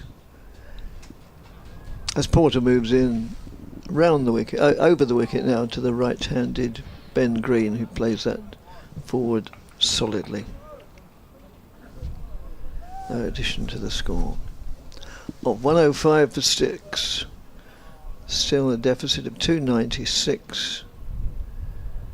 So another 150.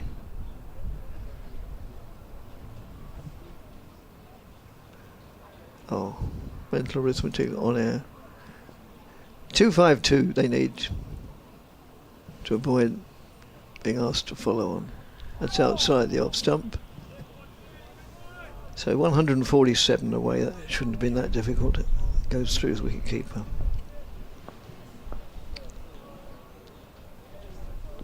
Seems a long way off with just 4 wickets remaining in hand for Leicestershire in this first innings. Yes, it does. They do bat deep though.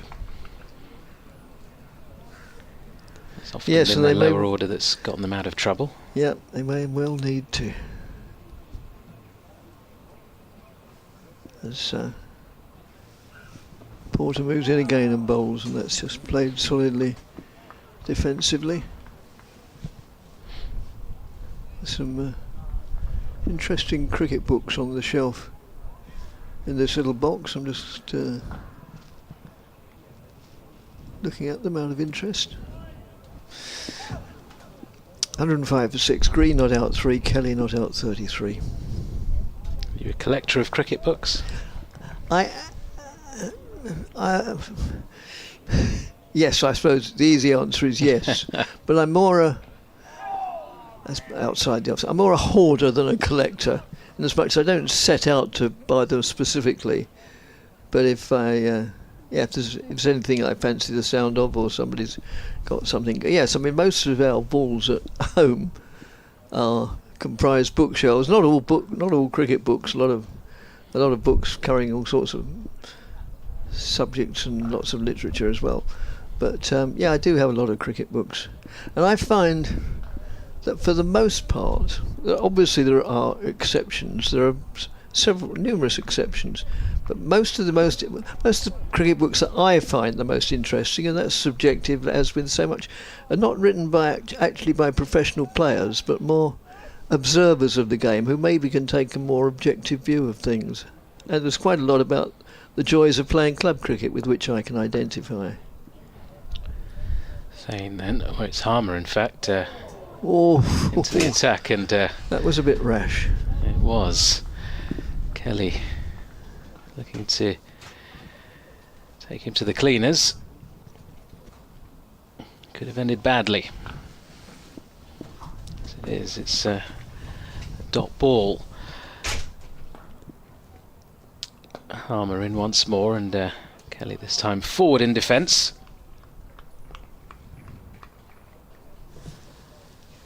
I suppose, I do collect things like Playfairs. I've got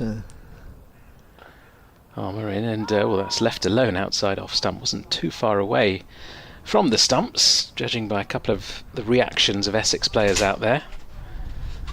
The one that goes on straight with the arm from Harmer. yes, I think I've got all the Playfairs since the war, and all the Essex yearbooks since the war. Harmer in, and Kelly forward in defence. I assume you're talking about World War II, not any of Yes. the recent ones. Yes, and also I assure you and listeners, I didn't go and purchase them myself when they were current. Queuing up outside the bookshop. Well, there's a Seaman off been brought in now. Right in the face of Kelly. In comes Harmer, and that's past the outside edge of Kelly. Through Yes. to Cox. Very close to the wicket is that the skipper himself? I can see the number 22. The first digit is 2, but under a helmet you can't really see. Harmer floats up the Oh, next delivery, it and is, I think there's a bit of edge on that. Yes. And they're through for a single. In fact, it's a bye. It's come off the pad of Cox, the wicket keeper, hence the deflection. And it didn't look too assured facing that over. Nick Kelly, but he's survived. Leicestershire on to 106 for 6. Yes, so it was the skipper himself, Tom Wesley, putting himself in that somewhat perilous position, very, very, very close to the bat on the offside.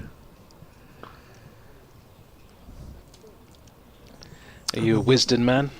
No, I'm not. No, as I say, a Playfair. There again, I've got quite a few Wisdens, but only those that I've sort of been given or picked up as a song. No, I'm not rich enough to buy them regularly, and I'm not sort of distinguished enough to have them sent to me for nothing.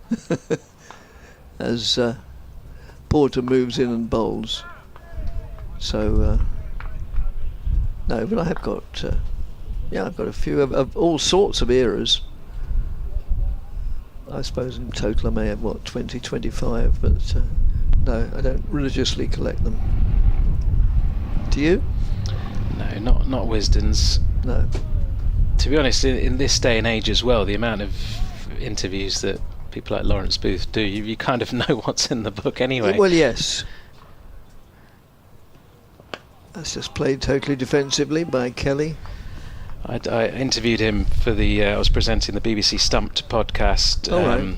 following the latest edition of Wisden coming out, and by the time I got to do the interview with Lawrence, I'd already heard everything there was to know by listening to other podcasts and other sort of, radio stations and things like that. So the information these days is all out there. Oh, yes, indeed.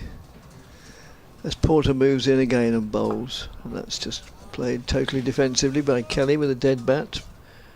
And even the quotes of some of the articles in there, you see a lot of these quotes coming up on social media. I like my autobiographies of some favourite players. Yeah. Some players' autobiographies have just sort of been given to me, working in the industry and things like that.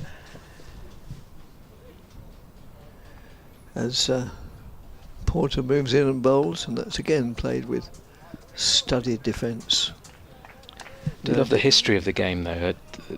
I've got a book called The History of Indian Cricket, written by Mihir Bose. Oh, right. It's a little bit old now, though. It's sort of more than 20 years old, I believe, since he published that. So there's a lot more to add in there. Well, that was presumably introduced at the time of colonialisation, was it? Cricket? Yes. And which are sort of times that we'd probably rather forget. It was the sort of richer Maharajas who sort of set up teams and leagues and things like that, and as it was here, I guess it was very much a gentleman's game, a rich person's game. Yeah. They used to have tournaments where sort of different communities of India, so different religious beliefs, Hindus versus Muslims versus Sikhs versus Parsis, used to have tournaments like that. Oh, that is interesting. And would these be sort of, if they were contested between different religions, would these be fairly sort of needle matches? Sometimes, yeah. Yeah. Sometimes they would be.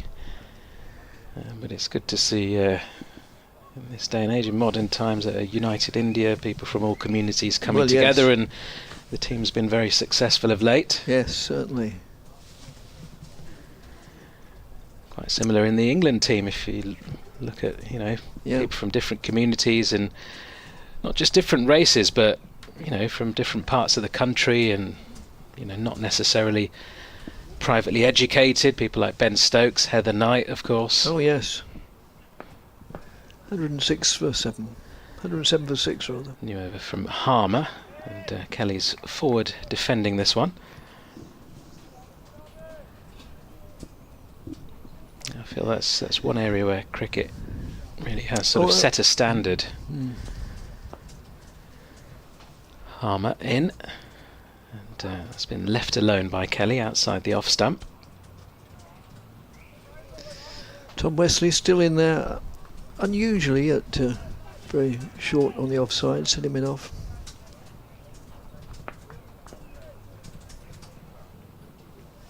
Harmer still with his sunglasses on, delivers, and Kelly is going back to a fullish delivery, but manages to defend it pretty comfortably.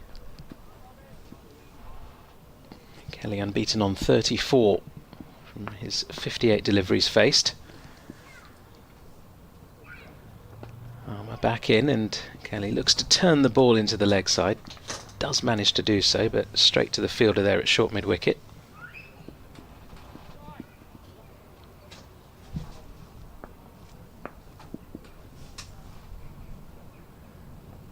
Armour floats the next delivery up, and the invitation is accepted by Kelly, but he has managed to get a run straight to the fielder there in the covers.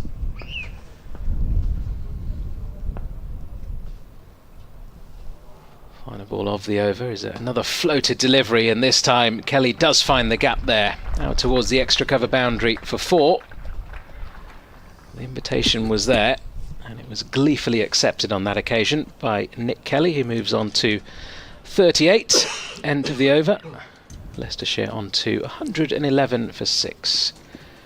The Nelson is up. David Shepherd will be Yes. hopping around somewhere up there. Yes, indeed. So the last wicket fell at 101, so this partnership's only yielded 10, but Essex would obviously like to get amongst the lower middle order without too much delay.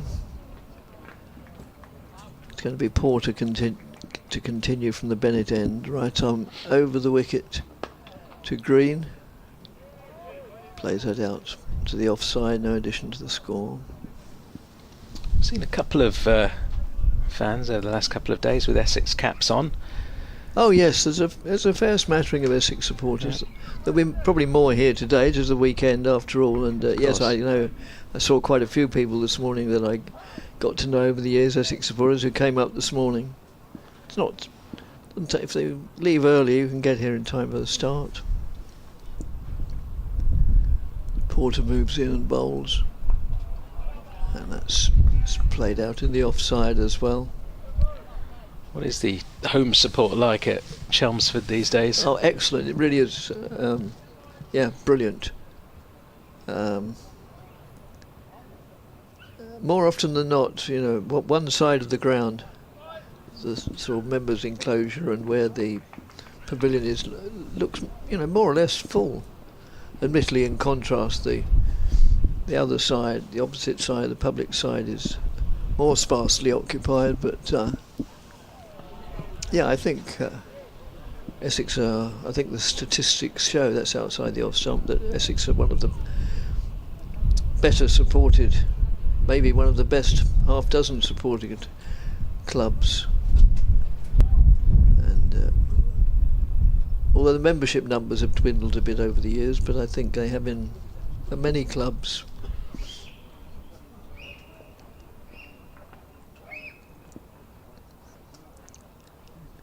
And Porter moves in again and bowls.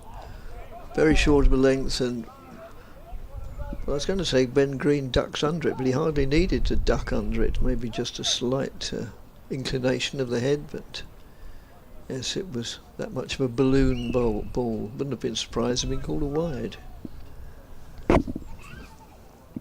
One of our emailers did tell us which umpire is which, and I can't remember now. I'll dig it out sometime. That's Porter in again. Green lets that go by outside the off stump, goes through to wicketkeeper Cox, who has 3 slips keeping him company. Then there's a backward point to cover a mid off, that's 6 on the off, and a mid on, a mid wicket, and a long leg. Fairly conventional field, nothing extraordinary or idiosyncratic.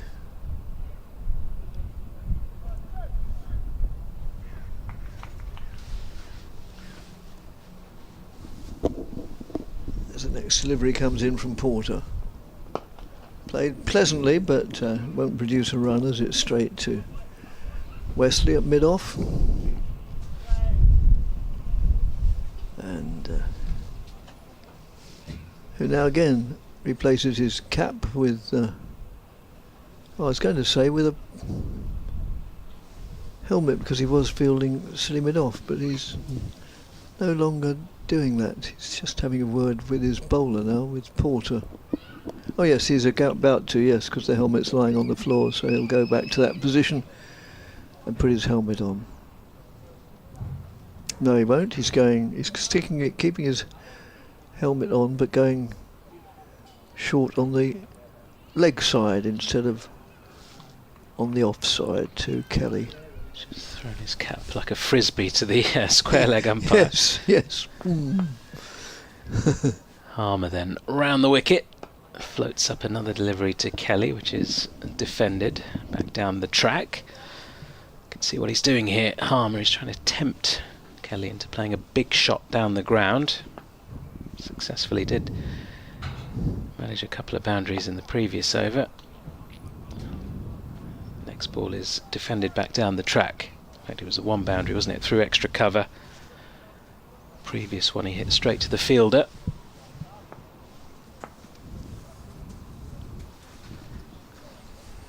Armour bowls and Kelly smothers the ball back down the track.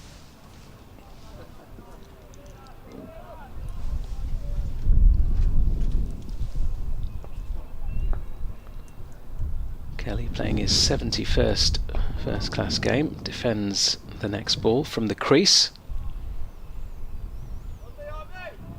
Getting closer to 5,000 career runs, average of 39. So very respectable figures indeed.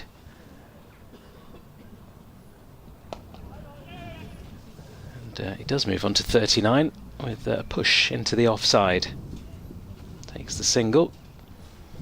Gets the Foxes off the Nelson, 112 for 6.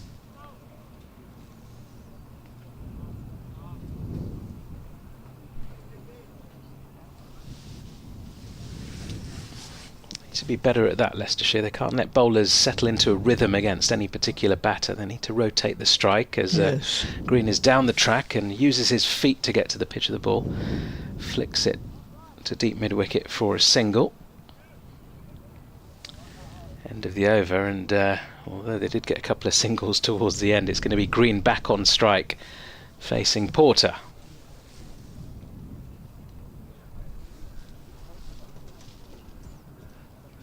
$113 for 6, still another 139 required to avoid being asked to follow on. The possibility or probable depends how near they get to that score, and they may well exceed it. Who's to say? A couple of Essex representatives to our right. Yes. Enjoying the sunshine. Yes. I'm surprised so few people watch from up here, although it's outside the off stump, goes through to the keeper, but it is a bit of a struggle to get up here. It's not just 39 steps, but as you pointed out, they're pretty steep steps as well, and a bit intimidating. I can remember in days past when it's been pouring with rain all day, and you might be elsewhere for most of the day because there's no play, but then you have to stagger up here to do a report, and quite well. Lethal would be an exaggeration, but very dangerous. And that's outside the off stump. Goes through to the keeper. Yes, and a friend of mine is here today, and he has come up here. Former Essex player some years ago called Reuben Herbert, and who's become a good mate of mine because he then played club cricket with the same club as I'm a member of. And he lives up this direction, a bit further north than this in Yorkshire. He's come down for the day. Had a dreadful journey down apparently because trains were a great problem, and that's just pushed out on the onside. Do you still play? Do I still play? No, I don't. No. Thank you for flattering me by even thinking that I might. Well, look, my dad just turned 70. He plays for the Leicestershire over 70s. Does he? Yeah. So if he can do it. No, I played for 40 seasons. And loved every minute of it, but as next delivery comes in, play down on the offside. Is it the same when you retire from like a normal job? You probably get a watch or something. Does that happen in club cricket? 40 years, do they buy you a watch or anything nice? No, I don't think so. Maybe an edition of Wisden? No. Nothing like that. In fact, nothing at all. I'm sure you bought a few drinks. I think with most club cricketers, as that's just dug out a little bit, but still played comfortably in the end. You don't know. Well, certainly, I don't think I was unique in it. I never sort of decided towards the end of one season, this is going to be the last. Just during the winter and then the spring, March, April, and maybe you're beginning to discover aches and pains in places where you didn't even realise you have places, and you think, no, I think I've done enough. Now I might take up umpiring or scoring or something like that. Call it a day. And that's played out on the offside, backward of square, down to third man for a single. Oh no, two, they come back for a second. So you're a little bit like Virat Kohli in Test cricket. You never had your farewell. You just kind of drifted into the sunset. Sort of disappear, yes. And that was it. So do we need to get you back for a testimonial? No. Can this be arranged? It's like many a in Southend somewhere. No. A bit like many a professional actor, the phone just stops ringing. And when the phone stopped ringing on a Friday night and saying, I know you've given up, but we're a bit short tomorrow in the third 11, would you? But when they don't even phone you under those circumstances, you think, yes, I did make the right decision. 115 for 6, Kelly 39, Green 6. Harmer continues into Kelly, who drives, but it's well fielded by Harmer in his follow-through. But you still play, presumably, when you've got the chance? Yeah, friendly matches, really. Yeah, but few chances, I suppose. Yeah, a few charity matches. Play, in my old school, sort of old boys versus first 11 games and things like that. As Kelly defends the next ball into the leg side. May I ask whereabouts that the school was? Ratcliffe College, so right. just north Leicestershire, yeah, on the A46 towards Nottingham. Harmer in, and that one keeps a little bit low, but Kelly blocks it out. It's a lovely ground, but like this pitch here at Grace Road, it's quite slow and low. Yes. Don't want to be getting on the back foot too often.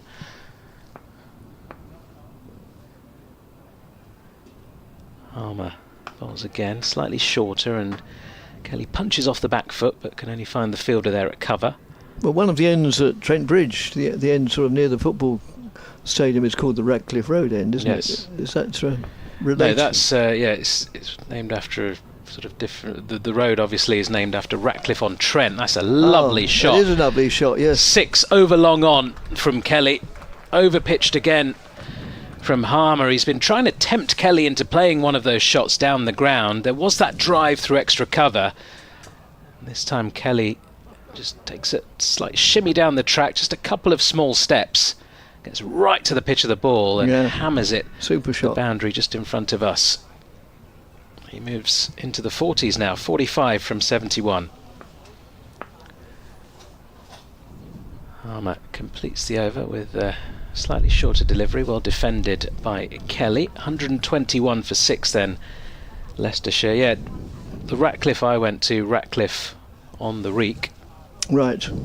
And Ratcliffe in Nottinghamshire, Ratcliffe on Trent, so just off the River Trent there.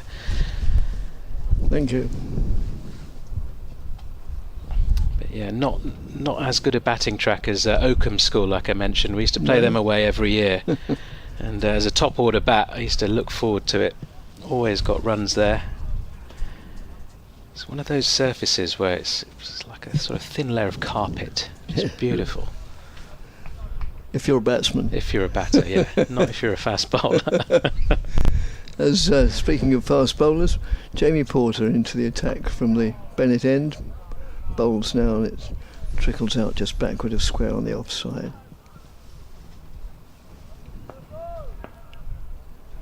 So did you play a lot of public schools? I mean, the reason I ask is that later this season I may well go to rugby school because there's a game of cricket there. Yeah, I used to play against rugby, and even my sixth form college, which I left Ratcliffe to go elsewhere. Same college as the Attenborough brothers, actually, Wiggiston and Queen Elizabeth I College in Leicester. As let's just play defensively. We played rugby at sixth form college both years. We went unbeaten for 2 years, and the college hadn't beaten rugby for something like 25 years or something like that, and we hammered them twice, which was quite nice. Excellent, yes. quite lucky to be in an age group where we had quite a lot of talented cricketers in our team. Yes.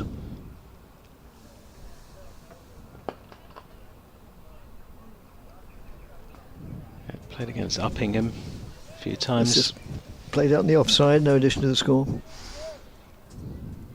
Jonathan Agnew, former Uppingham boy. Stuart Broad.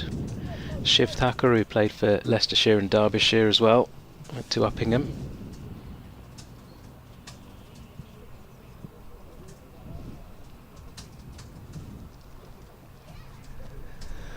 Porter moves in and bowls. That's just played defensively, trickles down on the offside. So what's your engagement at rugby school then? I can't remember who they're playing. It's not Essex. It's in a 50 over competition sometime in August. And I thought, well, I've never been to the ground at rugby, and it sounds impressive anyway. Rugby school, seen plenty of pictures of it, and Tom Brown's school days was based at Rugby College as well. I just thought it'd be nice to go to it.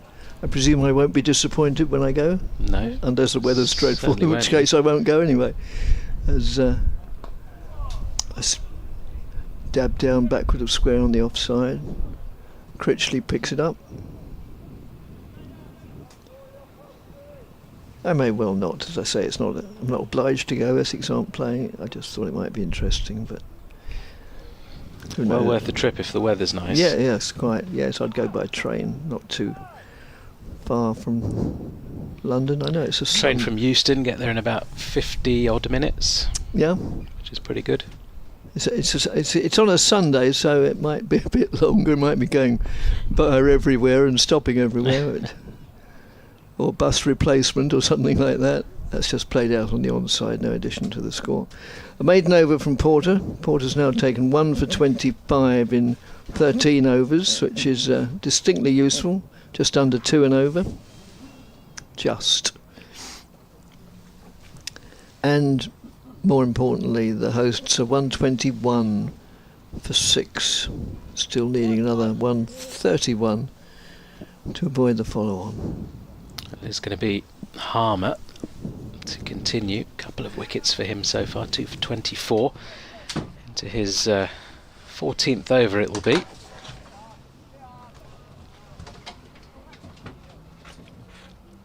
Dick Davis can take a short break. Well, Adam Whitty comes back in alongside me. Well, that's a Yorker length delivery from Harmer, dug out by Kelly. It's a good battle here between the off-spinner and the left-hander, who, despite Leicestershire being in this hole, is so looking for those scoring opportunities as he drives powerfully down the ground and away for 4. Another floaty delivery from Harmer, and Kelly smashes it back past the bowler and away for 4. He moves on to 49. Top scorer for Leicestershire in the Blast so far, continuing that form here in the Championship.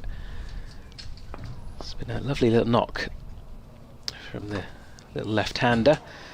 Next ball is defended away to backward point, and there is no run. I think what I've found so interesting about this game is that there's been 2 batsmen, maybe 3, I think you'd probably say Critchley as well, couldn't you, but 2 particularly who just look like they're batting on a different pitch. Absolutely, yeah. Kelly and Cox, the other 2, as Kelly is forward in defence.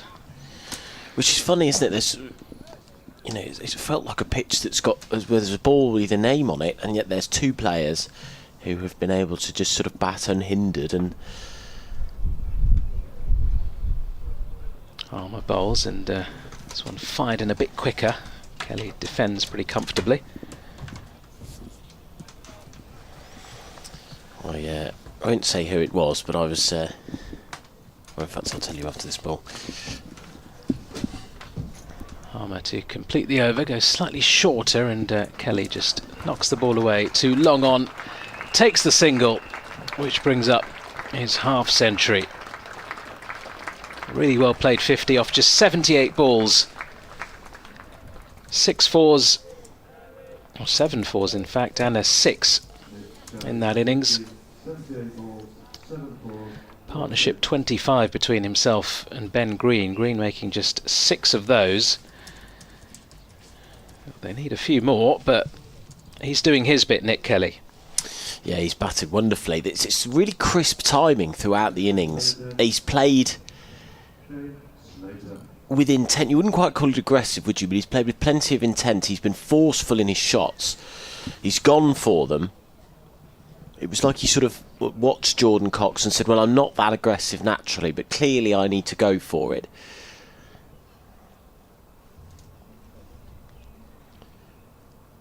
So 1-2-6 for 6, 48 overs gone in the innings.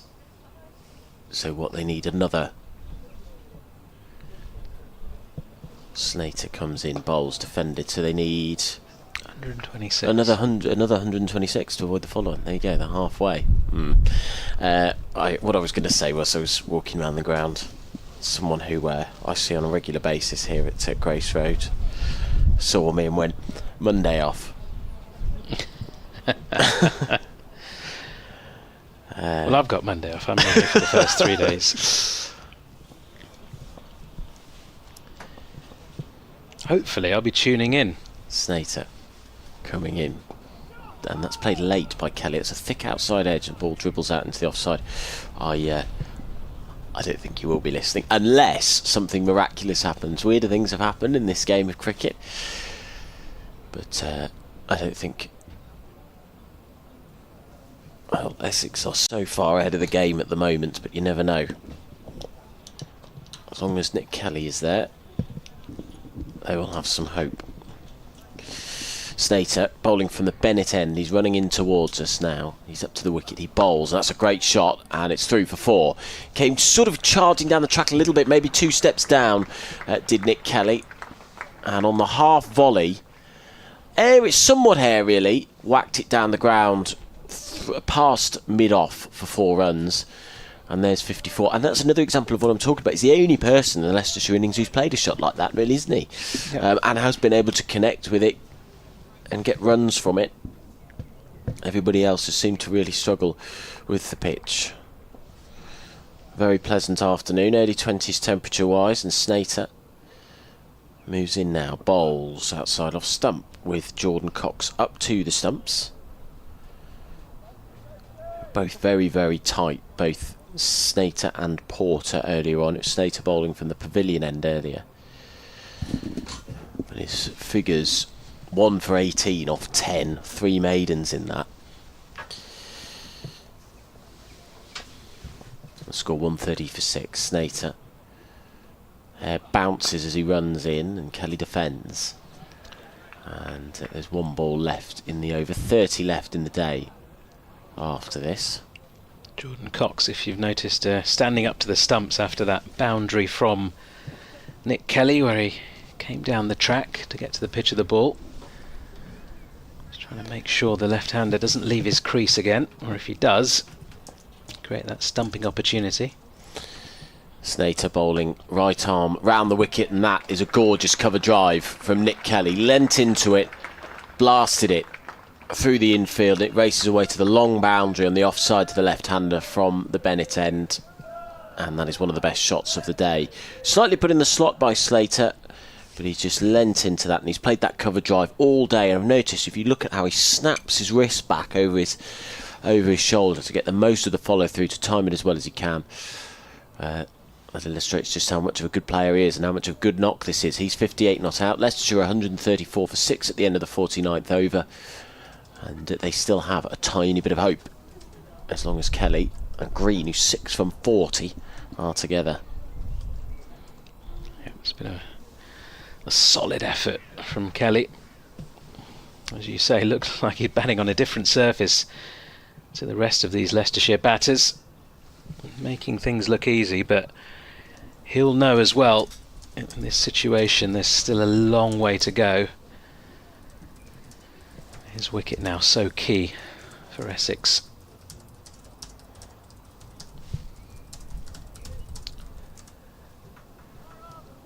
What are Essex doing here with the bowling? Where's Harmer? Is that Harmer with his doing up his laces? That's too dark a hair for Harmer, isn't it? Whoever it is, he's got a cap on, so I can't quite see. Oh, well, that would be the reason. I thought it was his hair. Jesus. That is Harmer. Idiotic. He's got the jumper on as well, so you couldn't see the number 11 because the jumpers don't have numbers on them for Essex, but it is Harmer. He's just sitting on his backside, doing up his laces. And, looks ready to go now.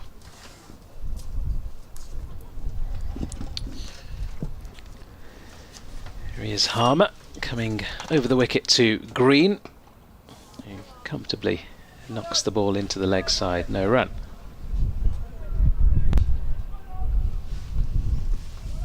I feel he's going to probably bowl a long spell here, should it be required from Essex. Harmer is in again, and Green off the front foot, defends into the offside.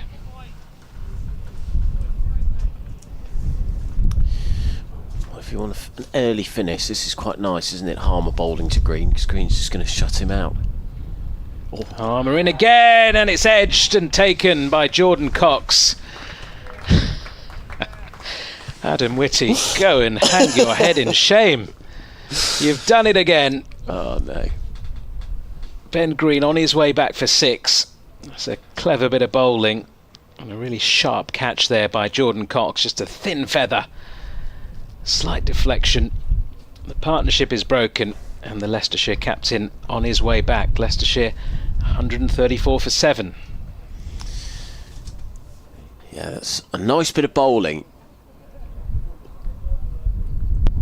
I think that did just keep straight from Harmer. The pitch doesn't seem to be spinning, but if you vary up your pace and bounce, and if you're a clever bowler like Harmer is, then you can get wickets. And he just got Green prodding at it. When he's got players prodding at him, he's got them out.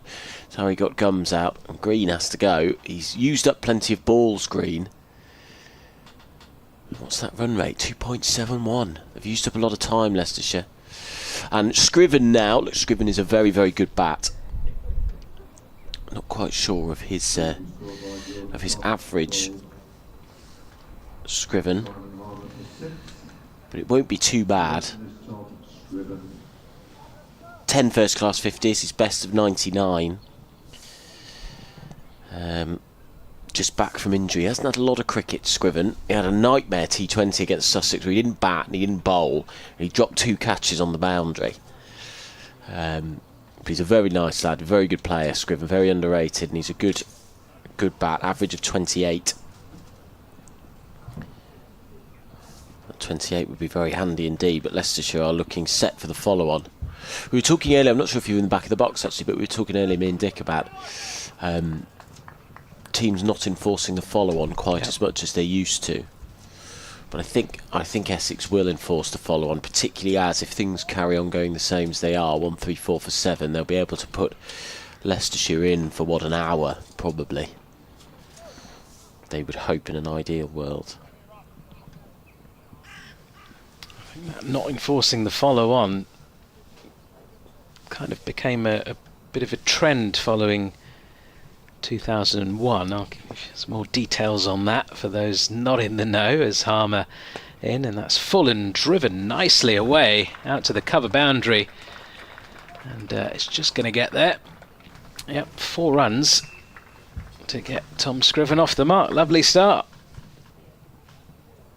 Overpitched by Harmer and sort of lent into it. Did Scriven, didn't try and overhit it, found the gap.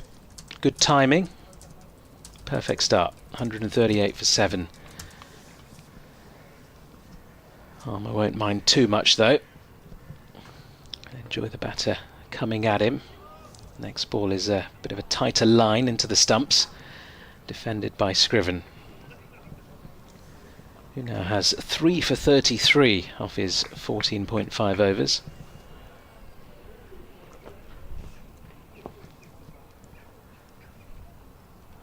Completes the over with a flighted delivery, which is chipped in the air. I'm not sure if that was a bump ball or it went straight in the air, but it's dropped just short of Harmer in the end. And Scriven survives. He is acting as if he's put it down, isn't he? We can't quite tell because he's bowling away from us, so his body was in the way. It looked initially like it may have bounced just short. Judging by his reaction, he may well have got fingertips onto it. wait to see if the replay comes up on our screen. But yeah, follow-ons. That great Australian side led by Steve Waugh. They'd won 16 matches in a row in Test cricket, including the first match of a series against India in India, where they hadn't won for so many years. And the sort of Indian side in transition, skittled out early in their first innings of the second Test. Steve Waugh enforced the follow-on, and then India batted for an entire day without losing a wicket and ended up setting Australia 300 odd to win on the final day, bowled them out. Only the second side ever in the history of Test cricket to win after having had the follow-on enforced against them. And that sort of shifted the mindset of many captains around the world. How many times has that happened, though? It can't have been very often that teams have won following on at all. I think one more side may have done it in Test cricket since then. Snater in bowls and defended by Kelly, who's 58 not out. My theory was that it's actually the amount of cricket these guys are playing that they can't put in the two efforts back to back. And it'd be interesting because Essex have bowled a lot of overs, although Harmer has bowled, how many of them now? Must be coming up for 15. Yeah, 15 exactly. So, you know, I guess that's lightening the load a little bit on the pace bowlers, but in comes Snater bowling, right arm round the wicket. Kelly defends. I think with the amount of T20 one-day cricket, the demands of the game at the moment, I have a feeling it's just that captains are just worried that A, for injuries, and B, just that they're going to run out of steam if you bowl them too much. 50 overs shouldn't be the case for 50 overs, and if, you know, if the innings wouldn't have thought so.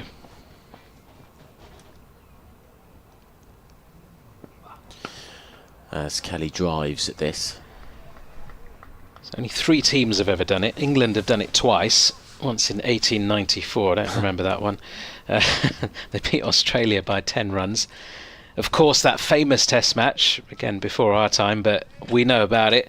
Botham's Ashes, 1981, Headingley. England winning by 18 runs. Bob Willis playing a massive part in that as well. India in 2001, like I just mentioned. Snater in bowls. That's beautifully driven down the ground for 4 runs. Got right on the top of that, did Kelly. And it wristily flicked it again. It was a beautiful straight drive down the ground. Kelly moves on to 62. How many 4s is that now for Nick Kelly? That is his 10th 4 in a 6. So 46 of 62 coming from boundaries, which I think is really illustrative of how he's played. 1-4-2 for 7. Sorry, Nikesh. And then, of course, New Zealand in that brilliant Test match against England at the Basin Reserve in 2023 beat England by a run after following on.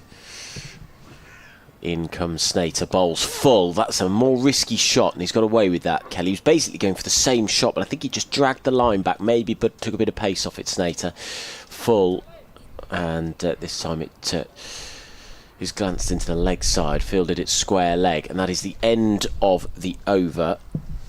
Oh no, sorry, it's not the end of the over. Are we swapping for a left-hand, right-hand combination? We are, apologies. There's 1 ball left in the over. 5 off it already. Stuart Broad recently spoke about absolutely hating bowling again after a captain has enforced the follow-on against an opposition side, despite how many overs they took to bowl them out. Snater bowls driven straight at cover, and look, I can imagine that you would dread that, particularly if, say, you know, you start bowling again at 2 o'clock in the afternoon. But I also think it's because what Test matches would have been every 2-3 weeks 25 years ago, and now the game's finished on the Monday, you're playing another Test match on the Thursday. I think demands and the rigour required are so large now. That is the end of the over. 1-4-3 for 7. Kelly 63, Scriven 4, and they are still well behind. From a bowler's point of view, I kind of get it, because even if you bowl outside in sort of 40-50 overs, your captain thanks you as a bowling unit by saying go again, and it doesn't matter if you've got just another hour to bowl in that day, you've still got to come back the next day, and you know the pitch might have flattened out a little bit, and then you might be out in the field for 100 overs while the team batting again just builds and maybe gets a small lead, puts pressure back on your side. Not quite sure of the benefit of it as Harmer continues and is full and driven out towards long on for a single. I can see the pros and cons from both sides. I can understand from a bowler's point of view the way you want to be thanked is, well, have another rest. Yeah. Let the batters do what they do, smash a few, and then once you've got enough, declare and see what the chasing team can do. That's a lovely sweep shot from Scriven. Full on the pads and swept away for 4 backward of square. Beautiful shot by Scriven. As I've said, he's a very good batsman. He got right to the pitch of that. It's been a risky shot today. I haven't seen many teams do it. That variable bounce makes the sweep a little bit more tricky. But that was beautifully executed. But I mean, the counter argument to what you're saying is, if you enforce the follow and get them out a second time, you can have a nice day with your family back home in Essex, isn't it? That's true. Harmer in, and that ball keeping a little bit low on the leg stump, flicked away by Scriven, but straight to short fine leg. And that's what you'd hope anyway as an Essex team. Don't want Leicestershire piling on the runs in the second innings. Harmer back in. That's been punched nicely through the covers. It's racing away towards the boundary. A couple of men in pursuit. They're going to cut it off, and Scriven helps himself to a well played 3.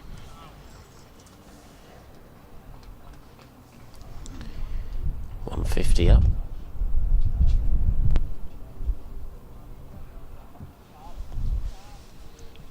.151 for 7, still trailing by 250 runs.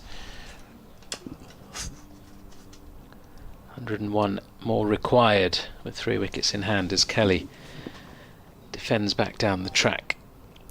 Green and Davey, who are tail enders, are the 2 batters left. Scriven is a dependable, reliable batter who you can build a real innings with, but I'm intrigued to see how Kelly goes about this. I don't think he'll change with Scriven there. Harmer into Kelly. Turns the ball into the leg side. No run. End of the over. Leicestershire still 157, 51 rather, 4-7. Do you think they'll bowl Harmer right until the end of the day? It wouldn't surprise me if they did. He still looks a little bit of a threat every now and again, and gives them an opportunity to rotate the seamers from the other end. I'm not sure about until the end of the day. It depends whether they're able to get these 3 wickets or not. If they do enforce the follow on, then you expect he wouldn't bowl with the new ball. No, well, and you know, the follow-on could be perfectly timed for Essex today, because it would again be about 6 o'clock. They'd probably get 45 minutes at them, if we take it as it is. I'll be, again, if they see out the day Leicestershire's batters, and then they're asked to choose at 12 o'clock tomorrow, I think it might be a different answer. Snater, who's going to bowl from the Bennett end, he's bowling right arm over the wicket. There's a thick outside edge that goes along the floor to third slip. But 45 minutes tonight, then 8 hours rest. To come back tomorrow morning and do the same thing might not seem too bad. 151 for 7. So Scriven is on 11 from 8. Kelly 64 off 92.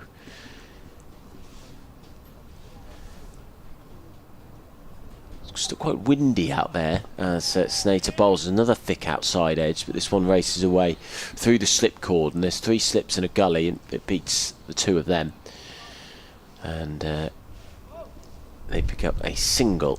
152 for 7.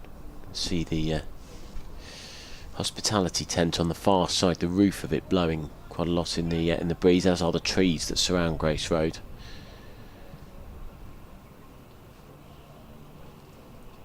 Kelly, left-handed batsman, waits.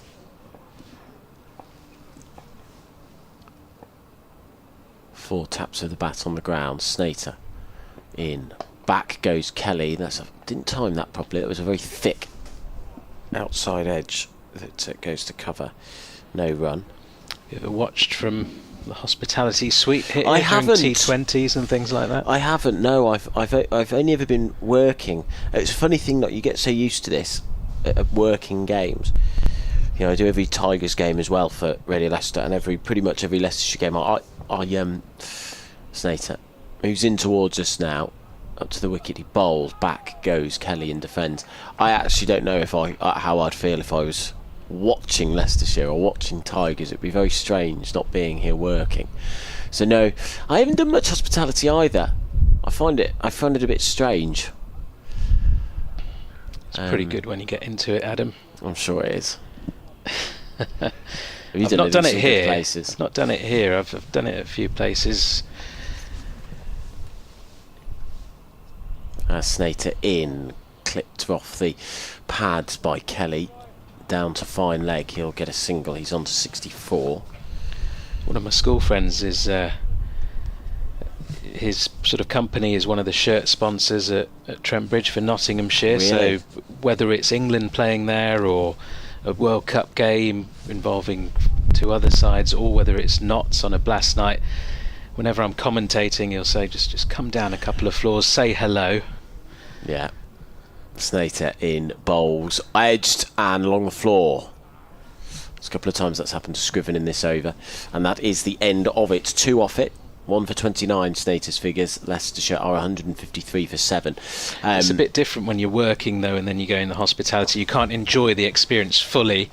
Kind of almost envious of the drinks and the food that they get served and everything like that. But yeah, I have managed to enjoy a couple of games at other grounds where I've not been working and managed to enjoy the hospitality. But it does feel a little bit weird when you sort of know your colleagues are just sort of on the other side of the stand, hard at work, and you're there enjoying yourself, living your best life. Oh yeah. I can imagine that would be good. It'd be nice to pop down afterwards and have some friends. I don't know how long they're allowed to stay. Are they allowed to stay 15-20 minutes after the game? For you to pop down after you've got your post-match interview and have a couple of orange juices? Yeah, I'll check that out next time. That's what you need to do. When I'm at work, I just want to get out of there. Once I'm done all the interviews, as Harmer is in, and it's a floaty delivery again, defended away by Kelly. So that's funny. It's the one time I really want a beer, actually, is after a game. I feel like it's sort of the adrenaline has worn off. It's sort of the end of the week. Harmer in. Another floaty delivery, driven. He had to reach at that, did Kelly. Manages to get bat on ball out to deep cover for a single. Yeah, I get what you mean, but often you enjoy that with your colleagues that you've been working so hard with through the day. Maybe depending where the match is, sometimes we're touring and things like that, back at the hotel or out at a restaurant nearby. Some good hospitality facilities from what I'm told, though, here at Leicestershire, particularly for those white ball games. It's on the far side, isn't it? It's above the indoor nets. Harmer in again, and it's a defensive shot into the offside. I thought it'd be a good stag do. Hospitality at Leicestershire. I think. You wouldn't want to go further afield? Hospitality in Barbados, imagine that. They've got the pool, haven't they? The hot tub on the side as Scriven is back in defence into the onside. It's just I don't feel comfortable asking my mates to do that. I'm not sure I feel comfortable asking me to do that. You're not going to fork out for them to all travel I over. won't be forking out anything. Harmer in and tries to find the gap again there, Scriven at mid-wicket. Doesn't manage to do so. But yeah, they've got the hot tub, haven't they, on one of the grass banks there for major matches. During the last T20 World Cup, I remember there were fans watching the final from inside a hot tub in Barbados with beers in hand. And Scriven is back in defence once more. End of the over. 154 for 7. Definitely a bucket list one, I think. Yeah, I would love to go on tour with England. Working or as a fan. I Oh, the Ashes away has always been a dream of mine. Yeah. I should have done it last winter. Actually, that was the time. I think. I've done Australia. I've never done the Ashes. That would be awesome to do, an away Ashes. West Indies would be great. I'd quite like to do Sri Lanka. Sri Lanka's South a wonderful Africa. place. India. I've done India a couple of times for work, and earlier this year I managed to actually. My dad wanted to go and watch the T20 World Cup. He went out for the whole thing, went to watch a lot of games out there, and I managed to join him for the last 2.5 weeks. And we watched India's run to the final, watched the final in the Modi Stadium, and I was out there doing a little bit podcasting and stuff, but just mainly spending time with the old man. It's wonderful. Snater in bowls, and there's a big gap in the outfield. There's nobody on the infield in the offside, so Kelly goes back and plays it there. So I think they're giving him the single. I think India would just be too crazy, and it certainly is, but there's nothing like it. I can tell you that, having watched cricket in a lot of places, there is nothing like it. And sort of India being successful in a home World Cup, the atmosphere is, I would liken it to, major European football tournaments or World Cup tournaments. Snater bowls and Scriven defends. I can imagine it is genuinely insane. An incredible experience. Sri Lanka looks fun though, doesn't it? Yeah, I'd like to go to Gaul. Gaul with the fort. Yeah. Could literally watch the whole match from up on the fort, couldn't you? Newlands, I'd love to go and watch cricket at. That's Sugarloaf. Is it Sugarloaf Mountain in the background? Yeah, Table Mountain. Table Mountain. New Zealand looks awesome too. Snater runs in, bowls. There's a thick outside edge. It's a bit of a leading edge that actually from Scriven, but it's safe along the floor. Yeah, Mount Manganui and I took the one we mentioned earlier, the one in the Dharamshala. Dharamshala, yeah. Foothills of the Himalayas. It's not bad, is it, having Everest and Co as your backdrop? And the West Indies, I think, would be fantastic. Bit of island hopping. So much fun. Scriven waits, he's 12 not out, and forward comes the former Hampshire man and defends Snater. There is no run. One off the first ball of the over. I'm surprised you've not been on a rugby kind of tour out to New Zealand. I haven't, no. Again, that would be the dream. Well, I'm very lucky to go to France and Ireland for the European Cup. Those are brilliant. Going to Bordeaux earlier, Tigers got absolutely smashed, but it was an unbelievable place to watch rugby. Some of the Irish cities and towns too. Snater in bowls, cut for 4. Lovely shot that from Scriven. Brought the field in for him, and it was wide outside off stump. A rare occasion where Snater has just got his line wrong, and that was too wide, too short, too wide rather, outside off stump, and he cut it for 4. Lovely shot. He's on to 16-159 for 7. Yeah, so surprised the Tigers fans didn't get smashed as well on Bordeaux wine. I think they did. Judging by the fact that once we then turned up at a fan bar, I think they did. Here comes Snater and defended by Scriven. It's lovely, lovely wine out there. Fabulous produce out there. But yeah, New Zealand Lions tour would be fantastic. Jack, who's part of the sports team, one of our cricket commentators at Radio Leicester, he went out for a few of the Lions tests last year, was at the MCG and the MCG, wonderful. The Sydney, where the Sydney test. Two wonderful grounds. MCG it's old school, a little bit old school. Still got a lot of character about it, even though it's a giant bowl.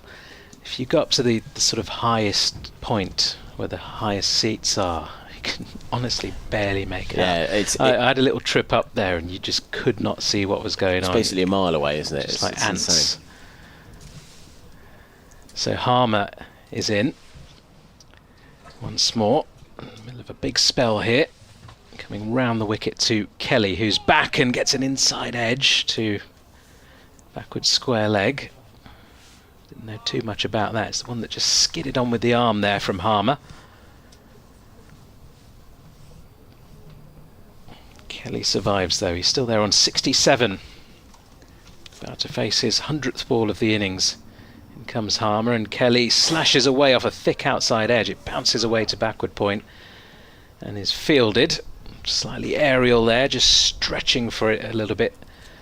There's Nick Kelly. Doesn't want to lose concentration at this stage, having done all the hard work here.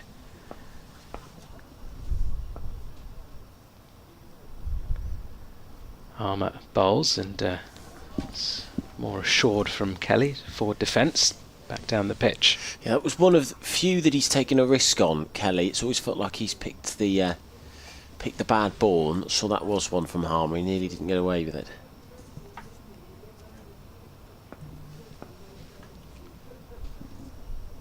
Harmer bowls, short mid-off comes in place, and that's quite wide of the off stump, but umpire says it was a perfectly legal delivery.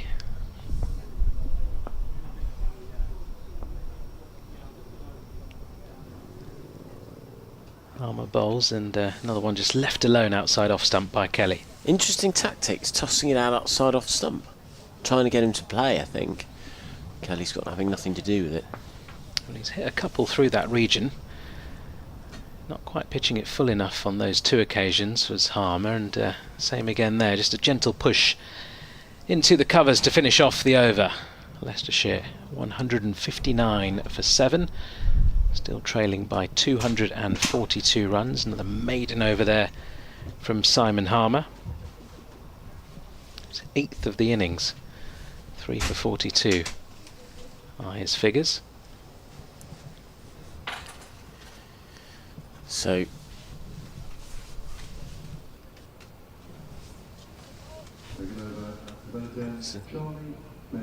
Charlie Bennett is going to bowl from the Bennett end again.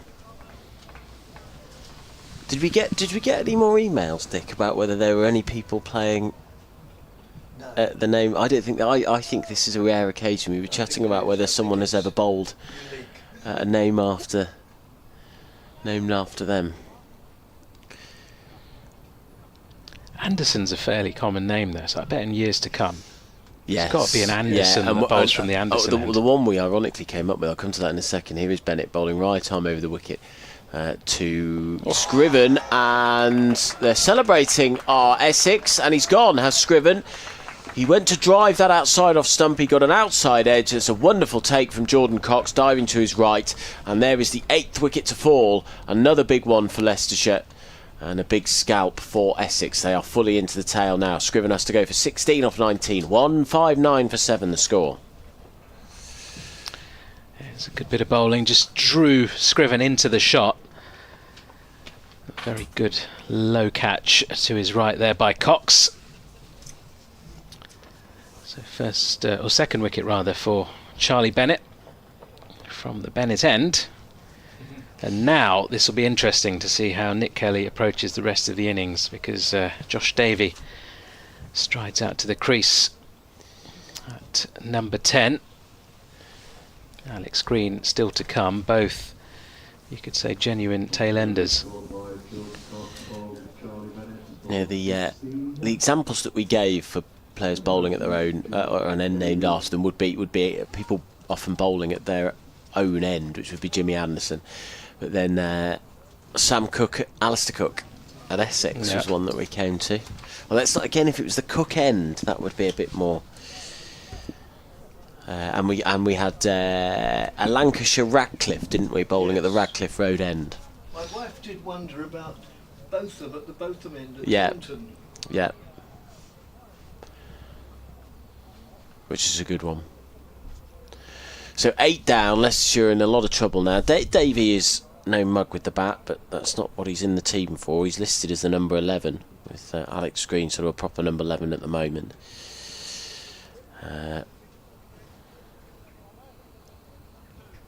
6 50s in first class cricket for Davey in 85 games. But this clearly a difficult pitch. Bennett getting his second wicket. 2 for 33 off 7 overs. 159 for 8 the score, and they still trail by 242 Leicestershire. So I think they will be, if they hang on tonight, then it'll be an interesting decision If they don't, I think they'll be batting again. In comes Bennett, straight delivery, and pushed to mid-on, and they test out the fielder, and they win that battle. They make mid-on spill the ball, so they get a single. Davey is off strike for Davey to face the next 4 balls. I'm interested to see if Kelly will rotate the strike here, or whether he will just go for it, whether he'll turn down singles, a bit like Simon Harmer did yesterday. I think he may well farm the strike now. Some of us foolishly said that was a wrong idea, Harmer, earlier, and were proven totally wrong. Here comes Bennett, moving in towards us now from the Bennett end. Right arm round the wicket and bowls a full delivery, and that's picked off his toes by Kelly, down to fine leg. It's gone very fine down there, and Harmer fields, and they come back for 2. So the score 162 for 8 now. Kelly on to 69. He is the only player who has sort of put a decent spell of batting together for Leicestershire. Lewis Hill sort of got going.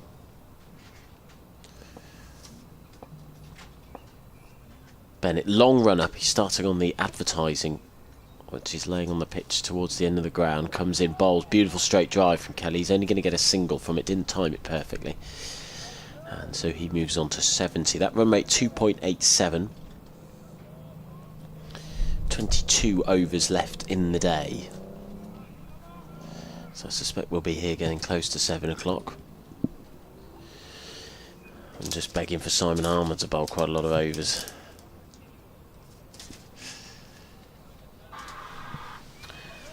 Looks like he will for the remainder of this innings, certainly. Yeah. Davey, 1 not out, with 2 balls to see out. One of them is let go outside his off stump. Harmer, his figures 3 for 42 off 18 overs. Feels like he's bowled more than that, but I suppose that was probably because Porter and Snater bowled big opening spells, didn't they? I think Snater bowled 10. That's why, isn't it? Snater bowled 10 from the pavilion end where Harmer has been bowling. This is one of those annoying days if you've got glasses where your prescription sunglasses are coming on and off as they poke outside the clouds. Bennett, right arm over the wicket to bowl to Davey, who defends. They get a single, so that tells you that they're not worried about Kelly keeping the strike, because it's going to be Davey who will have it from the Bennett end in the next over. End of the 57th, 164 for 8. They trail by 237 to Leicestershire, so they need another 87, don't they, to avoid the follow-on. I'm going to swap with you, Dick. No, I'm not going to swap. Dick is swapping with me. That's...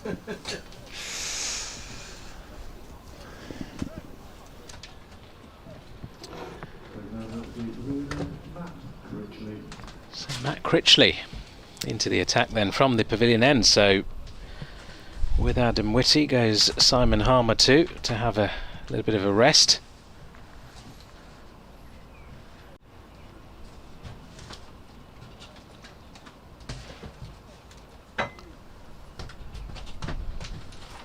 So we'll continue with spin, but in the form of Matt Critchley.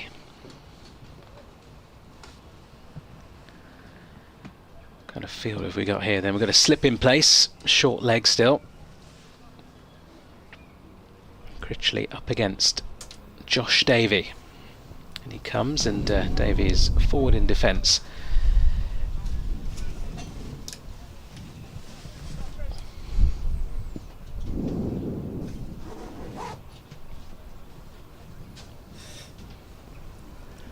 Critchley rushes in again, and once more Davey assured with that defensive shot into the onside.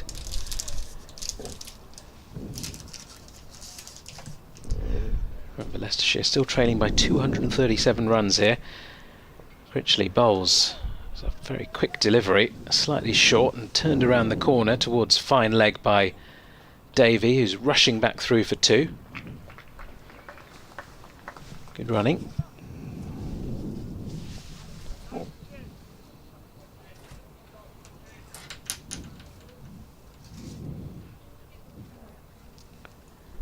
Davey just taking his time in between deliveries as Critchley's in once more and has defended with bat close to pad.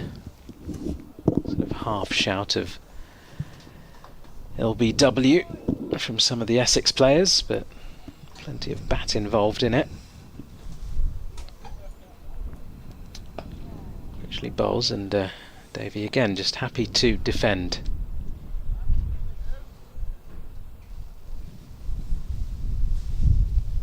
They are rushing through the overs from this end with the spinners in as Critchley bowls slightly short and wide. It's been cut away to backward point. There is protection on the boundary though, so will just be the single. Davey retains strike with Leicestershire on to 167 for 8. Yep, so 252 is the initial target, so that's still another 85 runs away.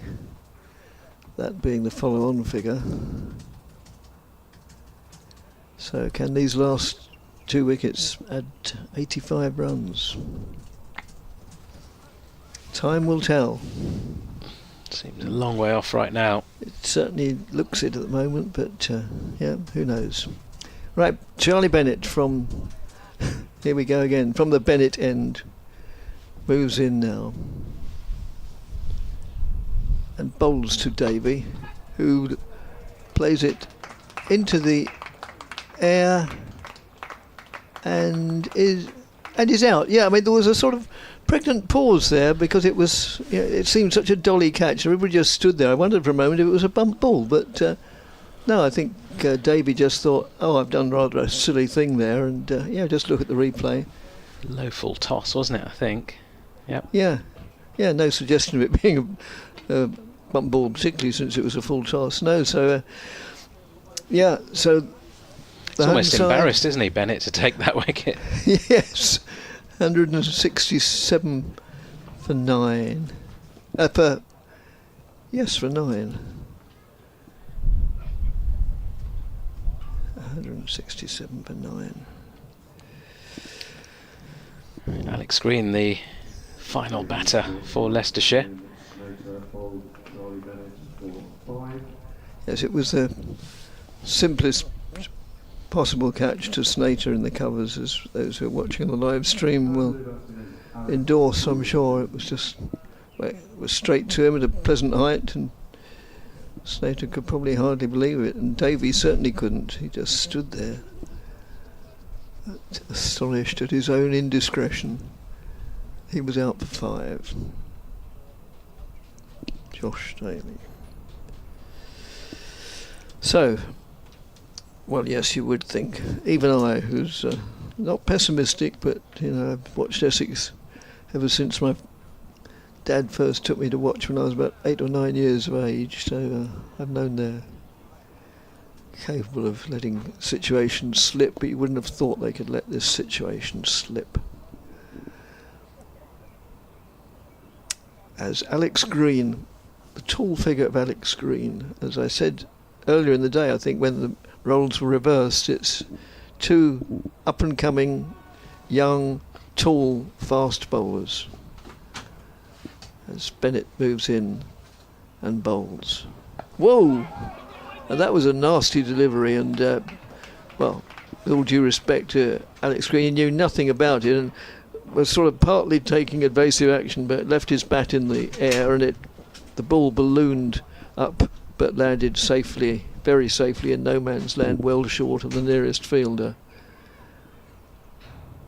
Yeah, so there's been a number of deliveries which have, well, no, I don't want to exaggerate it, but there have been a few deliveries which seem to have misbehaved at this end when bowling at the Bennett end.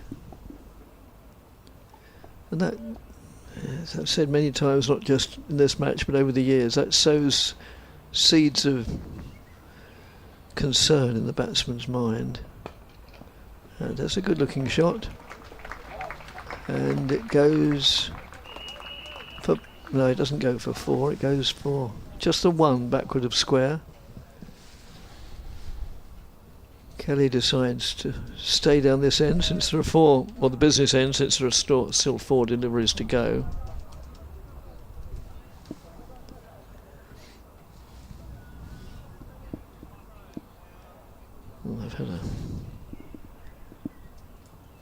message from my colleague Nick Gledhill. Yeah, will do, Nick, will do. I don't know if you're listening, I'll reply anyway, but yeah, will do. As next delivery comes in outside the off stump, goes through to the wicket keeper. No addition to the score.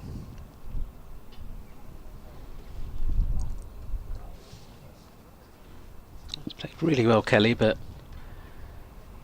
I think we'll see him trying to farm the strike now, not take maybe as many risks as he did earlier on in his innings.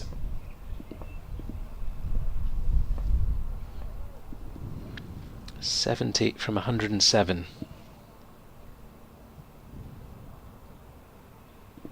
Bennett from the far end flirts with that a little bit outside the off stump, I think, unless he took the bat away. And 170 for 9.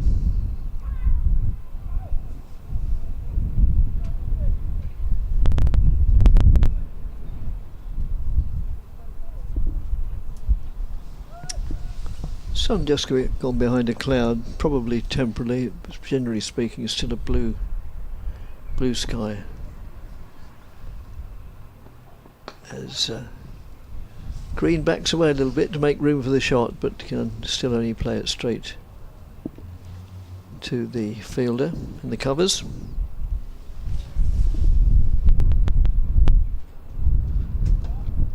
The wind just picking up as well, as you might be able to hear on the effects mic. Yes, I just comment on that, yes. We're in for an early evening storm. Doesn't look like it, looking in the distance. There's no dark clouds looming.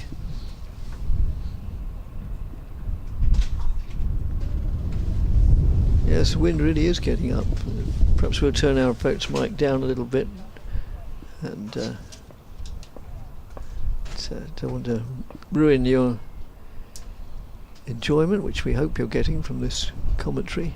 And again, Green, or Kelly rather, sorry, I think, Kelly backs away. I think I misidentified him before. Kelly backs away a long way to try and pick up the single so as to keep the strike, but doesn't do so. End of the over, 170 for 9. Alex Green a single, and Kelly not out 70 out of Leicestershire's 170 for 9.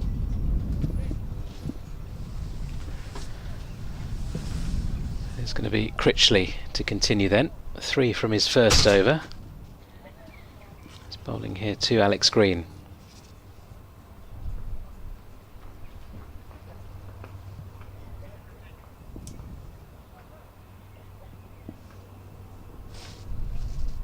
A bit of time just to tweak his field, so short fine leg comes around to square leg, comes in, bowls, and Green is forward in defence. That's what he wants him to do, really, lunge forward. He's got the slip in place, the short leg, waiting for any kind of opportunity. So driven gently. Next ball to mid-off, no run. Another Matt Critchley who favours bowling with the sunglasses on as he floats the next delivery, very full. Alex Green defends. So what did you used to do then, Dick? A bit of an all-rounder, or as Critchley is in, and another defensive shot played? Sorry, what did I do? Yeah. I was mainly a pretty boring, stodgy opening bowler, but an occasion, well, a bit more than occasional spin bowler, but here comes Critchley, and a bit of extra bounce, but negotiated by Green. no, I think I'd probably be described as obdurate, but not very attractive when it comes to my opening batting performances. I usually hung around for quite a long time, but well, I mean, I did get some reasonable scores, but not as many as I should have done. Richley, and again, and another defensive shot played into the offside by Green. End of another over. 170 for 9 Leicestershire, still trailing by 231. And you? I ought to know, since Yeah, you've been in the academy. top order bat, so either used to open or number 3. Started my sort of senior career as a young teenager, sort of playing second and first 11 cricket in the middle order, so I was sort of treated more as a finisher, I guess. But yeah, didn't used to like hanging around too much. Used to like batting for long periods, Yes. but I wouldn't be too defensive unless the situation called for it and early wickets were lost, things like that. But having said that, as an attacking batter, we talked about Kibworth Cricket Club, didn't we? Yes, we did. Continue that in just a moment. As Bennett moves in now and bowls, and that's gone straight-ish and is one bounce and then fielded on the complete opposite side of the ground, which means it's a long way away, and such that I can't immediately identify the fielder. No, can't discern who it is. My best innings probably came there, and it wasn't 100. I've scored hundreds previously, but it was a 50 off around 80 balls. Oh. Bennett, a bouncer, and Nick Kelly has no trouble ducking beneath it. It was one of those sort of early season days, grey, gloomy, Yes. rain around all morning the previous night. Probably a chance of more rain, but we managed to get away with it. And the Kibworth bowling attack, they were bowling first. Had some minor counties bowlers in there, swinging it around corners, and very difficult. We were losing wickets at the top of the order, and I must have, probably off my first 30 balls, only scored 2 or 3, and then got going. That's nudged down for a single. They seem to wonder whether to take it or not, and decided that they would, though it still means that Alex Green has 3 deliveries to face. And you were in the Leicester Academy? No, this was playing club cricket. Oh yes, but you did make in the Premier list. League, yeah. Yeah. So had to get stuck in, and eventually built a partnership with one of my middle order teammates, and the spinners came on, and the shackles were off. Sometimes it means more when you've got to get stuck in like that. Bennett moves it, and it bowls short of a length, placed on the offside for 2 runs. So would any of your contemporaries, the academy, did any of them become... Two of them have gone on to play for England, or 3. Well, one former club teammate, Samit Patel. Yes. We're in the same age group. Luke Wright, who played here in the academy but then went to Sussex. Yeah. England T20 World Cup winner. And Stuart Broad was in the year beneath me. Oh, right. So he had a pretty decent career. Yes, not bad at all. So although it was the year beneath you, presumably you played in the same team on several occasions. Yeah, and played against him in club cricket quite a bit. He was at Egerton Park. I was at Syston Town and Leicester Banks, 2 clubs I played for various times. We were actually coached by the father of Josh Cobb, who played here for Leicestershire and then moved down to Northants. Russell Cobb was head of the academy in those days.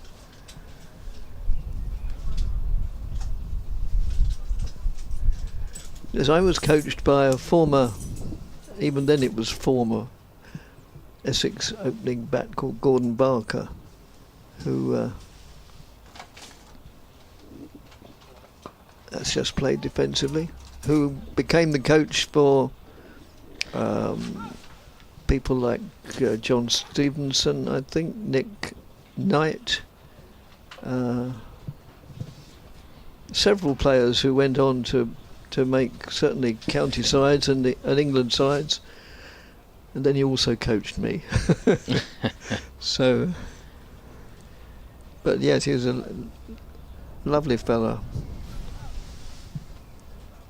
Yorkshireman who came down and played cricket for Essex for a number of years. It's amazing though when you see contemporaries sort of make it all the way. Yes. Sometimes, obviously, you're very proud for a start. Yeah. And there's that little bit of you that thinks, maybe, if Yes. life took a different path, maybe I could have been one of those. Critchley will continue then. Just the 3 runs off his 2 overs so far. Bowling round the wicket to the left-handed Kelly, who's down the track, skies this high in the air, and it's got the distance as well. Clatters almost into a member of the viewing public away to our right in the seats on top of the pavilion. And we're going to maybe have a slight delay while we try and retrieve the ball, because there's some sort of metal guttering in the stand here, and the ball is sort of clattered into it and maybe gone beneath somewhere. Gentleman to our right, he's got an apple, half-eaten apple in one hand, and he's bending over behind the seats just to try and retrieve the ball, try and spot the ball first. No, he's put his hands out and said he's gone underneath the metal grill. I don't know how it got there, because the grill, no cricket ball can get through it, so it must have gone under it somehow. Yeah, I think there's a couple of steps, aren't there, and it might have maybe gone underneath between the seats. Oh yes, there's little gaps, aren't there? Yes, that's right. Yeah, it must have gone through there. It's a great effort. It's a wonderful shot. Yes, it was. But here comes the briefcase, like a James Bond briefcase, isn't it, with a secret mission inside. In fact, no secret mission, just full of cricket balls.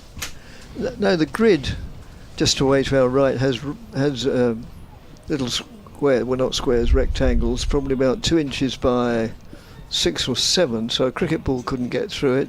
Well, here comes the steward as well to. Yes, but when I was sitting out there, I was thinking, I wouldn't want to drop my phone, because that phone would easily slide through it. Then what do you do? Yeah, Dave Bracegirdle was here from Notts. Yes.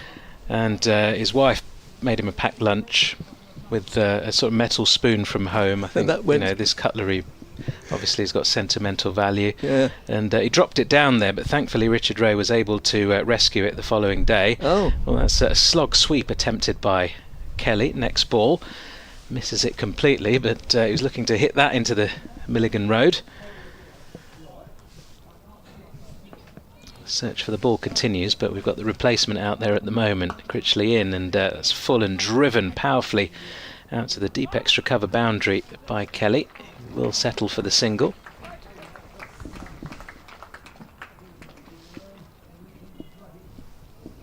For a moment, when he hit that one up in the air, Kelly, it looked as though it may be sort of falling to long on or long off. Didn't quite have the distance, maybe. Went a long way up in the air, but it just kept on going as well. Had really good distance on it. Critchley in to Green, who's forward with a massive stride and keeps that one out.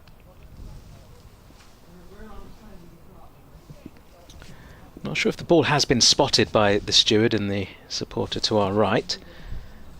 Yeah, it may have been. Critchley in, and that's a lovely drive by Green out to the extra cover boundary. It's not quite going to go for 4. It's just hauled in inside the rope, but a couple of runs to Green. It's glorious from the number 11.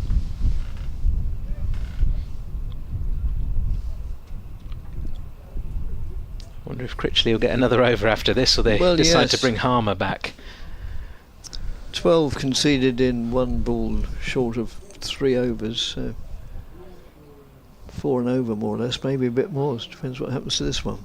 9 off this over so far, and it will remain 9 as that's defended by Green back down the track. I guess it's not just about the runs conceded in this over, but it's the ease at which Kelly has played him and looked to attack him, and even Green has looked comfortable against his leg spin, so didn't look all threatening at all really in that over, did Matt Critchley. Maybe you'd sense they'd bring Simon Harmer back to offer a bit more threat. Wonder what happens if they do actually manage to retrieve that previous ball and they've already started with a replacement ball. Do they just carry on with this? I don't know. May well have taken some damage. Yes, you'd have thought so. The ball going into those metal grills. Oh, the steward's just popped his head in. Adam There's providing a metal pole. pole for the purpose.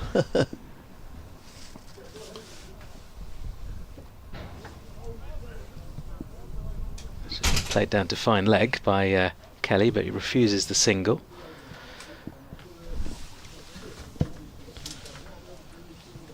Wonder if that pole's long enough. Sorry. Sorry, I was... There's a lot going on the roof here. yes, I was looking at that rather than the job in hand. As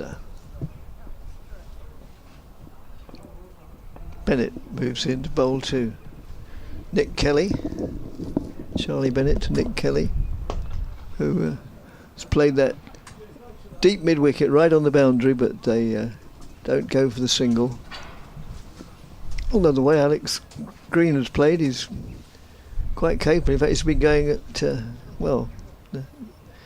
5 off 14, but it's the manner of those 5 that's been interesting. Kelly on 78. Oh, we've got the ball. Look at the state of it. There's muck all over it. A lot of water gets trapped and mud in between Yes, his grills. that's just nudged down to fine leg for a single, moving the score to 182 for 9.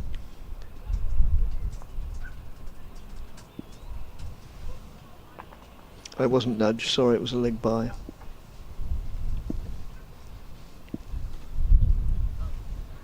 So Alex Green got 3 deliveries to face, which may not cause him too much concern, although he did have one that reared quite nastily a couple of overs ago from that end.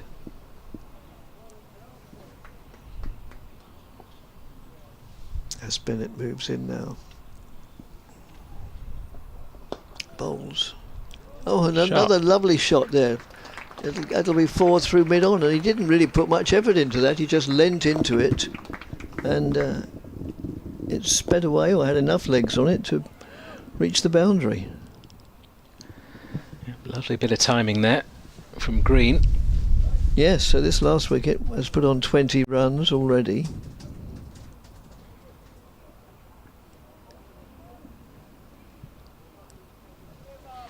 Just about had enough on it, didn't it, to get Yeah, to the just boundary? about, yeah, but there was no fielder within 30 yards of it, so anyway, Bennett again to Green. Green, it gets up a little bit, and Green is a little bit inconvenienced, but only a little bit. It goes through to Ben Cox, keeping wicket. To Ben Cox, no, not Ben Cox, sorry. Jordan Cox. Jordan Cox, yes.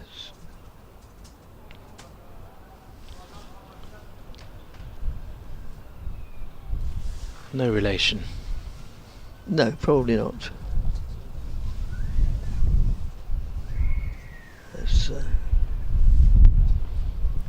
That's outside the off stump. No, I think Jordan Cox's family come from Kent. End of the over, 187 for 9. Nick Kelly 78, Alex Green 9. I'm going to bid you farewell, Dick, and Adam Whitty will come in. Okay, thank you.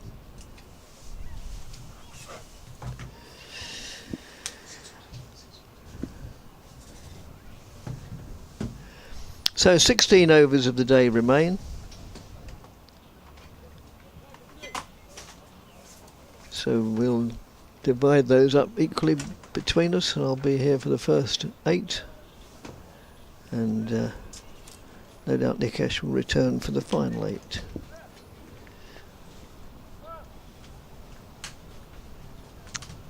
Throughout which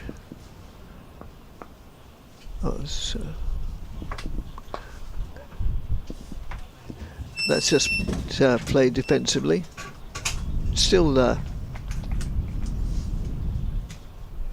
Critchley in the action. It's a slightly strange end to the day, isn't it? Kelly's playing very, very well. He has. That perfect balance between risk and... Yeah. Round the wicket now to the left hand. It comes down the wicket hard, high, and it should be held and is very well held at long off by... I'm pretty sure that's... yeah, it is. It's Jamie Porter. So Nick Kelly, the final one out. Oh no, it says Slater on the board. No, that's Davey. So oh yeah, I think sorry. you're right. No, I'm pretty sure it was Jamie Porter. Yeah. I'll stick to that. So Nick Kelly's out, caught by Jamie Porter at long off. A good catch because he had to make a fair amount of ground towards the wicket. Bowled by Critchley, so Critchley does get a scalp in the end, and in some ways the most prized one. But on the other hand, and in the circumstances, Kelly was really going for his shots and trying to build up a reasonable score, but trailing by 23 plus 51, 215, I think, is it? 74 behind, are they? No, 64 behind. the follow-on. Oh. There were 214. Oh, well, I meant behind, 64 so yes, behind the follow-on. 64 behind the follow-on. Yes. So we will see whether Essex decide to put them in again. What's your money on? For what? 16 for 15 overs? Absolutely. If it was done tomorrow at 11:30, 12 o'clock, you've got another full day. I mean, they probably will have another full day, but you've got a rest in between. I would absolutely be. I would say it's a more difficult choice, but tonight with 15 overs to go at them, absolutely. Yeah. Yeah, because the Essex attack can give it their utmost for the remaining hour or so of play. Well, it won't be by the time we start because there'll be a 10-minute break, but 50 minutes, knowing that at the end of that they've got a night's rest. So, 187, which a deficit of 214. So they're way off. Look, it's a really funny innings for Leicestershire. I won't be too critical. They are way behind the game. I think that innings from Leicestershire has put into context just how good Essex's innings was, and particularly Jordan Cox's. His 204 looks majestic in hindsight, and looks to be a match-winning innings. There are only three players who have looked half decent on the pitch, really, aren't there? Critchley, Cox and Kelly. Kelly played wonderfully for his 78, but he wasn't really helped out by anybody else, bar Gums, who tried really hard for his 21, Hill for his 23. Leicestershire are in a lot of trouble here. I suspect they're going to be asked to follow on, and they... Yeah, I would like to add to your list, if you don't mind, because I think, that partnership was dominated by Jordan Cox, but I think the Essex skipper Tom Wesley only got 41, but he was there a long time and acted as a good foil to Cox. So I think I'd. No, you're absolutely right. I apologise. That's no, right. you're absolutely right. I won't tell him. 41 is what the fourth highest score in this match so far, with 20 players having had a go. So I absolutely agree with you. Well, we'll find out what Leicestershire do. Or what Essex do, I should say. What Leicestershire are doing, or going to be doing, very shortly indeed. We've got 2 overs knocked off, so there's 13 overs remaining in the day for the change of innings. And we will find out whether we see Leicestershire or Essex batters trundling out in just a few moments. We'll be back in just a second.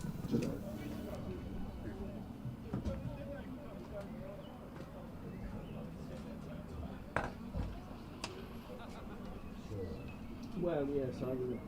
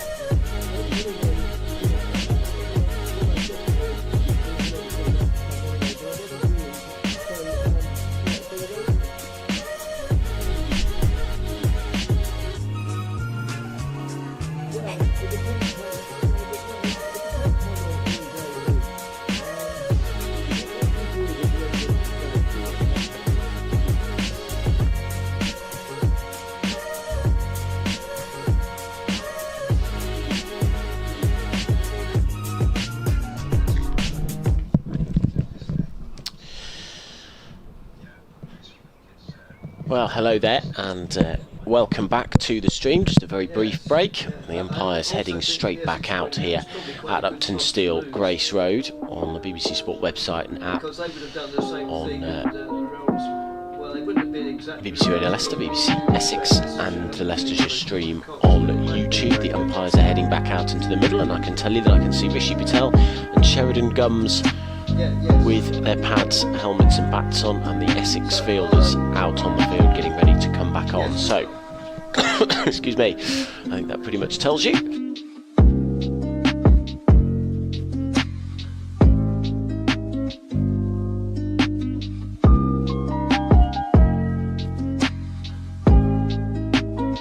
Leicestershire bowled out earlier,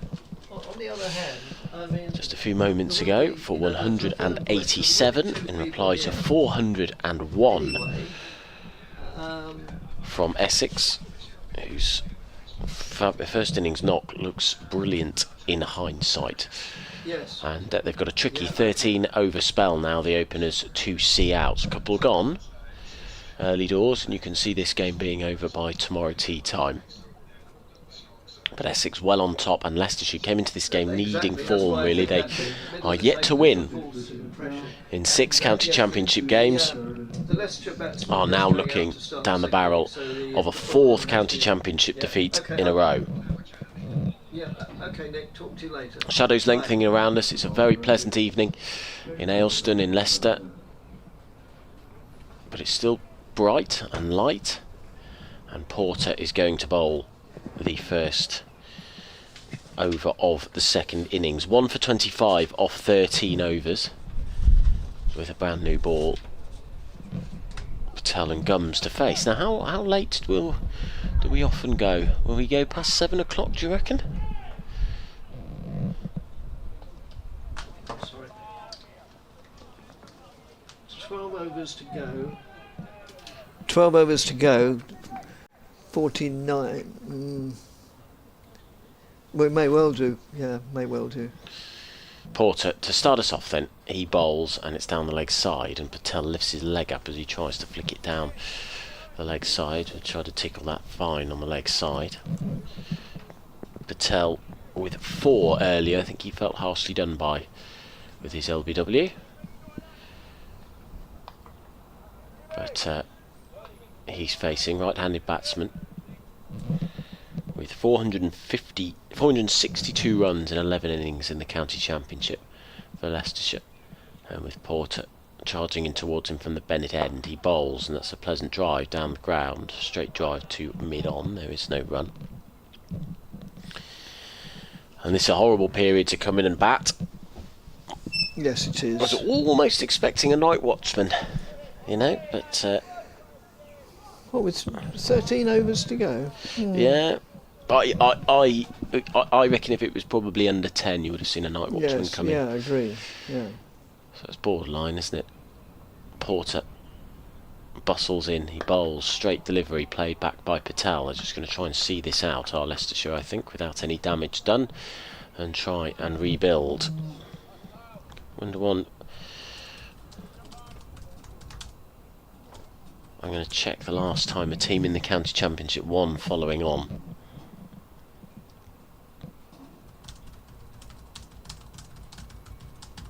We're doing it for the test matches. I'm not sure whether the last one was that India one. So Patel defends, and there is no run.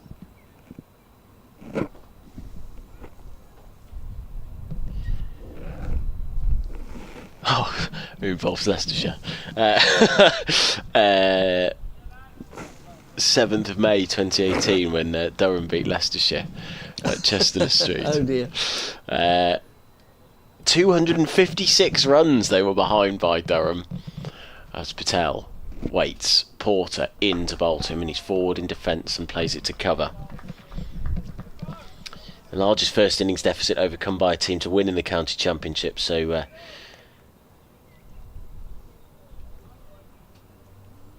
there you go. Oh, it's happened in Test cricket in 2023. It was England against New Zealand, of course. I forgot about that Test match. It was a controversial one, wasn't it? From Oh yes. There you go. Not for 8 years has it happened. In comes Porter, and that is not a particularly confident shot from Rishi Patel. He goes to drive at it, gets a bit of a leading edge. So a maiden first over from Porter. Leicestershire following on are yet to score, so they've got 3 points as it stands, and Essex have got 7. They still trail by 214. They sort of feels like they're minus 214 for none, aren't they, at the moment at Leicestershire?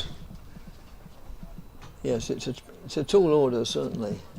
And I mean, we're only coming to the end of day 2, so there's plenty of time, and the weather forecast is reasonably settled. Well, probably better than reasonably settled, it's probably quite good.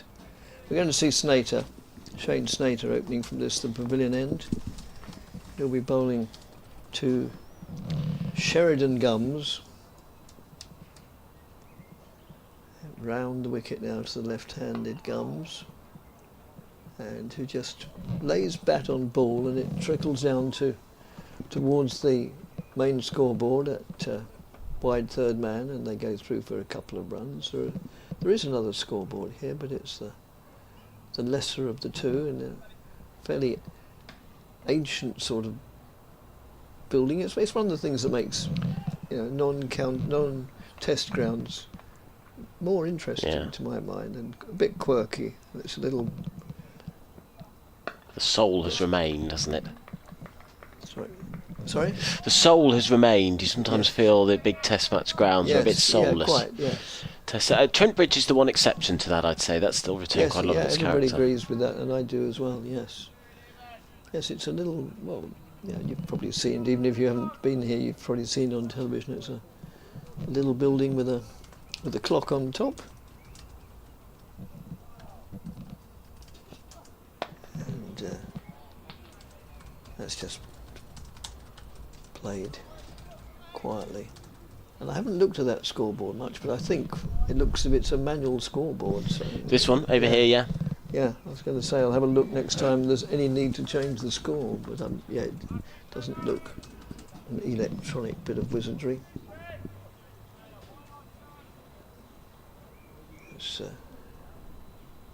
Snater moves in, bowls to Gums, who is beaten outside the off stump. Just pushing forward, ball moving away. 2 without loss after 10 deliveries, 1.4 overs following on. Still trailed by 212 runs.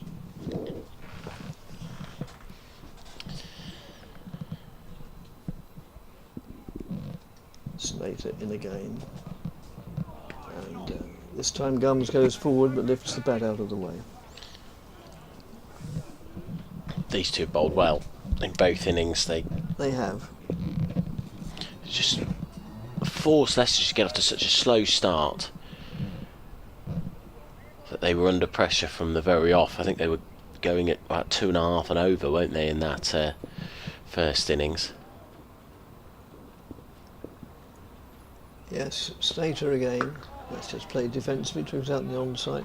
Yes, Shane Snater, and I remember his first appearance for Essex was down at Southampton, and I think it may have been a one-day game. In fact, I'm pretty sure it was. And nobody, well, I say nobody, no Essex supporters had heard of him, and they were all saying, "Who's this bloke Snater?" Because he hadn't been on the radar apparently, or certainly hadn't come through the ranks. And so people were frantically looking him up, and it transpired that I think he had a Dutch connection and South African connection.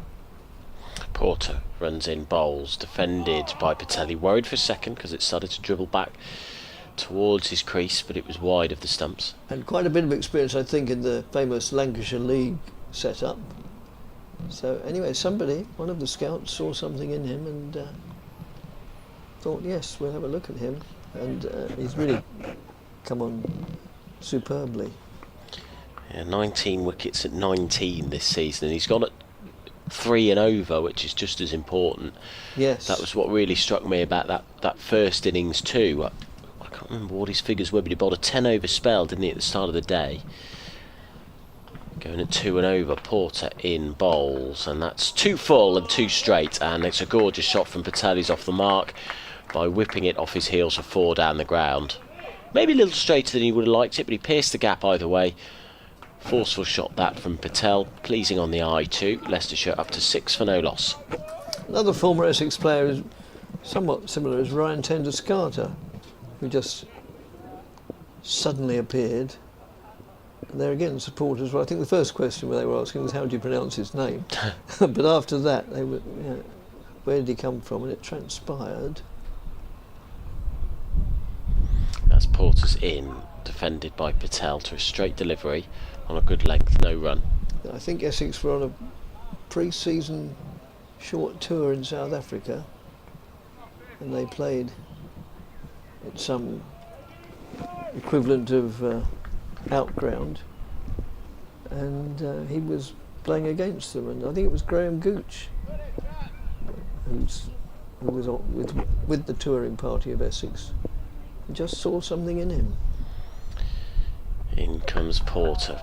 Wonderful straight delivery that, but a pace too from Porter, and there is no run defended. Suddenly, the condition seems to have calmed a bit, which is very strange, isn't it? It felt like a minefield in the early afternoon, but I mean, you'd even say towards the end of the Leicestershire innings, it calmed down a bit. We didn't see balls sinking or jagging off the seam. No. Patel waits as Porter comes into him and bowls, defended with the front foot out. We've seen plenty of lovely forward defensives today. Just move your microphone up there, Dick. It's rubbing on your, on your collar.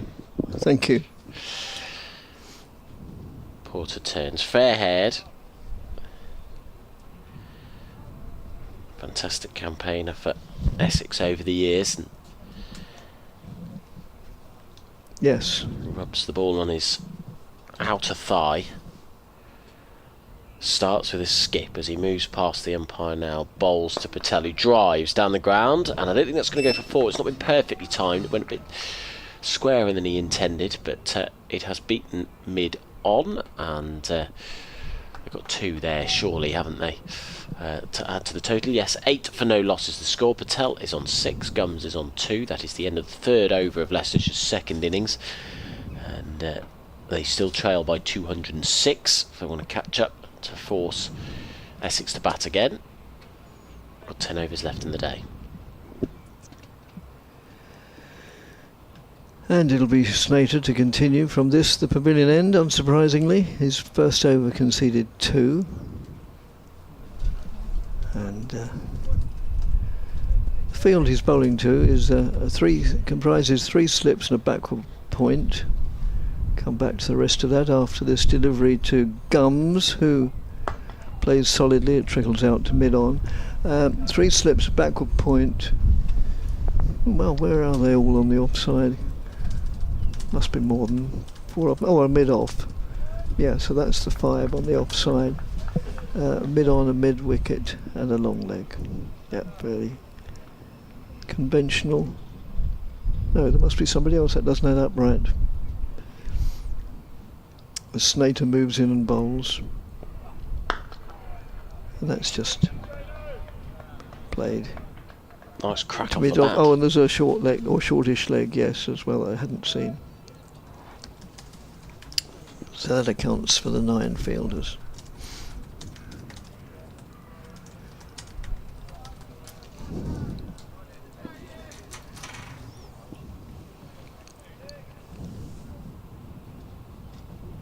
Snater to Gums, lets that go by. Yeah, 9 overs to go after this one. I think realistically, well, maybe throughout their innings. No, it depends what happens, but certainly the little bit of innings tonight, Leicestershire's sole aim will be survival. Yeah, I think 2 down in a situation like this always looks horrible. Snater to Gums.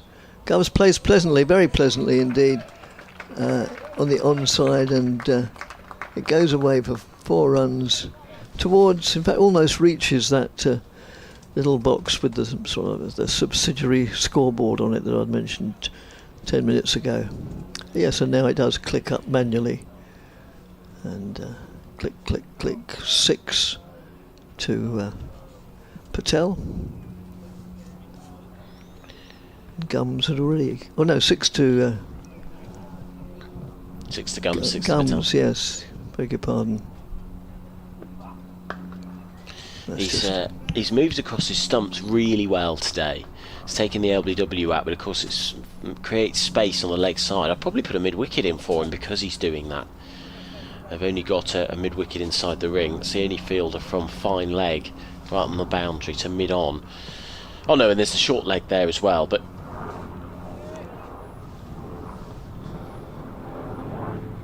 Slater. Gums again plays totally defensively. Back to Snater. In the first innings, Gums was... Oh yes, I remember now. Caught Walter off the bowling of Bennett for 21. It's good bowling by Harmer. He enticed him with a looping, tossed-up delivery that looked perfect for a drive, and he got the nick out from him. Nick off him, I should say. 4 overs gone, 12 for no loss. Porter 2 overs, none for 6, with 1 maiden in there, so 6 off that last over.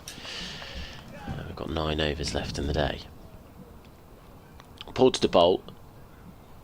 Blue skies above, the sun setting as Porter is in, and that's a great shot from Patel. He's going to get 4 through extra cover for that. Rattles away to the boundary rope. And, well, Leicestershire, you would have been... I was expecting them to be a little bit more conservative, but I've enjoyed the way they've gone about this. They've played the shots if they're there. I wonder if Essex have just strayed in terms of their lines. But they've gone for their shots. The objective, I think, to put Essex back on the back foot a little bit, to not feel completely under pressure. It's a very sensible tactic. In comes Porter. Patel defends, coming forward to that. And there is no run.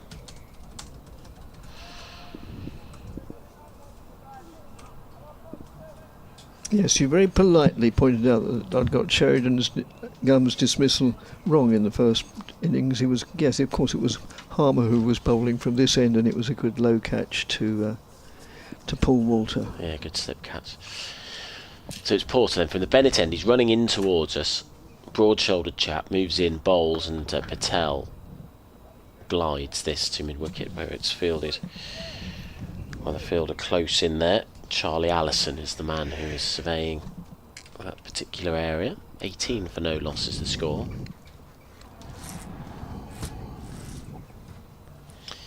Let's have a look at what else is going on around the grounds. As the ball is juggled and spilt by Porter on his way back to him. Somerset are batting again at the end of day 2. They're 60 for no loss and have a healthy lead over Nottinghamshire. I'll come back to that in a second. That game at Trent Bridge. Here is Porter. Patel waits, drives, cover drives, but it's straight at short cover, no run. So Somerset were 310 all out in their first innings. Nottinghamshire then 193 all out. 4 wickets for Gregory there. Somerset 61 for no loss. Opening pair of Herman and Thomas unbeaten so far late on day 2. Sussex well on top against Glamorgan. Crikey. Porter moves in, bowls, back goes Patel and kicks the ball away from his stumps. It hit the top of his bat, dropped down, and he had to kick it away. No run.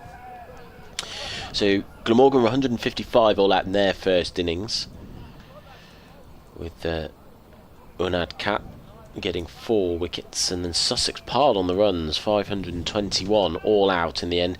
224 for James Coles, who is a real special talent by the looks of things. Hughes with a contribution too, but Alex Coles 224 from 226. Full ball from Porter is defended by Patel. And then Glamorgan 19 for none. They're in a similar situation to Leicestershire right now, although this situation is worse. Glamorgan trailing by 347. Sussex is an extraordinary story, isn't it, this season, Dick? They yes. have no right to be doing as well as they are. With the fact that they can't recruit any players, the fact that they've got a points deduction as Patel waits Porter in, and that's an attempted drive, but it comes off the inner half of his bat and comes back to Porter. That's the end of the 5th over, and the score 18 for no loss. Patel 10, Gums 6. They are 6th at the moment. They've won 3 games, lost 2. I think more than anything, actually, it's the financial issues are obviously crippling, but all their players keep getting nicked for England. So you've got Crocombe being picked up by the England team today, and they can't really replace them. When they were playing some Leicestershire the other day in a T20, they were down to the bare bones because everyone was off on England Lions duty and the England senior team duty. And theoretically, Jofra Archer plays for them. Of course. The Snater moves in and bowls. But when was I wonder when the last time was that he played for Sussex. Well, I don't know. Of course, there was that period where he was sort of coming back, where he might have played a few games for Sussex, but I suggest he was prepping for that by playing in the IPL or something. Yes, probably. And then Warwickshire behind the game 2 to Yorkshire. They're well behind. They're 220 for 7 in their first innings. Yorkshire 469 all out earlier today. Driven by Gums, and that's spilt by extra cover. He slips on the pitch, and so they'll get a single there, Gums.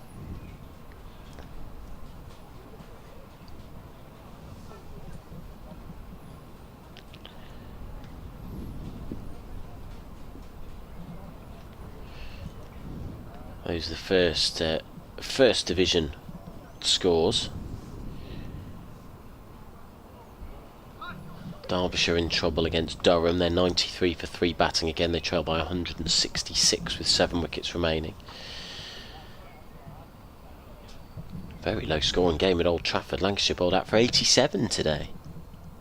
Snater moves in and bowls, and Rishi Patel just calmly guides that round the corner. Kent bowled out for 178. Kent batting again, though. They're 294 for 7, so a 385 run lead for Kent at Old Trafford.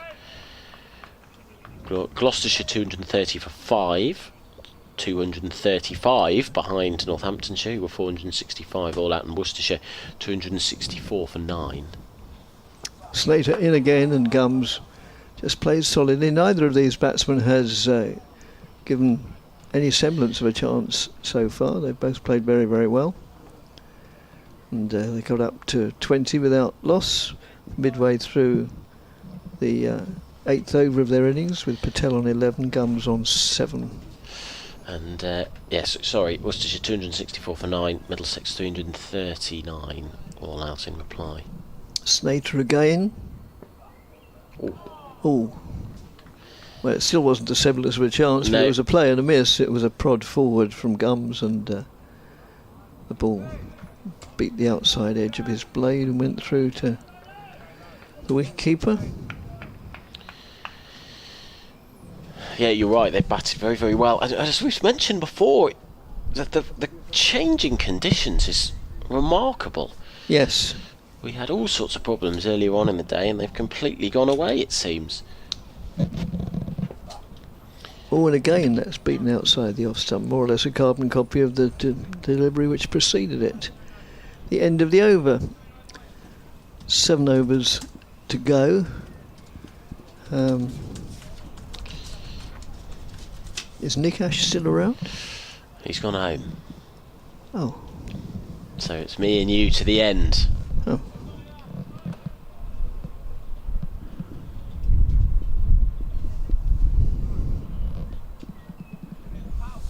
Not that I assure you, not that I have anything against your splendid company, Adam. Lots of people do. You can say it if you did. Porter, none for 12 of his 3 overs, is in and bowls to Patel. That one did sink in the pitch. He's had to kick that away from his stumps again, Patel. That's the second time in successive Porter overs that he's had to do that. Dropped straight down, and there was a reflex kick away from Patel. 20 Yes, no it loss. was. Which can sometimes be dangerous because sometimes you can either kick the ball onto the stumps or you can kick the stumps yourself. Yeah, you kick past it and kick it backwards. Yes.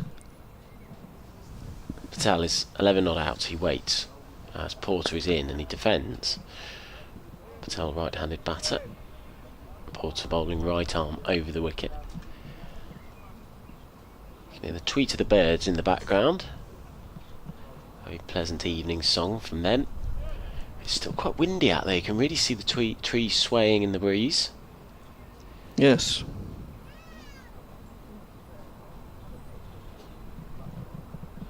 Lovely sight though, watching first class cricket on the BBC and on the Leicestershire stream on YouTube as he's in. Carl's dropped. Clip from Patel to short mid wicket, and Allison dived for it and he got a full hand to it, but it was almost like his hand was a bit too flat. Yes, it was. As he went to catch it, so he couldn't grip it. Just looking at the replay. It's a great effort diving to his Yes. left. Those ones either stick or they don't really. He just didn't quite, not sure he quite got his hand in. He slaps his thigh as Allison, because a chance went begging there. Creamed it, did Patel right at him. Porter starts his run up but turns and goes back. And if you watch Dick there, you see you've got Patel waiting in his stance already. So Yes. he was doing that earlier, wasn't he? Yes, he was. Other batsmen will walk away and come back, but Patel does wait. Porter is in and Patel goes back and just pushes this into the gap at cover. There's a point and an extra cover, I suppose you would call that, maybe more of a mid-off. And they get a single foot, so Patel moves on to 12. The score moves on to 21 for no loss. And it's Sheridan Gums, who played well in the first innings. It was a promising knock. Used up a lot of balls, 21 off 79. And he's the left-handed batter as Porter comes round the wicket to him, and they go back and glance it off the hips, and it will trickle down to deep backward square leg. He picks up, throws in. They're rotating the strike, which I think is sensible. Again, it keeps the bowlers feeling that they can't build up pressure. Yes, that's right. Yep.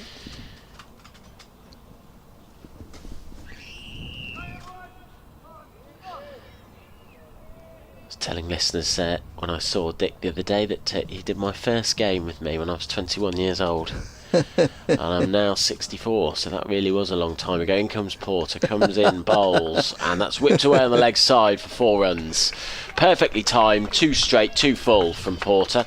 And if you can credit the Leicestershire batters for one thing, they have put away the bad ball and they've come out with the right attitude here, because they are trying to attack and put Essex bowlers under pressure, despite the fact that they are in a bit of trouble in this game. So 26 for no loss at the end of the 7th over. We've got 6 to go, and 6 off that over in the end.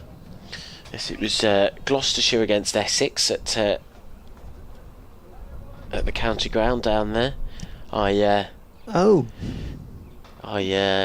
did the kick-off scheme when I was 21, and which was a scheme to get young reporters into local radio, and I remember asking to do cricket commentary, and was told I was the first person who'd ever asked to do it. As Slater moves in and bowls, and that's just played out on the offside. So I came along and did it with Bob Hunt. Bob Hunt. The late... well, no, not wonderful. late. I'm sorry to have said that. No, I didn't mean that. But He was often late. Yeah. But I know he's not at all a well man. And I was going to say, if he's listening, I don't think he's capable of listening, really. As next delivery, he's played solidly. And, well, I mean, we all remember our first games. Did Gloucestershire win that? Or did No, do you know what? I actually can't remember if they did. That's a good question. I actually can't remember that. I think I only came along for 1 or 2 days. But I remember you had somebody else with you as well. Oh, well, yes, in those days the home team usually did have... No, it was away.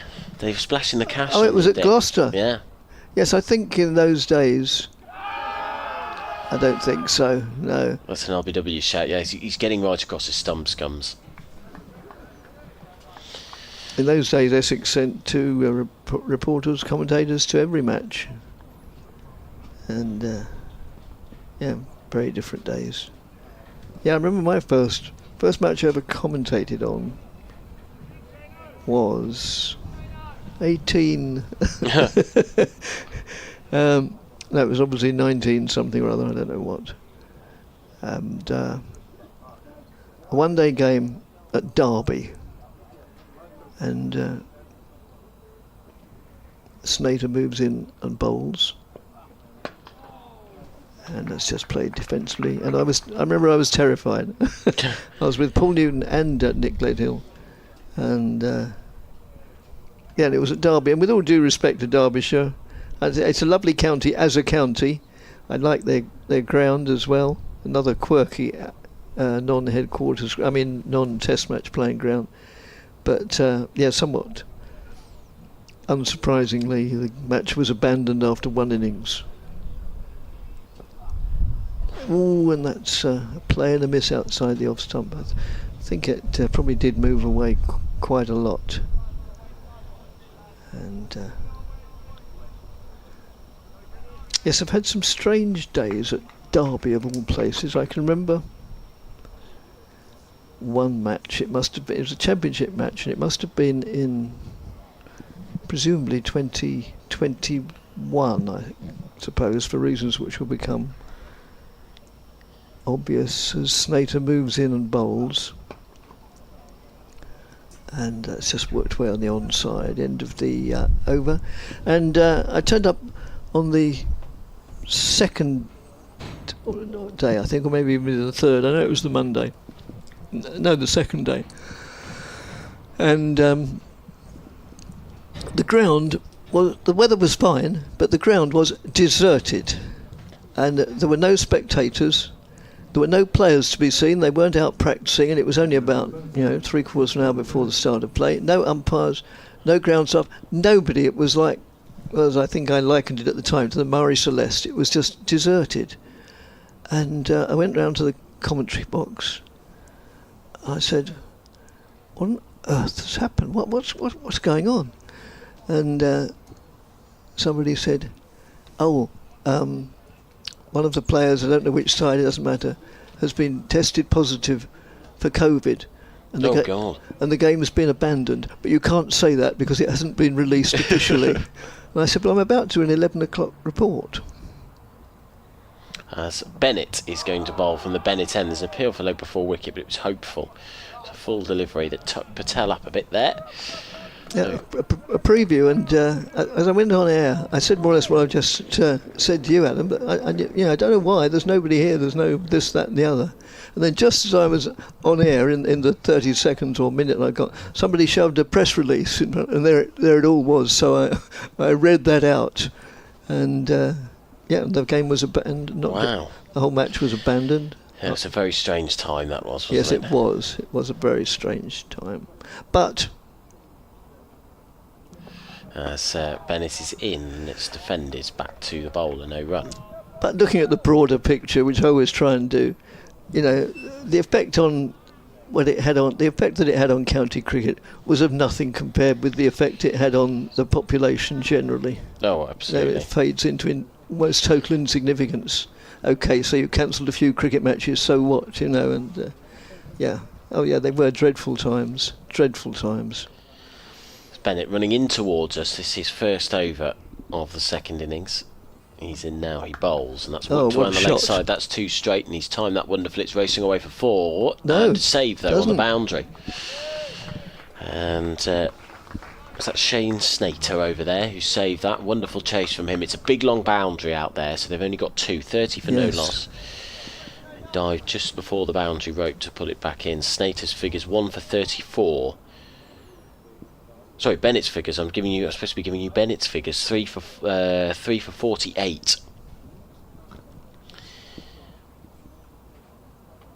Did really well in cleaning up the tail. He went for a few, 4.5 and over. But here is Bennett bowls, and there's a leading edge out to cover, no run. all along the ground, bobbled and bounced to Allison. So we're into the final 5 overs of the day, approaching 7 o'clock. What time was your dinner reservation, Dick? I'm sorry? What time was your dinner reservation?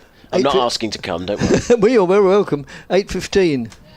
Might have to phone them up and say we'll be a bit late. But, yeah, 8:15. I think you'll be fine. Yes.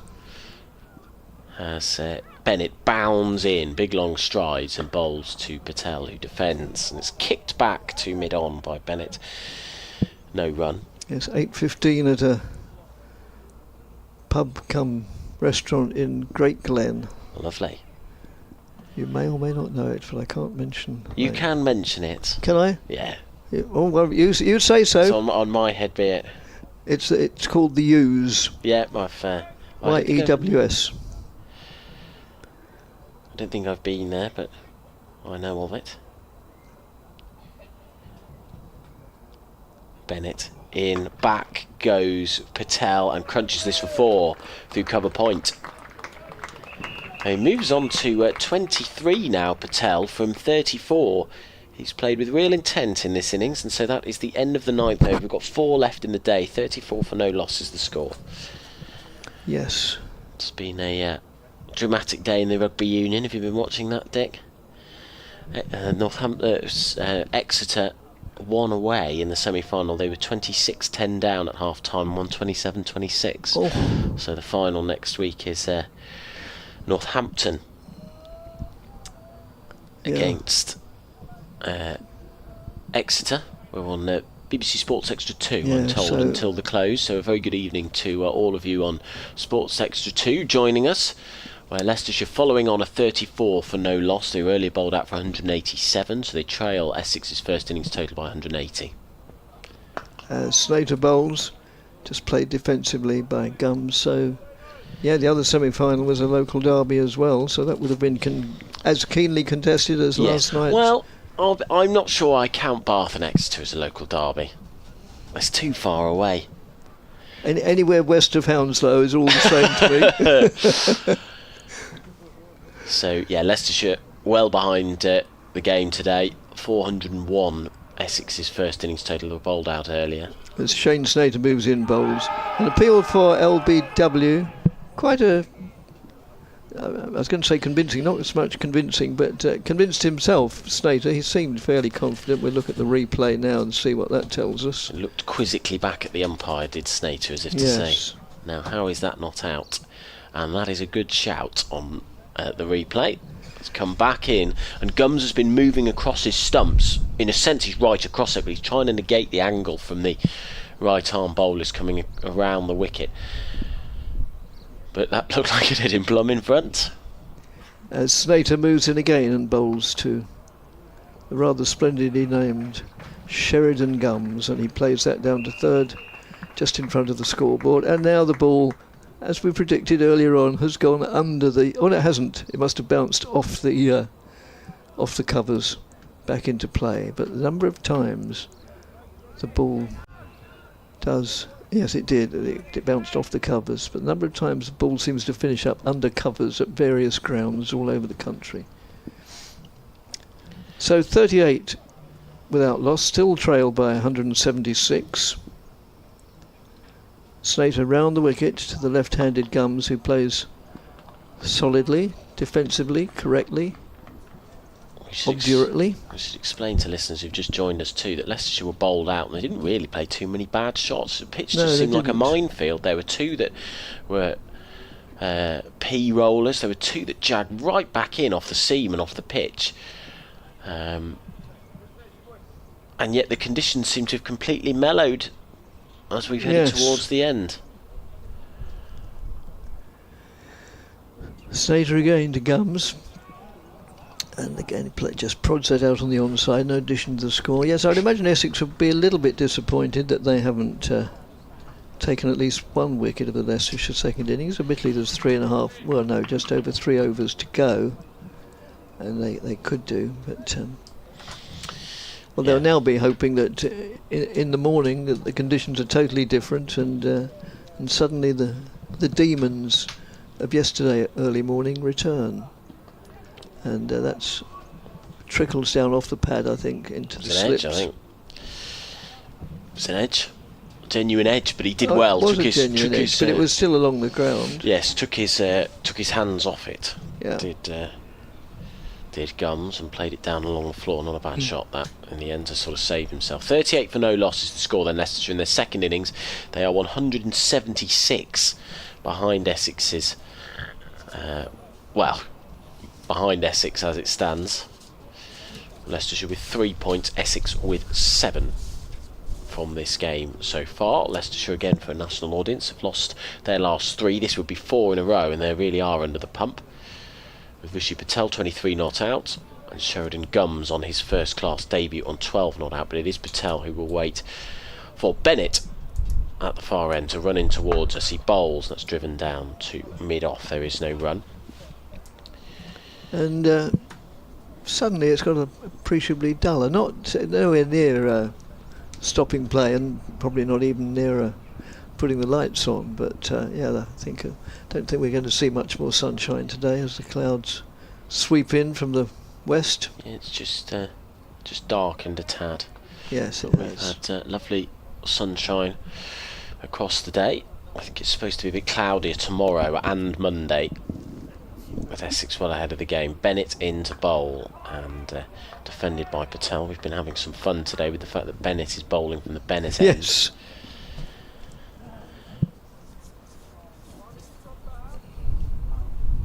Yes, we couldn't think of any other example. We wondered whether Botham ever bowled from Taunton when it was just called the Botham end rather than the Sir Ian Botham or the Lord Ian Botham or Viscount or whatever he is. The Duke. The Duke of Botham. Prince. Bennett, third ball of the over, and that's down the leg side. Oh, That's gone away for four no, byes. beg your pardon, yeah. It's beaten Jordan Cox. That was too difficult for him. Well wide, not the best ball that from Bennett. No. Straying a bit, and that has gone for 4 runs. So 42 for no losses. So I think I've been directly responsible for 3 Leicestershire dismissals. So I'm sorry, everybody. There was a direct commentator's curse on 3 of the Leicestershire wickets today, where I bigged them up and they got out the next ball. But this has been a very good start from Leicestershire. It has. Very good indeed. I've batted with the right attitude. Bennett comes in, bowls to Patel, lets that go outside his off stump. I was genuinely nervous then that the wicket was going to fall. Patel 23 off 38. He's put away the bad ball, has Patel, which he didn't have to. You normally see batsmen getting cramped up. They get tense and anxious at this period in the game because they're so behind. But not on this occasion. Patel's plays. How many 4s will he have hit now? Rishi Patel, he has hit 4 4s and Gums has hit 2, which I think was as many as he hit in the first innings in its entirety. Gums from 70 odd balls. Patel waits, Patel goes back. That's a very strange shot. I think he's going to get 4 from it.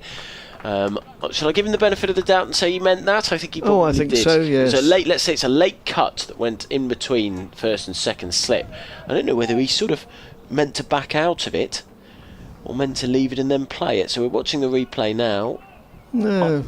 He might have just been trying to twist that behind. If he's meant that, that's a genius shot. So twist it with his wrists through the slip cord. And he might have been meaning it to go maybe a little bit wider than that. But Patel on to 27, Leicestershire on to 46 for no loss. It's still 168 behind from making Essex bat again. Bennett in outside off stump, left alone, and that's the end of the over. We've got 2 left in the day as we approach 7 o'clock on BBC Radio Leicester, BBC Essex and BBC Sports Extra 2. Yep, so 2 overs of the day remains, as Adam says, and Essex, as I say, they're probably now pinning everything on tomorrow morning on the pitch, welcoming the return of the Gremlins, but whether that happens or not remains to be seen, of course.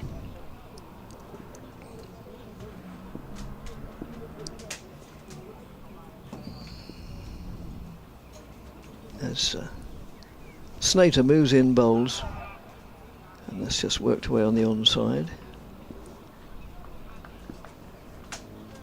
No addition to the score.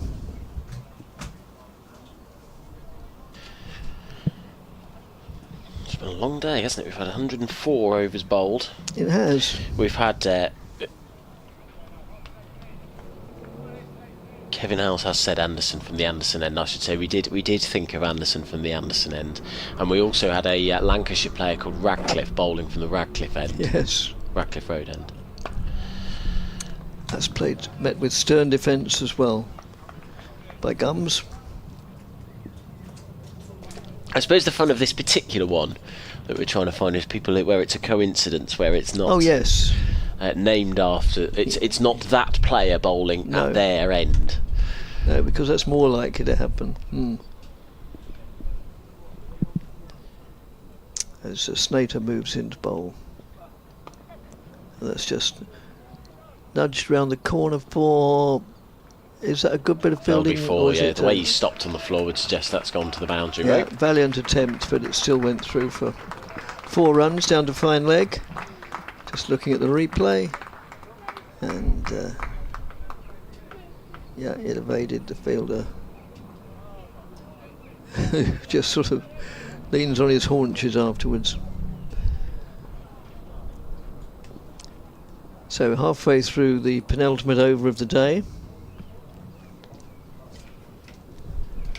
as Slater moves in and bowls, and that's played out on the offside. Well, you've got a sense that Essex are well on top of this game going into the final day, and it will probably just be a job of mopping up Leicestershire, and you're probably going to be chasing a total of under 100, I reckon, tomorrow.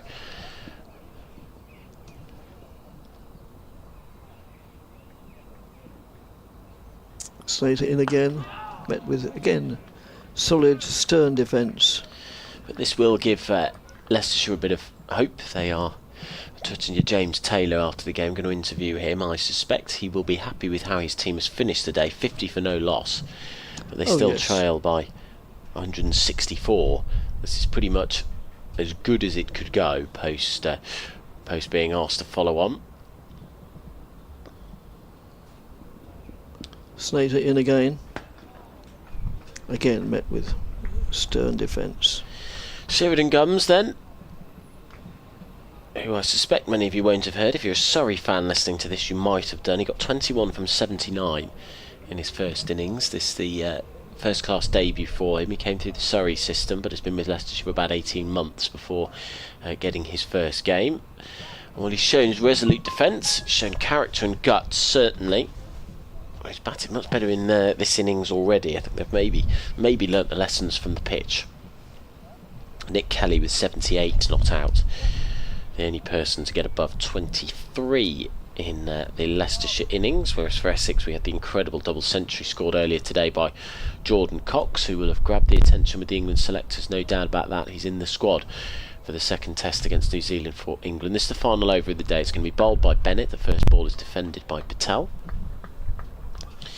and there is no run. Very handy contributions by Matt Critchley, 97, and then by Tom Wesley, who was 41. Who got 41, I should say. Start again tomorrow at 11 o'clock. But 5 more balls then for Leicestershire to see out, with the shadows very long across Uptonsteel Grace Road.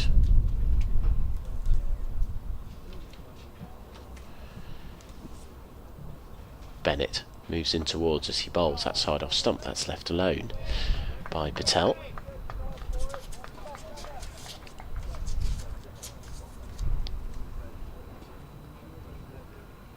Remind, if you're out and about, you want to keep up with the county championship scores and sort of have a around the ground view. There's 2 options. You can listen to 5 Live Sports Extra on BBC Sounds. Have a listen to that. It's fantastic, actually, sort of darting around the ground to where the big stories are. That's why they've come to us.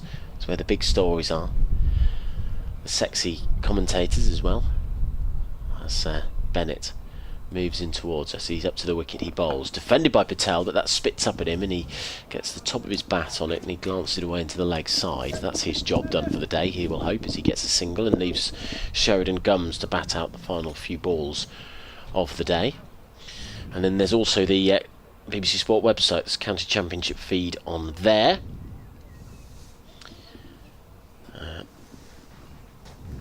Where you can keep up with all the latest.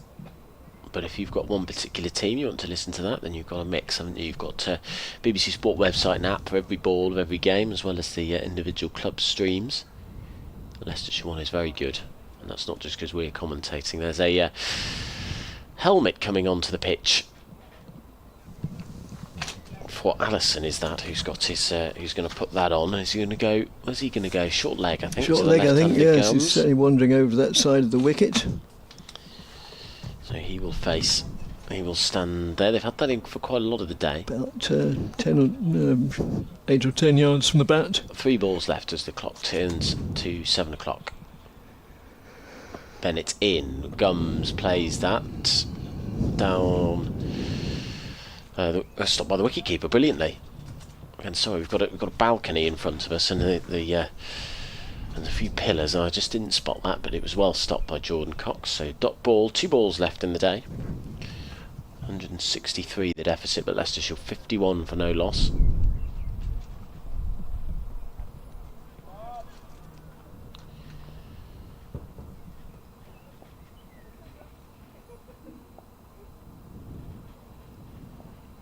Gums moves in towards us from the Bennett end. Sorry, Gums waits as Bennett does that, and he bowls a spicy bouncer. I think that was, who's that over there at mid-on, Dick, sorry. Is that Critchley? Mid-on is Tom Wesley. Tom Wesley went over to him and suggested that, I think. It was a good suggestion. He went over and gave him a bit of a chat, and he's going to do the same thing again. But what is going to be the final ball of the day, the final of the 104th over of the day?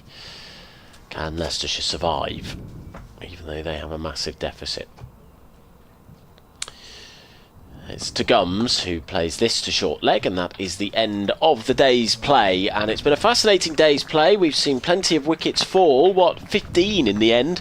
5 from Essex, who started the day 342 for 5. They were bowled out for 401 with a stirring Leicestershire fight back, with a lot of the wickets falling cheaply, though they did get the 4 batting bonus points that they wanted. Essex through Harmer, and then Leicestershire bowled out cheaply. Nick Kelly, the only man to contribute significantly, as they were bowled out for 187. They were asked to follow on, but Leicestershire have seen it to the close without losing a wicket. They're 51 for no loss, going at nearly 4 and over. Patel 28 not out, Gums 16 not out, and so Leicestershire well behind in this game. They will need a miracle if they're going to turn this around. Essex well on top. They trail by 163 runs at the end of the day.